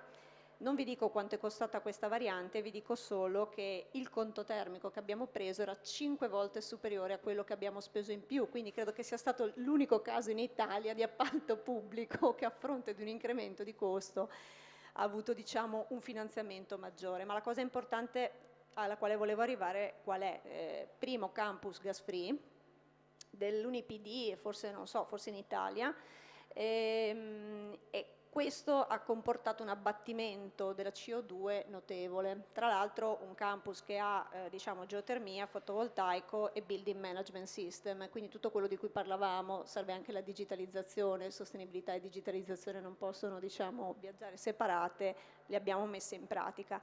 Abbiamo fatto i conti, in pratica quell'edificio ha delle emissioni che sono circa il 30-40% di un edificio di pari volumetria, un edificio di circa 60.000 metri cubi che ospita ogni giorno 1.200 studenti, è il nuovo campus di Lettere in pratica, e le emissioni sono pari alle emissioni che i suoi studenti producono respirando. Quindi a me piace dire un edificio che respira insieme ai suoi studenti. Allora, perché dico questo? Poi per introdurre l'argomento sul quale mi hai sollecitato, perché chiaramente quando parliamo di efficienza energetica non stiamo solo parlando di un risparmio in bolletta, stiamo parlando di quanto contribuiamo alla decarbonizzazione. E questo è il primo aspetto, perché in tutti diciamo, i sistemi di incentivazione, anche il sisma bonus, scusate, il super bonus, la modalità di calcolo del cambio di classe eccetera eccetera è una modalità di calcolo che a fronte di procedure amministrative molto complesse fa un calcolo invece piuttosto semplicistico del kilowattora che risparmia eccetera, e un calcolo semplicistico che non conta molto bene la parte di condizionamento estivo, e quella voglio dire sta diventando prevalente, in alcune zone d'Italia è prevalente, e quindi non ci consente in qualche modo una visione in cui il bonus dovrebbe essere commisurato all'apporto, al beneficio ambientale che il tuo intervento porta. Perché dico questo? Perché tu comunque, tu privato o tu pubblico che fai l'intervento ci guadagnerai comunque in bolletta. È giusto che ti venga incentivato per avere il booster, insomma la spinta a fare l'intervento, però voglio dire, e gli altri ci guadagnano perché c'è una minore emissione di gas serra, no? Quindi minori consumi energetici, minori emissioni e quindi in definitiva un contributo agli obiettivi di decarbonizzazione. Quindi questo è il primo aspetto ed è un aspetto sul quale bisognerebbe un po' lavorare, perché secondo me un conteggio un po' fatto meglio di questi aspetti si potrebbe diciamo, introdurre in futuro come misura diciamo, sul quale stabilire la percentuale di detrazione o di incentivo.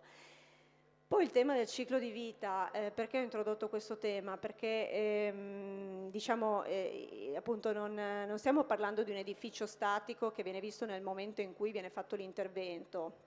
Ieri consumava così, domani consuma in un altro modo. Stiamo vedendo di un intervento, quindi ci sarà un cantiere, ci saranno dei materiali estratti da qualche parte, prodotti in qualche modo, trasportati alla sede del cantiere, ci sarà poi da prevedere la loro messa a discarica in futuro tra 20 anni, 30 anni, e quindi naturalmente la valutazione deve essere fatta su un ciclo di vita complessivo, perché delle volte queste valutazioni su ciclo di vita complessivo risultano, come dire, dare dei conteggi negativi a fronte di un risparmio energetico che durante i 20 anni, 30 anni di durata dell'impianto ci sono stati, e quindi bisogna fare un minimo di attenzione a questi aspetti.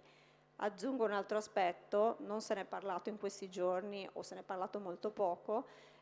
Questi interventi, il super bonus è stato pensato anche come trainante del sisma bonus, e mi riallaccio quindi a quella che poi è la mia maggiore competenza. Io sono uno strutturista di partenza, e noi viviamo in un paese ad alto rischio sismico. Mi dispiace introdurre un tema in più perché ne sono già stati voglio dire, discussi tantissimi in questi giorni, e io mi ricordo, dimmi. No, immagino, voglio dire, che uno dica, cioè, prima di investire X migliaia o milioni di euro nella riqualificazione di un edificio che poi crolla con un terremoto di 4,5 scala Richter, che non è proprio, come dire, una catastrofe, forse bisogna starci un po' attenti. Esattamente, no? Nel senso che io mi ricordo all'Aquila questa cosa non era ancora molto percepita, stiamo parlando del 2009, 2016 il terremoto avviene non in un capoluogo di regione, in paeselli, insomma cittadine piuttosto piccole.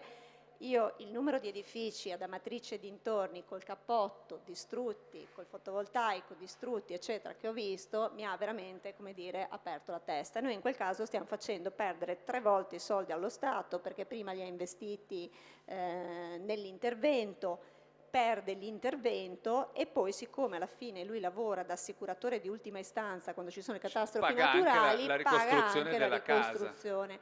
Quindi voglio dire, pensiamoci ad esempio, adesso stanno per partire tutti questi tetti con fotovoltaico sulle industrie, benissimo, ricordiamoci cosa è successo ai capannoni in Emilia Romagna, no? Cioè, questo vuol dire che non che non lo dobbiamo fare, ma che dobbiamo usare il traino dell'energetico per pensare a un problema reale del nostro paese. E quindi anche questo fa parte del ciclo di vita. Io investo, ma se ho un'alta probabilità che il mio investimento sia buttato via in qualsiasi altro campo della Crolli, finanza. ma non nel senso finanziario, in Nel questo caso, nel senso senso fisico del termine. Esatto. Allora voglio dire, cioè gli esperti di finanza qui sanno che, cioè, valutano sempre i loro rischi negli investimenti, perché lo Stato non valuta questo rischio, cioè a un certo punto questo aspetto dell'unione dei due bonus deve essere preso in seria Dovrebbe essere considerazione. reso forse cogente, almeno in alcuni casi, insomma, Ecco, sostanzialmente. io non O sono giù di per lì. la cogenza in nulla, però insomma deve essere, come dire, fortemente spinto, ecco. Ultimo aspetto di questo, diciamo, discorso ampio sul ciclo di vita, è un aspetto che esula poi dalle mie competenze, però ci tengo a dirlo. Noi abbiamo un paese in cui la povertà energetica si è riaffacciata in modo molto importante. E anche questo aspetto è importantissimo, perché povertà energetica significa che cattive condizioni di vita nella propria abitazione, abitazioni umide, abitazioni degradate, abitazioni malsane, abitazioni dove teniamo delle temperature inferiori a quelle che dovremmo tenere ad esempio in inverno o superiori in estate. Questo è studiato, voglio dire, è un dato di fatto, aumenta la probabilità di malattie respiratorie, cardiocircolatorie e anche l'insorgenza o riacutizzarsi di malattie psichiatriche. Quindi sul lungo termine... Adesso vi spiego tante cose accadute negli ultimi anni. Ah ma no, pensavo nell'altro no, non che di mi avevi lei, no, conosciuto. penso, come dire, a certi telegiornali, come dire, le notizie che hanno dato, deve essere questa la ragione. Allora, voglio dire, nel ciclo di vita va Psichiatrici. messo questo aspetto, perché poi quello è un costo che ricade sullo Stato, cioè chi è che poi cura queste persone o chi è che paga i mancati giorni di lavoro di queste persone, eccetera.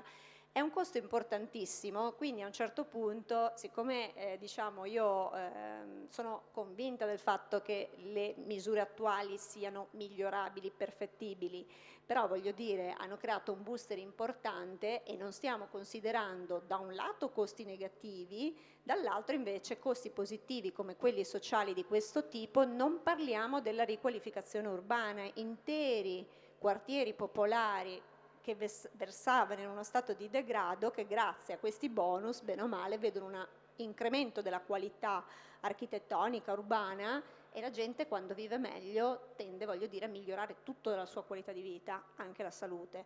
Quindi ecco, non volevo fare un intervento molto generalista, però voglio dire, volevo in qualche modo diciamo, far osservare che bisogna fare un conto più ampio, e nel conto più ampio ci sono degli aspetti negativi che non stiamo tenendo in giusta considerazione, tipo i materiali, il ciclo di vita proprio in termini di economia circolare, di riciclo, eccetera, il terremoto, quindi il problema strutturale, e degli aspetti invece che contano molto positivamente su questi bonus. Vi do due numeri, però posso ancora un minuto? Allora, il tema terremoti, tanto per darvi un'idea, visto che oggi parlavamo di 15 miliardi del capitolo M2, della missione M2C3, che è questa qui della riqualificazione energetica del PNRR, se non sbaglio, il costo dei terremoti negli ultimi 50 anni attualizzati ad oggi è circa 180 miliardi di costi di ricostruzione. Quindi significa 3 miliardi e mezzo circa all'anno, e questi sono solo i costi di ricostruzione, poi c'è il costo della gestione dell'emergenza che più o meno fa raddoppiare il conto. Quindi noi stiamo spendendo dai 5 ai 6 miliardi, intorno ai 6 miliardi all'anno come costi dei terremoti, e li paghiamo noi, cioè voglio dire, nelle tasse, nelle accise, ok? Qua c'è una componente delle accise che paga la ricostruzione dei terremoti o di altre catastrofi naturali. Quindi in definitiva diciamo, investire in questa direzione, il fatto che lo Stato metta 15 miliardi in 3 anni, ma guarda, sono giusti quelli che risparmi solo coi terremoti, Poi mettimi la CO2, mettimi la qualità, la salute della gente, mettimi tutta una serie di considerazioni. Io penso che dobbiamo fare un conto complessivo. Insomma, ti faccio solo una domanda velocissima. Normalmente diciamo, è molto diffusa l'abitudine, anche comprensibile, la lamentela in questo paese nei confronti delle complicazioni. Non rischia, ecco, questo necessità effettivamente di tenere conto non solo di, come dire, di un pezzo del panorama, ma di tutto il panorama. Contemporaneamente non rischia di andare a sbattere contro la necessità di complicare le cose oltre ogni capacità di gestione, non dico della professoressa universitaria, che ha strumenti non comuni, insomma. Allora, no, grazie della domanda. Ci sono due livelli ovviamente. Il livello, quello dell'incentivazione a singolo intervento, secondo me dovrebbe semplicemente tenere in conto in modo un po' più dettagliato di aspetti ambientali, tipo la CO2, cioè l'emissione di gas serra, e voglio dire qualche considerazione sul ciclo di vita dei materiali, e sono conti che sono veramente facilmente fattibili. Oggi ci sono tutti gli strumenti tecnici, rimane molto più complicata la parte burocratica del bonus, ok? Quindi non vedo questo problema. Questi conti più ampi invece, di cui ho parlato nella seconda parte del mio intervento, sono conti che vanno in favore di, come dire, rendere strutturali questi interventi, perché poi succedono quei colli di bottiglia per cui tra 6 mesi l'incentivo finisce e quindi tutti che corrono una marea di interventi, prezzi alle stelle, ma perché, quant'altro. cioè, misure come prezzi alle stelle, il mancato controllo sui prezzi eccetera, quando invece la misura, voglio dire, è una misura che resa strutturale con dei massimali eccetera Più potrebbe funzionare accettabili, molto forse. bene. Vi do un altro dato, perché va bene, diciamo, tutti i difetti del super bonus, scusate, ma sono andata a rivedermelo oggi perché mi è venuta questa curiosità, sapevo che i numeri erano pazzeschi. A maggio dell'anno scorso c'erano 15.000 pratiche, diciamo, in Enea di super bonus, al 30 aprile di quest'anno ce ne sono 155.000, quindi vuol dire 140.000 pratiche in 12 mesi, che naturalmente è poco sostenibile, ok? E quindi i prezzi e tutto quel problema che ci sta dietro, le imprese che non ce la fanno e così via. Però voglio dire, se pensiamo che per gli obiettivi di decarbonizzazione che abbiamo a livello europeo e nazionale dovremmo girare sull'intorno dell'1% di riqualificazione energetica all'anno del comparto edilizio, in Italia noi abbiamo 12 milioni e mezzo di edifici, noi in un anno abbiamo superato il nostro obiettivo per la decarbonizzazione, ok? Quindi voglio dire, è un booster incredibile se ci certo. teniamo anche ad avere un effetto ambientale positivo. Pertanto, insomma, io spezzo una lancia a favore, naturalmente con tutte le migliorie che devono essere fatte. Proprio per renderlo sostenibile, perché sennò questo 1% lo facciamo per un anno e l'anno successivo si ferma tutto. Esatto. Ecco, insomma. Bene, grazie. Grazie d'apporto. Allora, Luigi Marangon, Infocamere, la piattaforma Sibonus per la cessione dei crediti edilizi. Una cosa che in questo momento è considerata desiderabile da molti, è abbastanza bloccato il mercato delle cessioni del credito. Voi avete messo su una piattaforma, se ci racconti un po' come mi funziona. alzo, che così vedo bene il monitor e anche voi. Se abbiamo la presentazione... Credo che basti andare avanti. Allora, io vi porto a bordo all'interno di un progetto più che di una piattaforma. Infocamera è la società consortile delle Camere di Commercio, tiene il registro delle imprese, quindi tutti i dati delle imprese, compresi i bilanci, compresi i debiti tributari, compresi i crediti d'imposta. Quando è uscito fuori il decreto rilancio, che era in pieno periodo pandemico, abbiamo deciso di realizzare una piattaforma essenzialmente per rendere più agevole il fatto di rilanciare l'economia. Quindi noi abbiamo subito trattato, appena uscito fuori il decreto, quello dell'8 agosto riferito al Superbonus, l'implementazione e la progettazione di questa piattaforma, e ci siamo concentrati subito agli interventi di tipo di edilizia privata, perché come Camere di Commercio, come sistema camerale, cerchiamo appunto di garantire il mercato anche dei piccoli, non solo dei grandi, perché l'accesso ai mercati finanziari e bancari diventa complicato per lavori di piccola entità. Abbiamo quindi strutturato la nostra piattaforma, già al tempo avevamo già dato questi nomi che non abbiamo più cambiato e poi si sono consolidati nel tempo, quindi trattiamo il super bonus, l'eco bonus, il sisma bonus, bonus facciate e bonus ristrutturazioni. Questo schemino l'abbiamo cambiato nei 15 interventi del super bonus che ci Certo. sono succeduti e probabilmente fra una settimana ce ne sarà un altro. Questo qua è il penultimo, manca l'ultimo giro, quindi voi sapete che tutto questo meccanismo, il credito d'imposta è una leva del governo, della pubblica amministrazione per agire dal punto di vista della sostenibilità sul green e quindi può intervenire fornendo credito d'imposta. Come funziona? Io faccio i lavori a casa, sono titolare di una detrazione fiscale, questa detrazione fiscale col decreto rilancio può essere presa dal fornitore dei miei lavori che a sua volta può cederla ad oggi a un terzo e con la normativa vigente a un soggetto vigilato. La norma vigente dice che quando va dentro un soggetto vigilato rimane all'interno di un soggetto vigilato, quindi dentro una banca. L'ultimo intervento normativo ha previsto che si possa vendere anche i correntisti. Adesso il prossimo intervento correttivo sarà che si possa vendere anche i correntisti prima della quarta cessione, quindi in terza cessione. L'altra cosa è che io posso venderlo direttamente, al posto di darlo al fornitore, venderlo direttamente a terzi. Questa è una grande leva perché praticamente fornisce subito liquidità alle imprese per eseguire immediatamente i lavori. Quello che noi abbiamo realizzato è proprio una piattaforma istituzionale, ci siamo messi il cappello istituzionale, abbiamo detto aiutiamo le imprese a poter usufruire di questa leva fiscale. Allora abbiamo messo in piedi questa piattaforma che è interamente tecnologica, dal punto di vista la cessione avviene in digitale, quindi utilizziamo il riconoscimento dei soggetti tramite SPID, CNS, carta d'identità elettronica. Abbiamo fatto tutto un lavoro normativo per definire un contratto standard di cessione del credito, quello continuamente cambia ogni volta che cambia la norma, e poi abbiamo definito anche un acquisto in sicurezza, perché Infocamere controlla un istituto di pagamento al 100%, quindi abbiamo anche una banca che ci permette poi di garantire tutta l'operatività dal punto di vista finanziario. Per chi tratta i crediti d'imposta ci sono due passaggi obbligatori.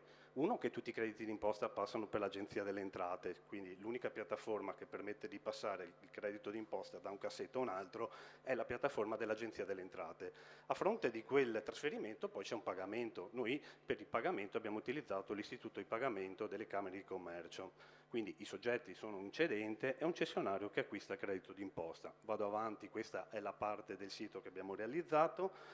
Il sito è un marketplace, quindi qualsiasi soggetto che viene riconosciuto automaticamente perché lo facciamo con la sua identità digitale può inserire un annuncio di credito d'imposta di cui è titolare. Decide lui il prezzo del credito che vende, quindi questo è completamente rovesciato rispetto al mercato bancario, perché il mercato bancario decide il prezzo del mercato Sembra più bancario. una piattaforma di criptovalute, funzionano Sì, esattamente sì, così. sì. No, diciamo che ha questo più valore delle criptovalute rispetto ai token, perché qua c'è dietro un soggetto che è lo Stato. Lo Stato è solvibile dal punto di vista del credito d'imposta.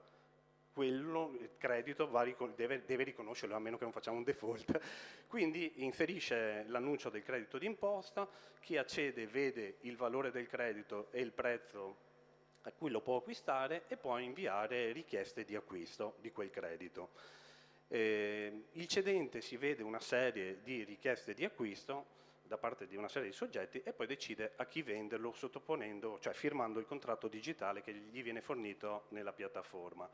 Dal punto di vista dell'operatività, questo è solo uno schemino, per chi compra il credito vede un acquisto acquistabile, invia la richiesta, firma il contratto, versa i soldi su un conto che gli apriamo gratuitamente noi. Al cedente andiamo a dire che il cessionario, quindi colui che acquista, è solvibile e quindi può operare al trasferimento del credito. Il cessionario quindi vede il credito nel cassetto fiscale, lo accetta e viene sbloccata la somma. Stessa cosa dal punto di vista del cedente, colui che vende, quindi immaginiamo le imprese in questo caso, inseriscono senza oneri, senza nessuna spesa, annunci all'interno della piattaforma, si vedono le richieste, firmano il contratto, poi gli arriverà da cedere il credito e quando ha ceduto il credito gli arriveranno le somme. Perché è importante SeaBonus? Perché Abbiamo generato con questi interventi di super bonus più o meno ci saranno 50-60 miliardi di crediti d'imposta in circolazione adesso. Le imprese, in questo momento ci sono imprese non nel settore edile che praticamente hanno 50 miliardi di debiti tributari da pagare entro i prossimi 12 mesi, con una liquidità però complessiva perché abbiamo verificato tutti i bilanci, di 300 miliardi.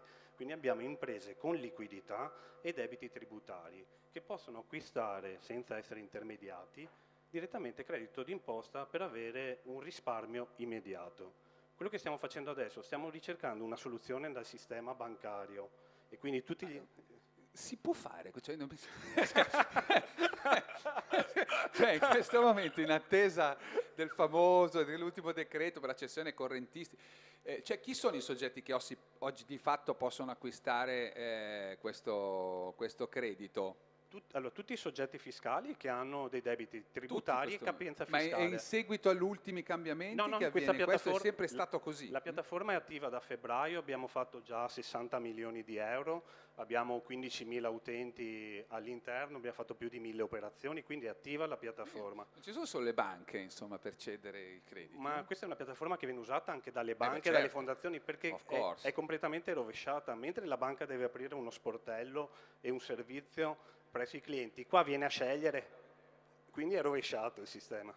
Ne approfitto per presentarvi brevemente Gennaro Di Noia, che è come dire, di Field Fisher e che tra l'altro tra breve, anzi ti invito ad accomodarti direttamente, visto che adesso i posti per sederci ci sono, e poi tra l'altro proseguirà il lavoro, ma c'è una domanda che ti voleva fare.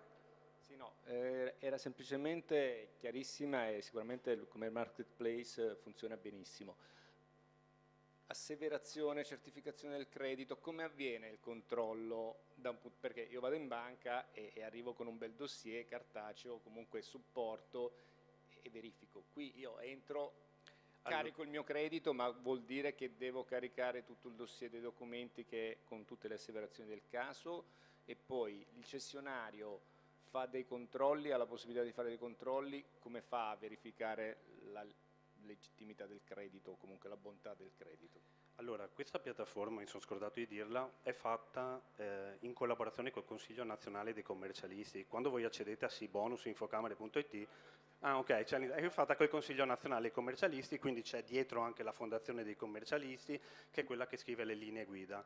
Alcuni degli annunci all'interno sono marcati come attestati da commercialista, perché noi vediamo che accede un commercialista perché abbiamo il collegamento con l'INIPEC che gestiamo noi, quindi l'indice delle PEC, e lui va a dire sì, ho inserito il credito secondo la fondazione, secondo le linee guida della fondazione.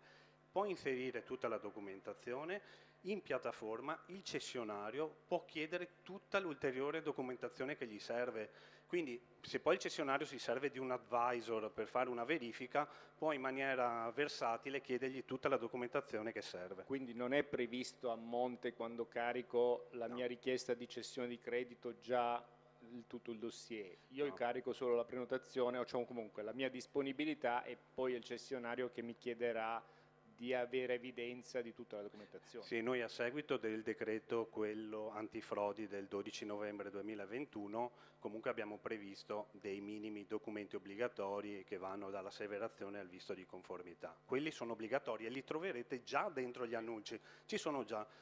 Poi c'è la possibilità di chiederne ulteriori, perché questa diventa una piattaforma abilitante in cui cedente e cessionario se la modellano secondo i processi interni che hanno definito. Sembra chiaro. Ok, lascio... Ci possiamo fermare qui, grazie. Benissimo, grazie. No, tra l'altro molto, molto interessante. Allora, andiamo da Giorgio Golinelli, vi dicevo Acegas APS AMGA, che ci porta verso il tema della riqualificazione energetica per edifici pubblici e privati. So che, come dire, il punto di vista di Golinelli è forse un po' meno entusiasta rispetto almeno al rapporto costi-benefici del meccanismo di incentivazione del momento, che è il 110. No, il momento per il nostro settore, in particolare per la riqualificazione energetica e la transizione ecologica, è entusiasmante, perché oggettivamente lo è, ma è anche di un livello di complessità che dopo 25 anni di questo mestiere non si era mai raggiunta. Perché? E spendo 2 parole sulla situazione. Perché abbiamo avuto una spinta enorme dal PNRR, abbiamo avuto una spinta sulla domanda da parte dei bonus e di tutto il sistema incentivante tradizionale che poi il governo in questi anni ha upgradato in modo importante, ma dall'altra parte abbiamo avuto tutte le tensioni sul recupero dei materiali, i colli di bottiglia legati alle grandi domande anche sulla fase progettuale degli interventi, l'aumento dei prezzi dell'energia e in certi momenti forse anche ulteriori difficoltà legate proprio al poter dire che un pensiero, un'idea di efficienza energetica verrà realmente realizzata. Allora, siccome la società, noi siamo una società, siamo una ESCO, la nostra missione è quella di realizzare, noi facciamo gli interventi. E come si svolge questo fare? Si svolge risolvendo un problema su 2 assi. Il primo è quello massimizzando il risparmio energetico e la componente economico-finanziaria, quindi noi massimizziamo questo asse, ma dobbiamo anche risolvere, e questo non era così in passato, anche una catena realizzativa, che fino a un po' di tempo fa veniva data per scontata e oggi non è.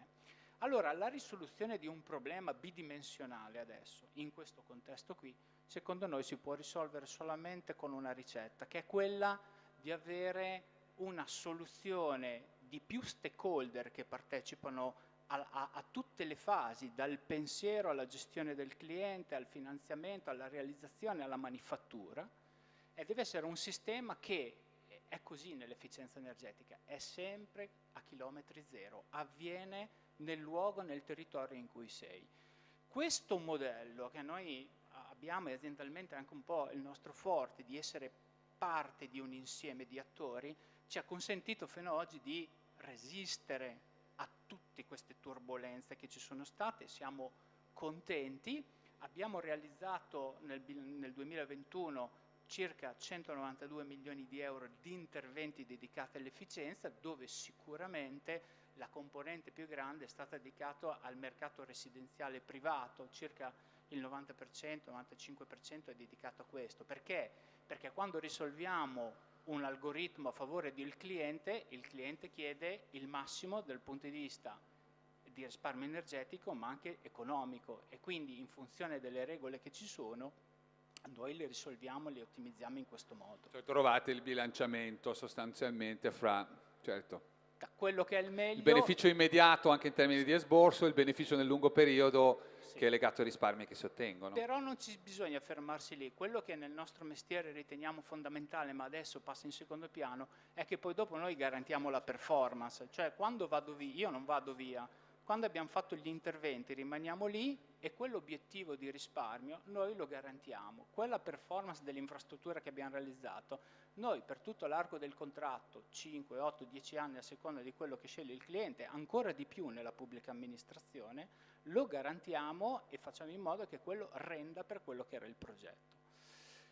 Ora, quindi per noi sì, è una fase molto buona, abbiamo addirittura una fase che pensiamo ancora meglio sul 2022, certo che se devo dire su questo palco se c'è qualcosa che secondo me occorre riflettere è prima di tutto la questione di una stabilità normativa, perché devo dire che abbiamo una frequenza di interventi. Siamo sempre d'accordo quando si parla di sicurezza sul lavoro, quando si parla di antifrode, chi non è d'accordo, perché diciamo è una cosa fondamentale. Vabbè, il grande tema è questa grande, che però a maggior ragione se uno non ha creato con il territorio e con tutti gli stakeholder che partecipano, perché sembra dire faccio un cappotto in un condominio, una banalità, ma non è così.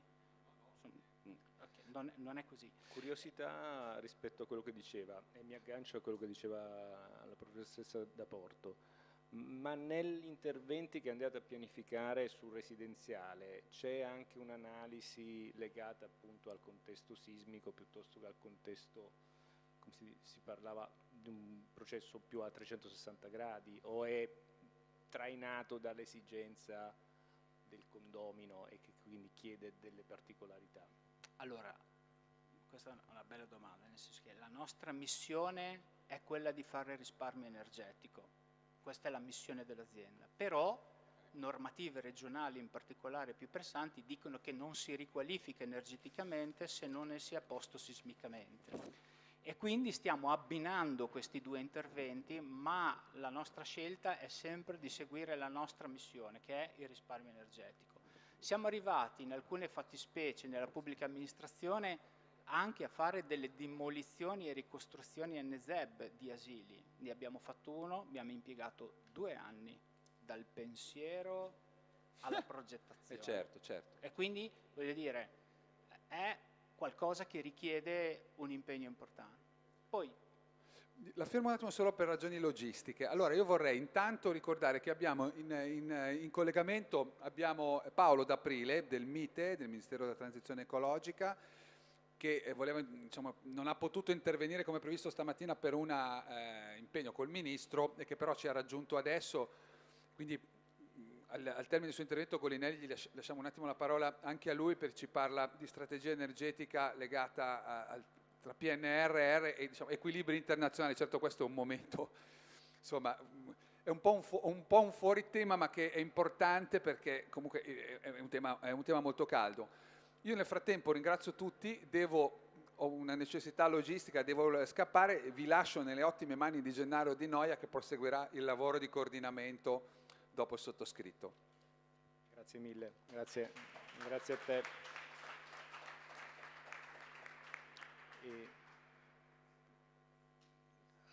Chiedo solo alla regia se deve intervenire adesso D'Aprile o... Sì, ok. Quindi diamo la parola al... Sì, ma poi... Prego. Sì. Salve. Allora, buongiorno, buonasera. Buonasera. Ecco, quindi c'è del MITE il dottor Paolo D'Aprile che ci introduce quindi sulla strategia energetica del PNRR e i nuovi equilibri internazionali. Buonasera e grazie per averci raggiunto ed essere intervenuto. Buonasera, grazie mille dell'invito. Scusate se appunto ci sono problemi di agenda. Oggi tra l'altro veniamo dall'audit proprio sul PNR. Sono Paolo D'Aprile, il capo dipartimento della struttura di missione del Ministero della Transizione Ecologica. E proprio oggi e domani abbiamo giorni di audit continui per verificare l'avanzamento. Pensavamo di condividere brevemente in questo momento insieme un overview delle misure MITE, un avanzamento di dove siamo, anche appunto nel contesto di rafforzamento necessario di accelerazione dato il contesto di sicurezza.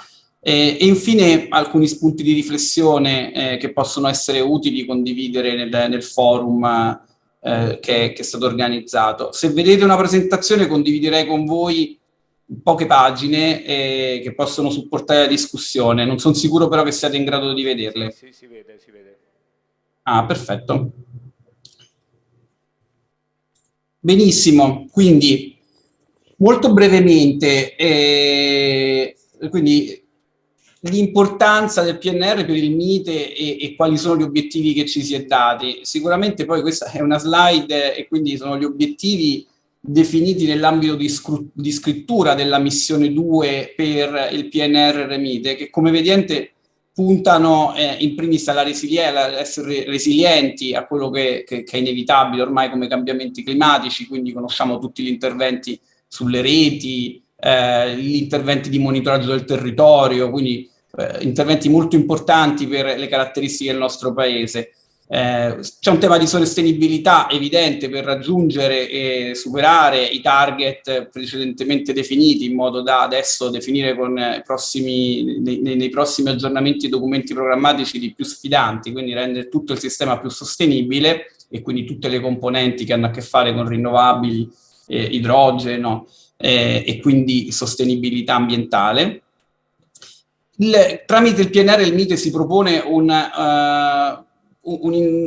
obiettivo di sviluppo industriale per sé, quindi di sviluppare una filiera italiana sulle aree più innovative relative alla transizione, pensiamo ad esempio ai bandi che abbiamo appena emanato in termini di idrolizzatori, quindi sviluppare delle supply chain che oggi non ci sono ma che prevediamo possano essere molto importanti. E nel far questo farlo in modo inclusivo e equo, quindi stanno molto attenti agli aspetti territoriali e geografici, gap tra le regioni e gli aspetti del job creation e occupazionali, e farlo aumentando il più possibile, quindi vedrete sono iniziative specifiche dedicate su temi di consapevolezza e cultura.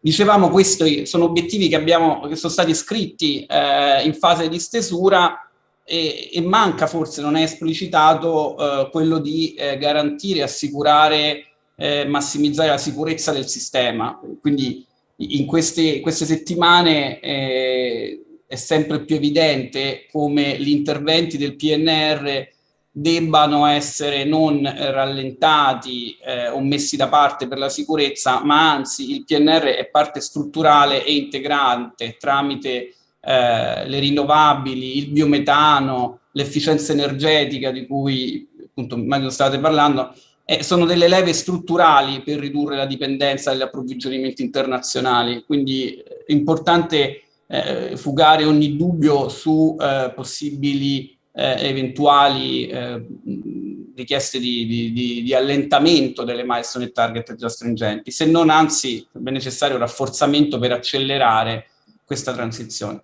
Importante sottolineare come tutte queste misure del PNR chiaramente fanno parte di un portafoglio più ampio di azioni, incentivi, riforme per raggiungere gli obiettivi, quindi non è tanto il computo quantitativo, però il PNR si pone all'interno di una serie di policy che traguarda il 2030 e il 2050 e sicuramente è il tassello, dei tasselli dominanti per i prossimi 2-3 anni. È molto importante, accelero così poi lasciamo anche spazio se riusciamo prima delle 7 per qualche scambio, evidenziare che non è soltanto un piano per il MITE, soprattutto in generale lo spirito di tutto il Next Generation EU non è tanto un piano solo di investimenti.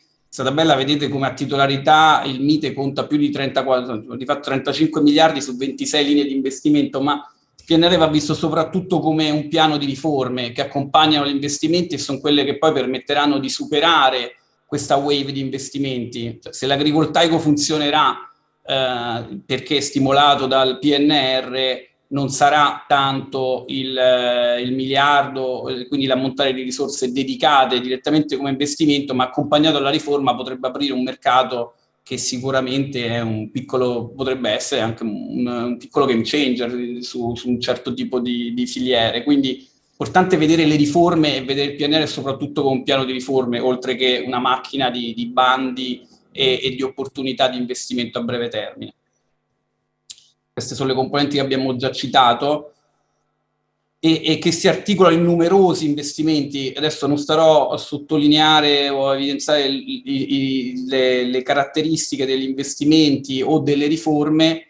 Quello che è importante forse evidenziare è che come Ministero della Transizione Ecologica si è puntato ad avere una copertura molto ampia sia delle tematiche che dei sottosettori, perché la transizione ecologica appunto riguarda vedete l'iniziativa in componente 1.1 dalla gestione dei rifiuti fino ai porti verdi in fondo, passando per i parchi, quindi gli obiettivi sono diversi, così come i beneficiari e gli strumenti sono molto diversi, quindi essendo obiettivi diversi si rivolgono alcuni alle regioni, alcune alle città metropolitane, alcune ai privati, quindi c'è un'ampia complessità da gestire che però è quello che è strutturale per arrivare laddove è necessario intervenire per raggiungere l'obiettivo. Quindi sono molte misure che hanno diversi obiettivi, diversi beneficiari e strumenti, dall'accordo di programma al bando aperto ai privati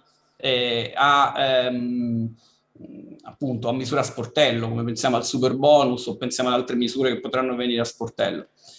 Inoltre, prego. Dato la varietà degli interventi, non c'è rischio di dispersione, diciamo, della scarsa visibilità o comunque difficoltà poi ad intercettare lo strumento idoneo nelle singole situazioni?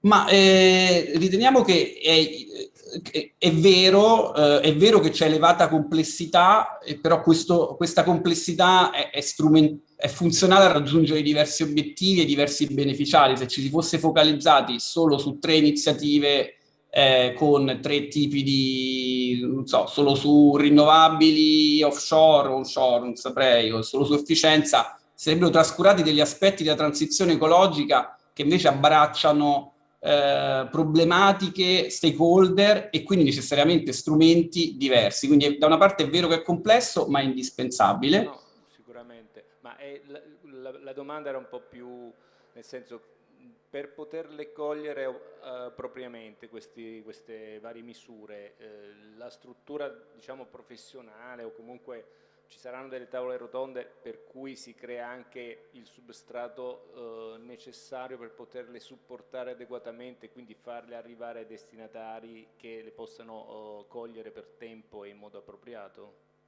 Questa è la sfida principale, io direi che questa è davvero la sfida principale in un programma così complesso e così ambizioso, e per questo è fondamentale sia, infatti il Ministero si è strutturato e si sta strutturando con con strutture, professionalità, supporti e convenzioni dedicate, così come gli enti territoriali e così come anche i privati si dovranno strutturare. Io personalmente penso che la capacità di catturare queste opportunità passi per, abbiamo voluto sentire 3 implicazioni principali. Uno, riuscire a far partnership per cogliere queste occasioni tra gli operatori pubblici e privati, quindi riuscire davvero, visto che alcune iniziative sono a titolarità regione, alcune città metropolitane, e quindi è necessario coordinare spesso il contributo industriale o finanziario con la titolarità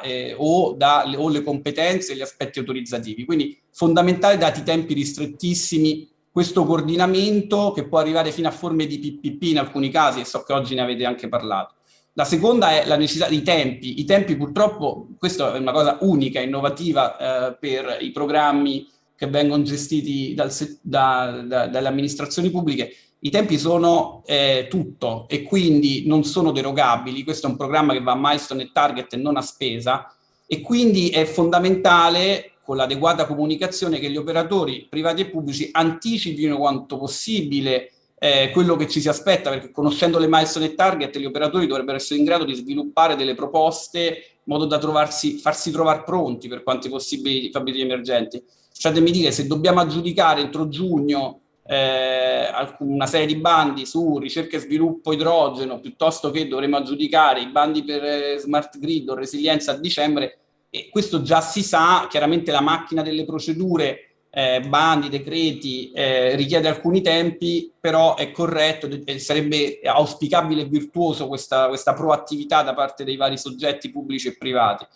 E infine, forse il terzo punto, però che abbiamo già in parte sollevato, è quello di vedere le opportunità e quindi attrezzarsi oltre il bando e l'incentivo, ma vedere quale opportunità si apre grazie adesso parlavamo prima agrivoltaico o comunità energetiche o altri sistemi che sono stimolati dal PNR, e quindi al di là della milestone e target vincolante cosa si apre. E quindi è chiaro che questo richiede un grande sforzo di comunicazione dal punto di vista del Ministero, e ci stiamo attrezzando in modo da rafforzarla e rendere tutto ai diversi stakeholder più chiaro anche in termini di come muoversi, e di assistenza tecnica che deve essere fornita soprattutto a quei soggetti, penso, l'abbiamo visto nei bandi dell'economia circolare, quindi soggetti che possono essere più deboli da un punto di vista propositivo e manageriale e hanno bisogno di assistenza tecnica, e quindi passa anche per queste soluzioni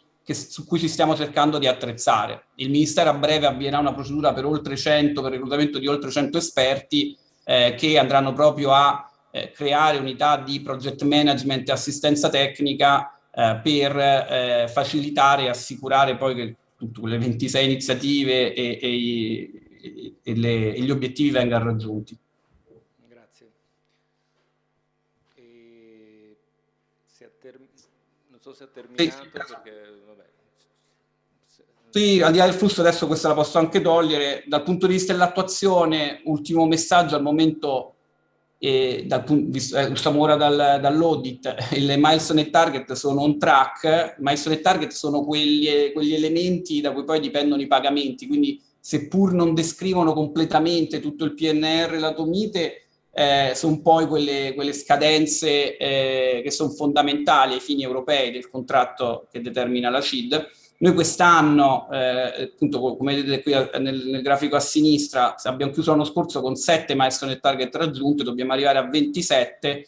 In questo momento, in questo primo trimestre, ne abbiamo chiuse circa 5, poi subject to la revisione finale, e da qui a giugno ne abbiamo altre 10. Quindi di fatto è una corsa, soprattutto in questa prima fase di avviamento, direi, questi primi 6 mesi, un anno, che è una fase di emissione, aggiudicazione, procedure, mentre i milestone target successivi sono più di raggiungimento progressivamente dei target, dalla produzione del biometano, del rinnovabile o quel che sia. Mi fermo qui brevemente e tolgo anche le pagine, avevo preparato altro materiale ma dato il tempo ci tenevo comunque a dare un'overview complessiva.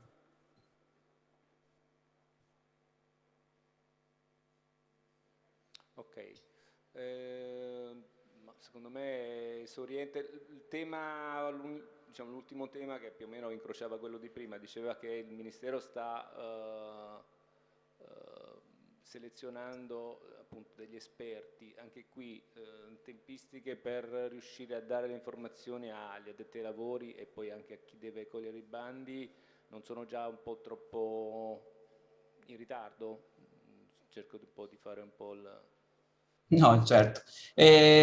Sulle tempistiche per il reclutamento degli esperti, adesso penso le procedure, io penso a breve comunicheremo quali sono i profili e diciamo anche i fabbisogni per ciascuna delle tipologie.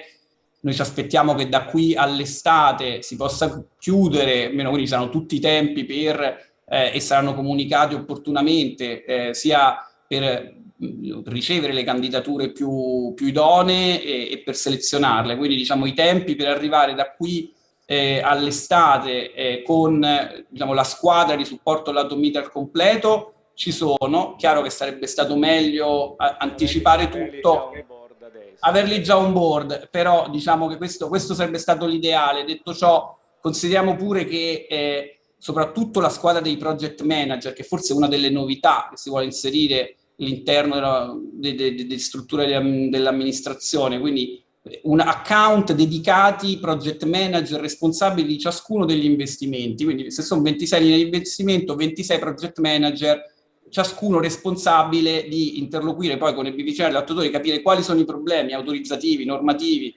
financing, in modo da sbloccare e rimuovere e assicurarsi che le risorse vengano utilizzate. Quindi questi sono dei profili che ovviamente la loro rilevanza entrerà in gioco sempre più quando i progetti vengono aggiudicati. Se noi adesso aggiudicheremo per esempio i progetti sull'economia circolare, da quel momento in poi sarà fondamentale avere delle interfacce chiare. Quindi aspettiamo che il fatto che entrino anche nel secondo semestre, ovvio sarebbe stato meglio avere prima queste risorse, ma diciamo, quello sarà il momento in cui dal prossimo semestre e poi verso fine anno avremo più bisogno di accompagnare il project management della struttura.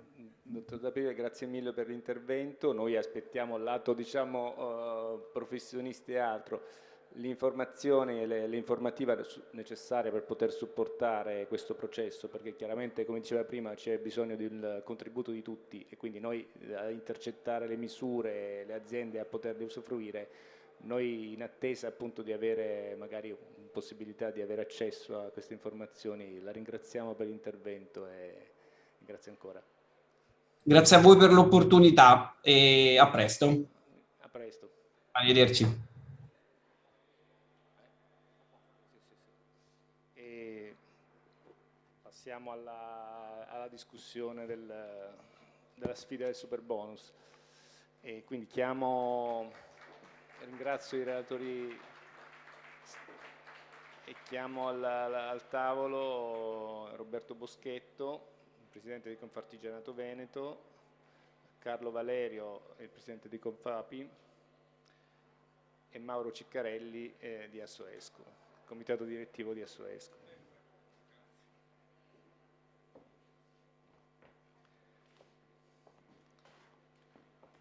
credo che come tempi siamo già un po' ristretti, andremo rapidi, un po' di discussioni sul super bonus probabilmente le avevamo già fatte in tutto il giorno, ma chiaramente in questo momento l'idea era quello di commentare sulla base dell'esperienza che voi avete avuto con i vostri associati, quindi sul campo, quella che è l'iniziativa, quello che siete riusciti a vedere, quelle che sono le esigenze, ma anche quelle che sono le inefficienze di quello che è questo strumento, quindi se ci possiamo condividere questa esperienza in modo da mettere a fattor comune magari, diciamo, soprattutto cose che si possono migliorare, cose di cui bisogna stare attenti o comunque anomalie di questo meccanismo. Sì. Buonasera a tutti, grazie dell'invito, vi porto anche il saluto del Presidente nazionale Granelli perché inizialmente era stato invitato lui. Sì, purtroppo faceva specie sentire anche il Ministero, sono in ritardo, non hanno ancora l'organizzazione. Ma bisogna finire presto. presto. Quando noi partiremo, perché dopo alla fine c'è qualcuno che deve lavorare. Bisogna partire presto. Ecco, i tempi sono sempre ristretti e quindi nascono tutte le situazioni che abbiamo già visto, quindi film che si ripetono di volta in volta. Sì, dispiace perché tornando al tema del 110 abbiamo visto fin dall'inizio un tema e quindi opportunità di lavoro importantissime, però fin dall'inizio con delle incongruenze, con delle difficoltà, ma soprattutto delle insicurezze. Questo ha portato a tardare nei tempi, ha portato che la malavita, come al solito in Italia esiste e riesce a avere capacità meglio dell'ufficio delle entrate, e invece le persone oneste si sono trovate a sobbarcare difficoltà di ogni genere. Quindi, ricapitolando, abbiamo avuto ritardo nella partenza, considerando che ci sono delle scadenze ben precise. A questo, per una serie di motivi, dopo si sono aggiunte quello che purtroppo stiamo vivendo nei cantieri. Il materiale per fare un cappotto che circa dalle nostre parti bisogna fare un cappotto da 14 in EPS, il classico polistirolo bianco, piuttosto che da 10, e se è in grafite lo devi aspettare minimo 2 mesi. Ecco, io mi chiedo, come fa a stare nei tempi? A questo si sovrappone il tema degli uffici tecnici che sono oberati e sono i primi che partono. Senza loro avere tutte le liberatorie non possono dare la possibilità alle imprese di ordinare il materiale, di organizzarsi e quindi di creare un cronoprogramma per il lavoro. Si è aggiunto costi esorbitanti delle materie prime e quindi dei materiali che hanno portato a difficoltà, considerando che i prezzi sono legati a un preziario dei nazionale che per fortuna è stato anche corretto nel tempo, però sono sempre ritardi perché aspetti con ansia che esca il trimestre prossimo per avere i prezzi nuovi o meno. Mancanza soprattutto poi di forza lavoro. Forza lavoro che dopo diventa il vero esecutore, non è questione di aziende capaci a fare i lavori a regola d'arte, ma è questione di avere personale capace di lavoro. Questo ha creato, secondo me, una difficoltà enorme, ossia, primo, sono sorte imprese dall'oggi al domani che il giorno prima facevano totalmente un'altra cosa, così lavoratori che il giorno prima raccoglievano ravanelli e dopo sono messi a fare il cappotto, e questo ha fatto sì dopo che i ritardi, lavori fatti male e dopo, ripeto, la mafia piuttosto che... Provo a fare un giro di tavola così. Ecco, succede che è difficile dopo a rappresentare le imprese sane, quindi tornando al ruolo mio, a rappresentare i nostri associati che hanno un aspetto deontologico ben preciso che devono stare, ma soprattutto sono aziende che vivono il territorio che rappresentano il territorio e che quindi a quelle aziende uno va a suonare il campanello e dice mi vado, ho fatto Proviamo il lavoro fatto male. A sentire il punto di vista di Confapi, così sentiamo un altro... Grazie e grazie anche a voi per la stoica pazienza che dimostrate. Vediamo di dare un senso alla vostra presenza. E sì, sentiamo anche un altro parere che non è per niente diverso, forse è ancora più rigoroso. Le imprese,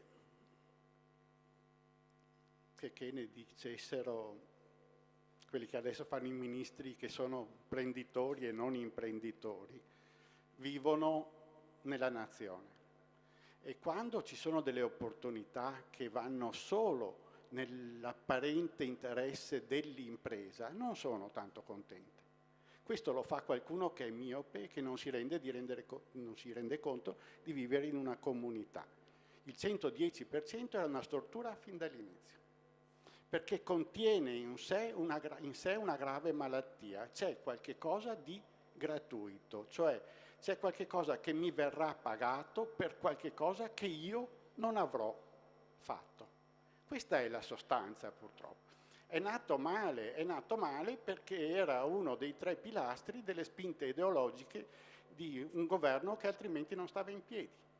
Il 110%, il reddito di cittadinanza, mi viene perfino difficile dirlo, e la quota 100. Ora, si può organizzare una nazione in questo modo? Se il fine è quello di migliorare le prestazioni energetiche di questa nazione, dobbiamo arrivarci con questi meccanismi, dobbiamo arrivarci a tutti i costi. Noi abbiamo sentito interventi molto interessanti, molto lucidi e anche molto positivi, ma uno è di ERA, che ha fatto 190 milioni di lavori, quell'altro è delle camere di commercio, ben venga, e per fortuna che c'è una struttura di quel genere, ma i soldi veri del 110% dove sono andati?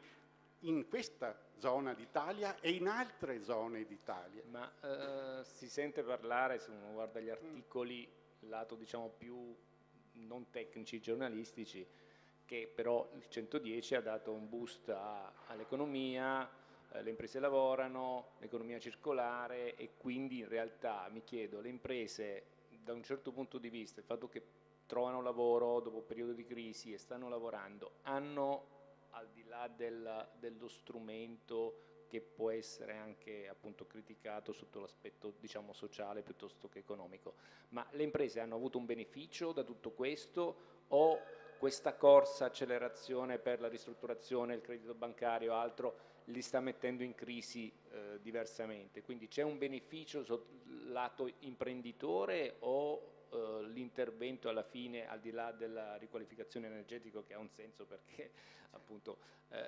non raggiunge l'effetto al di là di grossi gruppi per quanto riguarda le piccole imprese? Questa è la domanda. Allora, le imprese lavorano in un mercato globale e nazionale. Se c'è una distorsione nella domanda, questa distorsione nella domanda non si espliciterà solo nel costo del polistirolo o dell'aerogel per il cappotto, sarà trasversale, e la domanda di lavoratori che vengono concentrati tutti in una direzione che è quella del momento va a depauperare le opportunità che ci sono per altri lavori. Noi non vogliamo dire che non fosse giusto, ma noi abbiamo degli strumenti che sono già consolidati e che funzionavano, ed erano quelli per esempio dell'incentivo sul cambio degli impianti idrosanitari o di condizionamento. Là si sa che c'è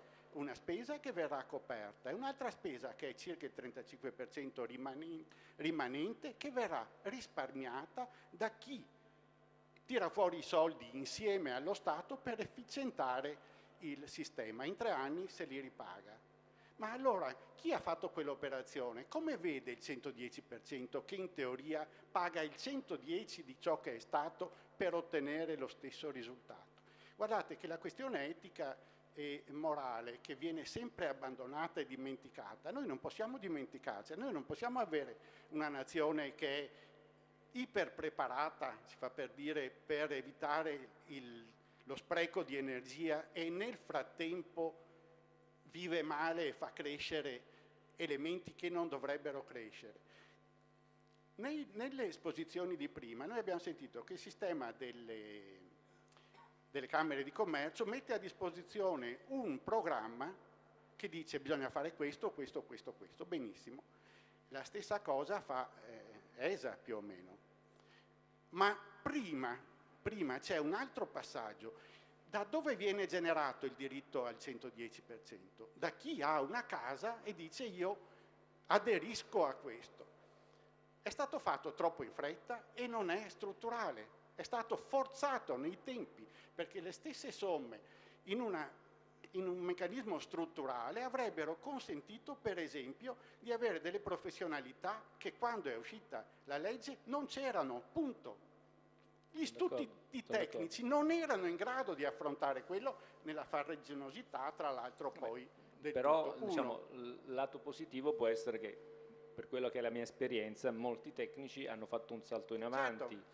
Come know-how, no? Diciamo, in questo momento parlare con un ingegnere, lui ormai di strumenti e di calcolo per l'efficienza energetica è una materia che governa o comunque è familiare, cosa che prima no. Per cui dico, alcuni punti positivi, cioè la domanda mia è l'imprenditore, il piccolo imprenditore che in qualche modo ha partecipato all'incremento del prezzo delle opere, alla fine porta a casa più soldi o ne esce più povero da questa operazione? Allora, se opera in quel settore, perché gli imprenditori non operano solo in quel settore là, se opera in quel settore ha di sicuro avuto delle opportunità se era serio, ma spesso non le ha avute perché chi non era serio non doveva dimostrare nulla come impresa, neanche il rating di legalità. Questa è una stortura. Noi non stiamo dicendo che non va bene, certo che ci sono state delle opportunità, ma quante di quelle opportunità sono state colte dalla malavita? Perché di questo si tratta. E quanto dovranno prima o poi alcuni sui quali è stato generato il diritto al credito d'imposta pagare? Perché prima o poi qualcuno i controlli dovrà andarli a fare. Se noi avessimo agito in una blockchain dove ogni volta che c'era un parere, un'offerta, un progetto restava là, immutabile per sempre, non ci sarebbero stati problemi. Questo è il 2.0. Ma noi, noi purtroppo abbiamo questo. È una curva d'esperienza. Quindi lo Stato ha deciso di investire questi soldi e poteva anche andare bene. Mi auguro che continui a farlo, ma in modo strutturale, finalmente prendendo l'opportunità di far lavorare chi nel frattempo si è preparato. Ma se tu cominci prima non stai facendo un servizio né alla nazione, né al futuro, né al risparmio energetico. Tu stai creando una stortura che poi farà arrabbiare ancora di più i cittadini, che a volte sono anche imprenditori o lavoratori, perché questo Stato non li ha rispettati. Grazie. E vediamo il punto di SO Expo. Per fortuna alla fine un po' di speranza, se no dicevo... Lo abbiamo... No, allora, intanto ringrazio i coraggiosi qua che sono rimasti, grazie alle opportunità. Io, rappresentando Assoesco, posso portare, diciamo, il parere sia di ditte più grandi che di ditte più piccole, che a volte operano come professionisti, a volte anche come, diciamo, ditte che operano proprio nel settore edile. Devo ammettere che ciò che è stato evidenziato dai due relatori che mi accompagnano, che sicuramente alcuni accorgimenti sono stati presi in maniera corretta, forse tardi, e altri ne stanno prendendo. Proprio ieri è uscito un ennesimo accorgimento sulla SOA, che quindi, quindi qualcosa la SOA, va il fatto bene. che le banche finanziano solo chi è già correntista, cioè ci sono dei meccanismi che dei correttivi Che hanno fatto. Poi, come quello che si è notato in associazione è che comunque, nonostante tutto, questo sistema ha una scadenza, tempi biblici rispetto a quello che erano abituati per il 50 o il 65%, che scadevano tutti entro entro la fine dell'anno, questa volta invece c'è un orizzonte un po' diverso che permette sicuramente di programmare al netto di quelli che sono stati secondo me dei ritardi strutturali. Se si è stati attenti a bloccare le frodi c'è stato un rallentamento, si è passata dalla cessione del credito al sconto in fattura un altro rallentamento, però comunque c'è stata una certa programmazione. Sono state messe in corsa le villette, questo bonus era nato per efficientare sicuramente condomini o strutture delle ATER, insomma dell'edilizia popolare, sono state messe dentro queste villette che un po' hanno rallentato. E quindi la sensazione è che sia un ottimo incentivo che ha portato alla crescita delle attività, altrimenti oltre alla speculazione la realtà è che mancano i prodotti, quindi evidentemente un settore è stato messo in movimento, e mi appoggio a quello che diceva, non mi ricordo il nome, Valerio, che se si potesse rendere strutturale anche con la discesa degli incentivi programmati per i condomini al 2023, forse lo Stato potrà rendersi conto, non so, facendo rimanere al 70% che è previsto o non lo so, potrebbe rendersi conto che ciò che è stato fatto è un investimento più che una spesa, e quindi la necessità di renderlo strutturale non sarà più una necessità per gli operatori che secondo me, speriamo che allungano i tempi, no, potrebbe essere che in realtà i tempi saranno per sempre, perché lo Stato potrebbe fare dei conti e notare che l'attività di spesa gli ritorna per altri motivi, è diminuita la cassa integrazione, il comparto dell'edilizia pesa per oltre il 25% dello Stato, quindi potrebbe essere che questo sistema, dopo questa attività frenetica che ha portato tanti a giovare del 110, qualcuno non ce la fa, già adesso molte aziende non prendono più nuovi accordi, potrebbe diventare un incentivo veramente che cambia il volto della nazione. Prima la professoressa che adesso non c'è più, aveva dato un accenno alla parte del sisma. A me insomma questa cosa mi interessa da vicino in quanto io sono aquilano e quindi ho vissuto il terremoto dell'Aquila.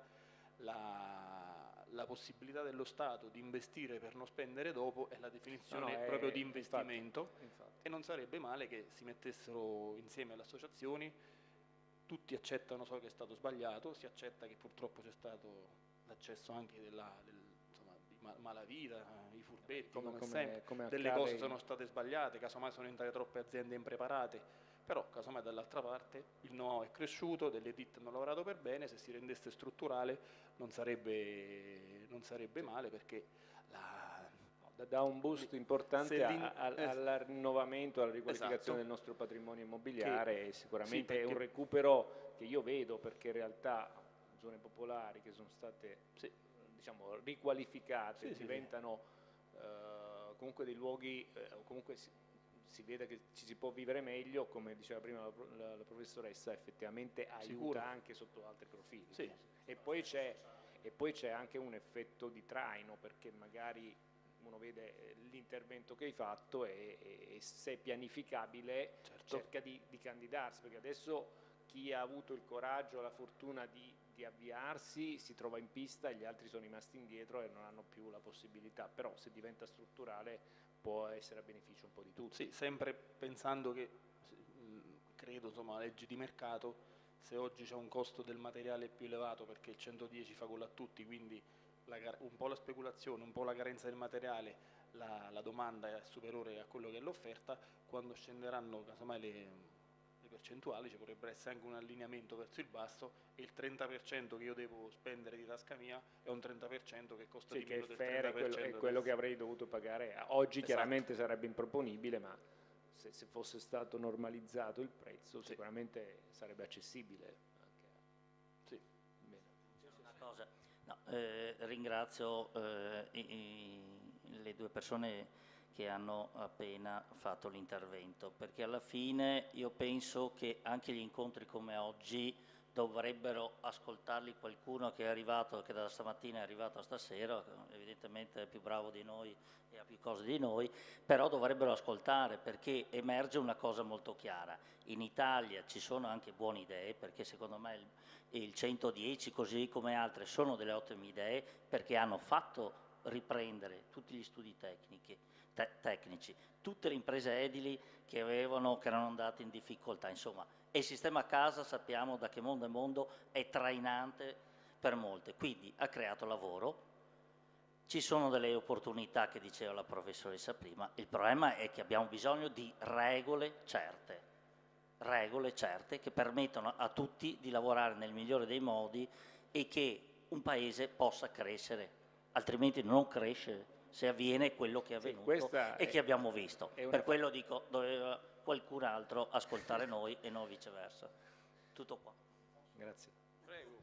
Grazie, sì, anche perché io non volevo essere catastrofico prima, però bisogna anche essere oggettivi, se no noi ci arrampichiamo sempre, appunto come il signore che parlava di interventi così, ben venga, ma poi le cose ci sono. Noi non siamo contro qualsiasi tipo di contributo to court. Dicevo prima, quello del 60 e del 65 e del 50 andava benissimo. Questo 110% per un 20% come minimo va alla finanza, è chiaro? No, perché poi giriamoci, per finanza intendo le banche, le organizzazioni, tutto il resto, quindi ne resta un 90, un 10 va ai maggiori costi perché bisogna preparare il personale, i tecnici e tutto. Lo portiamo a 80 e i 20 che restano diventano un giardino più ampio per finanziare altri interventi e non solo quelli. Ma e le questa imprese, è la visione strutturale. La mia domanda è, le imprese avrebbero potuto avere accesso al credito con una struttura diversa? Allora, era tanto complicato, ma tanto complicato quello che è stato fatto. Anche perché in realtà non è nato per far sviluppare le imprese, sta roba qua, è nato per creare un'opportunità per i cittadini italiani che vedevano l'opportunità di avere dei soldi per qualche cosa che non facevano. Questo è il punto. La mia riflessione è, in un sistema col 50 o 65, probabilmente le banche sarebbero state molto più selettive nell'erogare il credito, proprio perché in questo modo col 110 loro si ripagano correttamente il rischio. Diversamente l'imprenditore avrebbe dovuto trovare dei canali ad hoc, soprattutto i piccoli imprenditori, cosa che oggi fanno meno fatica a ottenere proprio perché dietro c'è una garanzia, fra virgolette, dello Stato, per cui anche questo è un punto che magari va messo sulla parte buona della bilancia sostanzialmente. Certo. Poi oggi prima di noi hanno parlato diverse persone per la possibilità di, si parla di bond energetici, quindi si comincia a parlare di bilanci di sostenibilità, li cercano gli investitori e quindi verranno emessi. A questo punto forse questa strutturazione molto rigida per portare alle asseverazioni e quindi una serie di carte così alte potrebbe essere già un primo passo involontariamente di aver creato quella normativa per le quali gli investimenti possono essere attratti. Secondo me sì. Assolutamente sì. Un meccanismo virtuoso. Sì. No, questo... Di questo dobbiamo andare. Per questo dico, cioè, vedere anche, chiaramente era una sperimentazione, siamo stati i primi in Europa, qualcuno ci sta guardando e chiaramente un 2.0 può essere d'aiuto, qualcuno ci dovrà ascoltare e prendere per buono, diciamo, quella che è la parte positiva del progetto per cercare di migliorarla. Bene, io penso che siamo arrivati, diciamo, con l'orario, stiamo sforando e volevo invitare il Comune di Padova e quindi la dottoressa Daniela Luise a dare i saluti, e a cui ringrazio per aver pensato un evento del genere, per averci coinvolto e per aver fatto sì che tutto questo che questa iniziativa si potesse fare. Mi sembra che è stata una bella iniziativa, è stata molto apprezzata e noi vi ringraziamo per lo sforzo che avete messo in campo per poterlo organizzare. Intanto grazie, ma sono io che devo ringraziare tutti i partner e gli sponsor, altrimenti non saremmo riusciti a realizzare questa iniziativa. È un azzardo che abbiamo voluto portare avanti insieme, lo sto dicendo più volte, da soli non avremmo fatto nulla. Ci siamo messi insieme, abbiamo cercato di affrontare il tema da più punti di vista, perché sappiamo All'inizio mi sembrava veramente troppo ampio, e invece in realtà il contributo che ne è arrivato è sicuramente molto costruttivo, molto positivo, e penso che anche i relatori, anche chi ha partecipato alla fine ha trovato un beneficio nel condividere anche a un livello di contenuti molto alti. Diciamo. Sicuramente anche io ho sentito opinioni molto positive dalle persone più diverse, anche sulla qualità degli interventi, ma anche sulla conseguenzialità. Cioè quello che abbiamo visto è stato che gli argomenti sono stati affrontati da più punti di vista, uno ben intercalato sull'altro, Ben bilanciati. non ci sono state sovrapposizioni, e a volte ai convegni succede, no? Che tutti dicono la stessa cosa, hanno proprio le stesse slide, e in realtà qui non è successo, quindi devo dire che anche questo è uno degli aspetti positivi. Quindi Pietro, rilanciamo l'anno prossimo? Fino al 2050. Ma noi dobbiamo fare la neutralità climatica al 2030. Quindi no, veramente, grazie a tutti e all'anno prossimo.